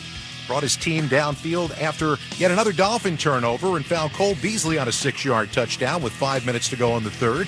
And then 3 minutes later, brought his team downfield again, this time at the end of a 5-play, 68-yard drive with a pretty pitch and catch. Play clock is down to 5. Trips to the right side. Allen out of the gun, looking to throw again. Throws toward the end zone. He's got Gabe Davis along the sidelines. Touchdown, Bills. 23 yards. He beat Eric Rowe. And boy, oh boy, did Josh Allen drop that on a dime. 33-24 Buffalo. And Davis, a superb play to get both feet in the corner of the end zone. With the extra point, it was 34-24. The Dolphins did score early in the fourth, but they come up short in their attempt to come back in this ball game, and Buffalo hangs on for a 34-31 win. Buffalo survives and advances, and for Josh Allen, who threw for 352 yards and 3 scores today, he says this is just the beginning. We set goals at the beginning of the year. We've got one goal in mind, and that's to win a world championship, and to do that, you gotta win the playoffs. So we're looking forward to our next matchup. I don't know who it's going to be against, but I know it's here. We're going to need Bills Mafia in the building, being loud and disruptive. I thought they did a good job tonight, so shout out to our fans. Well, Josh, we know by now it's going to be the Cincinnati Bengals coming to town next week. On the other side, the Miami Dolphins season is over. Skylar Thompson, playing in just his third NFL start, attempted 45 passes in this game today. He threw for a touchdown, but also a couple of interceptions. Here's what he had to say after the game. It's unfortunate we couldn't come out with a win because I felt like our team fought really, really hard today. You could tell there was no quit in us, and walking into this game, nobody gave us a chance at all. And we had a chance to win it, and that's what you want. And it speaks volumes about the fight in this team, the guys that we have in this locker room, the people we have in this organization from top to bottom. And I do feel like we are moving in the right direction in this organization, and guys are hungry. Dolphins and their fans left to wonder as their season comes to an end what would have happened had they remained healthy in the quarterback room. As we said, Buffalo advances to the divisional round next week. They will host the Cincinnati Bengals. Game number 2 of our triple header took place in Minnesota today, and that was a rematch of the Christmas Eve game between the New York Giants and the Minnesota Vikings that came down to the final play and a 61-yard Greg Joseph field goal that won it for Minnesota. Vikings put together a tremendous drive the first time they touched the ball in the game. 12 plays and 75 yards, taking more than 6.5 minutes off the clock. Kirk Cousins got in with a 1-yard run, and Minnesota had a quick 7-0 lead in this ball game. But the New York Giants looked in a lot of ways like a different team in the first half of this game. Their very first drive was 75 yards, and it took them only 5 plays. Saquon Barkley, finally getting a chance to play in the postseason, is the one who finished it off. 1st and 10, snap in the pitch out. It's Barkley, a block from the left tackle. He goes past the 25, far sideline, 20, breaks a tackle, 10, 5, touchdown, he's in. What a run! Swerving by defenders, rocketing down the sideline. Saquon Barkley with a 28-yard sideline touchdown run. Breaking tackles on the way and terrific blocking led by Andrew Thomas. And they're within an extra point, Micah, tie in the game. The award-winning Kevin Harlan with the call right here on Westwood One alongside Mike Mayock. And Saquon Barkley got into the end zone. It was the beginning of an amazing first quarter for the Giants. Their second possession took them 4 plays to go 81 yards. This is the Giants, the explosive offensive team. The Giants fans were scratching their heads. But Daniel Jones threw a touchdown pass to Isaiah Hodgins, and the Giants had themselves a 14-7 lead. Then New York put together, get this, a 20-play drive that took almost 11 minutes and most of the second quarter. They couldn't get the ball into the end zone. Actually, they did. It was called back by a penalty. Had to settle for a Graham Gano 25-yard field goal and a 17-7 lead. That's when Minnesota, though, came to life as they got the football back. Kirk Cousins moved them downfield, and just before halftime, Minnesota Vikings got back in the ballgame. Shotgun snap on 1st and 10. Cousins back. Line drives a pass. Wide open. Spinning catch at the 1. Into the end zone. That is a touchdown. Caught by K.J. Osborne. Caught it belt high. Spun around in the hash and takes it in for 6. And the Vikings have cut it down to 4 just before halftime with the extra point coming up. 9-yard touchdown throw by Cousins. That extra point made it 17-14 New York at the break in this game, and everybody was wondering where was this going to go in the second half. Well, the Giants got very used to the idea of drives worth 75 yards or more because the first time they got the football in the second half, that's exactly what they did. A 6-play, 75-yard march with Daniel Jones running with the ball and throwing the ball and getting New York back into the end zone. Now 2nd down and 7 at the 9 of Minnesota. Jones under center, got the snap, fakes the handoff, rolls and throws wide open the tight end, far sideline, inside the pylon. Bellinger, touchdown. The Giants have scored again. Another touchdown pass, this of 9 yards to the tight end, Daniel Bellinger, a rookie out of San Diego State. And the lead of the Giants has grown 23-14 early in the second half in downtown Minneapolis. Minnesota went right down the field and got the answering touchdown at the midway point of the third quarter, and we knew we had a track meet on our hands in this one. Greg Joseph hit a 38-yard field goal early in the fourth. The game was tied at 24. But New York had one more 75-yard drive left in them, and it came in the early part of the fourth quarter. It took them 12 plays to get down the field, And the guy who got the first touchdown for New York today also got the last. Here they go again. Now they're at the 2, and it's 1st and goal. 2 tight ends. Jones under center. Got the snap. Hands to Barkley. Tries to submarine his way. He goes through. It's a touchdown running over the guard. He knights his way for a giant touchdown. And New York is taking a lead on a 2-yard drive inside over the guard by Barkley. It's 30-24. The Giants have tacked on 6 more. 31-24, but Minnesota would get one final drive as they tried to get downfield. Now, this is one of those spots where you need a touchdown. A field goal's not going to be enough. And ultimately, the Vikings were faced with a 4th down to try to keep the game and their season alive. 4th and 8 for the Vikings, down by 7 at their own 48. In the gun, Cousins, he gets the snap. The left tackle block. They rush 4. Pass caught Hawkinson with the leap at the 50. And he'll be shy of the 1st down. He picks up 3. And on downs, the ball is going to go over to the New York Giants with 1:44 to go. And the Vikings cannot stop it. The Vikings are out of timeouts. What a defensive play by New York. And the New York Giants get a win in the postseason for the first time since winning Super Bowl 46, 31-24, the victory over the Minnesota Vikings. It was led by their quarterback, make no mistake about it. Daniel Jones today, 24 for 35 for 301 yards, 2 touchdown passes, also 17 carries for 78 yards. First player in NFL history to have those numbers, better than 300 yards passing with 2 touchdown passes and more than 70 yards rushing. After the game, his head coach, Brian Daboll, generally a man of few words, was asked about his quarterback. Play good. Just good? Yeah, play good. Winning football. You seem to be understating how well he played in this situation. No, isn't good a good adjective to use? Good? Yeah. It's good? I'm not a writer. I'm just a coach. So, look, Daniel's, I've said it all year. He's been good for us. He continues to be good for us. And he played a good game. And I think there's a lot of other people that play good games, too, to help him play a good game. He'll be the first to admit it. But as the leader of our football team, I'm proud of him. Good.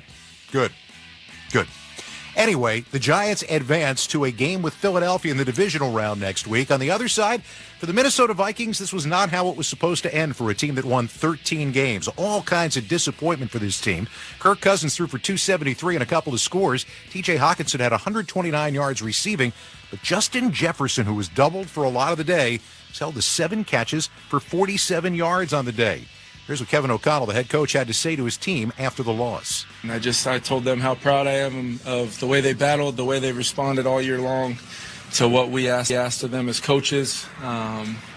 It's one of the closest connected groups in the entire NFL. These guys, there's real tears in there. There's real guys that expected to really have a chance to win a world championship. And you got to give the Giants a lot of credit.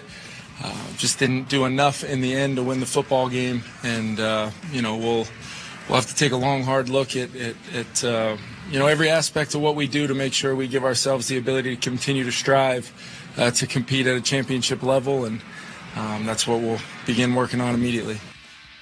For the Minnesota Vikings, the season comes to an end, but the Giants, as we said, move on. They will be in Philly next week.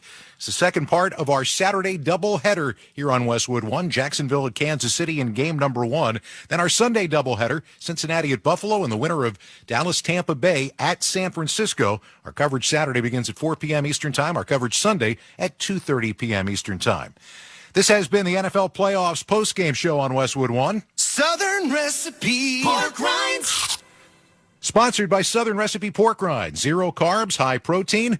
Find your rind in the snack aisle or at southernrecipe.com. We're going to wrap things up when we return. You're listening to the NFL Playoffs on Westwood 1.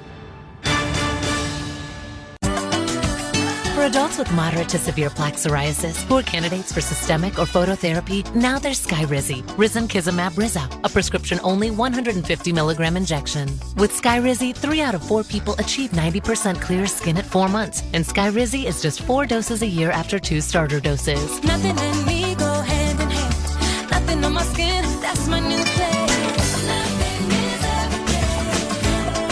Don't use if allergic to Skyrizi. Serious allergic reactions and an increased risk of infections or a lower ability to fight them may occur. Before treatment, your doctor should check for infection and tuberculosis. Tell your doctor if you have an infection or symptoms, such as fever, sweats, chills, muscle aches, or cough, or if you plan to or recently received a vaccine.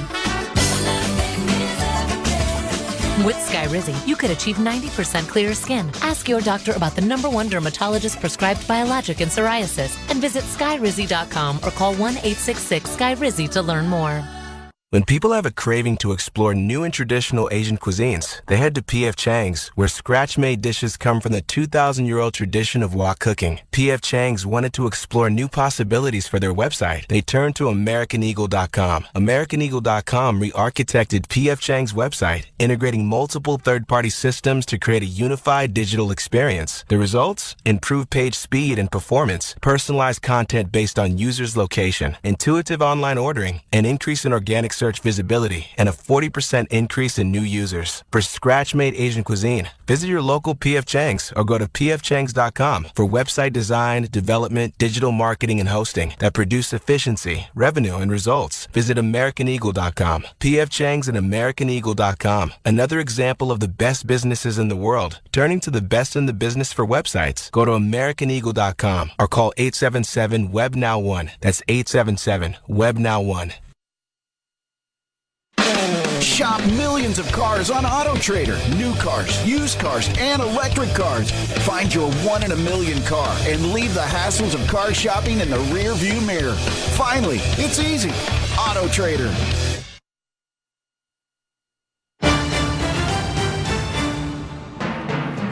Final score, Baltimore 24, Cincinnati 17. You've been listening to Westwood One's coverage of the NFL playoffs. Tonight's broadcast has been sponsored by NerdWallet, by Barbasol Shaving Cream, by Monster.com, by Culligan Water, by Progressive Insurance, and by NFL.com. I want to thank our crew for this evening. Studio coordinator Art Martinez, studio producer Brian Finkelstein, statistician Mike Blum, our spotter Russ Jackson. Production assistance provided by Kevin Messinger and Nathaniel Finch. Our engineer Daryl Doss, producer Larry Costigan, production supervisor Aaron Cummins, coordinating producer Mike Eby, executive producer of Westwood One Sports is Howard Deneroff. Don't forget to join us tomorrow night for the final game of Super Wildcard Weekend. Tampa Bay Buccaneers host the Dallas Cowboys. Kevin Kugler, Kurt Warner, and Laura Oakman have all the excitement. NFL Network's Rich Eisen kicks it off with a pregame show at 7:30 p.m. Eastern Time. Then next week, Westwood One is the only network to broadcast every divisional playoff game.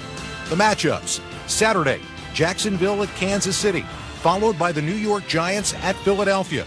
Our coverage begins at 4 p.m. Eastern Time. On Sunday, it's Cincinnati at Buffalo, and tomorrow night's Dallas-Tampa Bay winner at San Francisco. Our coverage begins at 2:30 p.m. Eastern Time. You can catch all those games right here.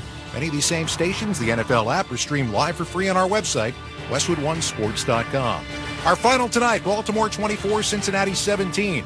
Earlier today, Buffalo 34, Miami 31, the Giants 31, Minnesota 24. For Ryan Radke, Mike Golick, and Ryan Harris, I'm Scott Graham.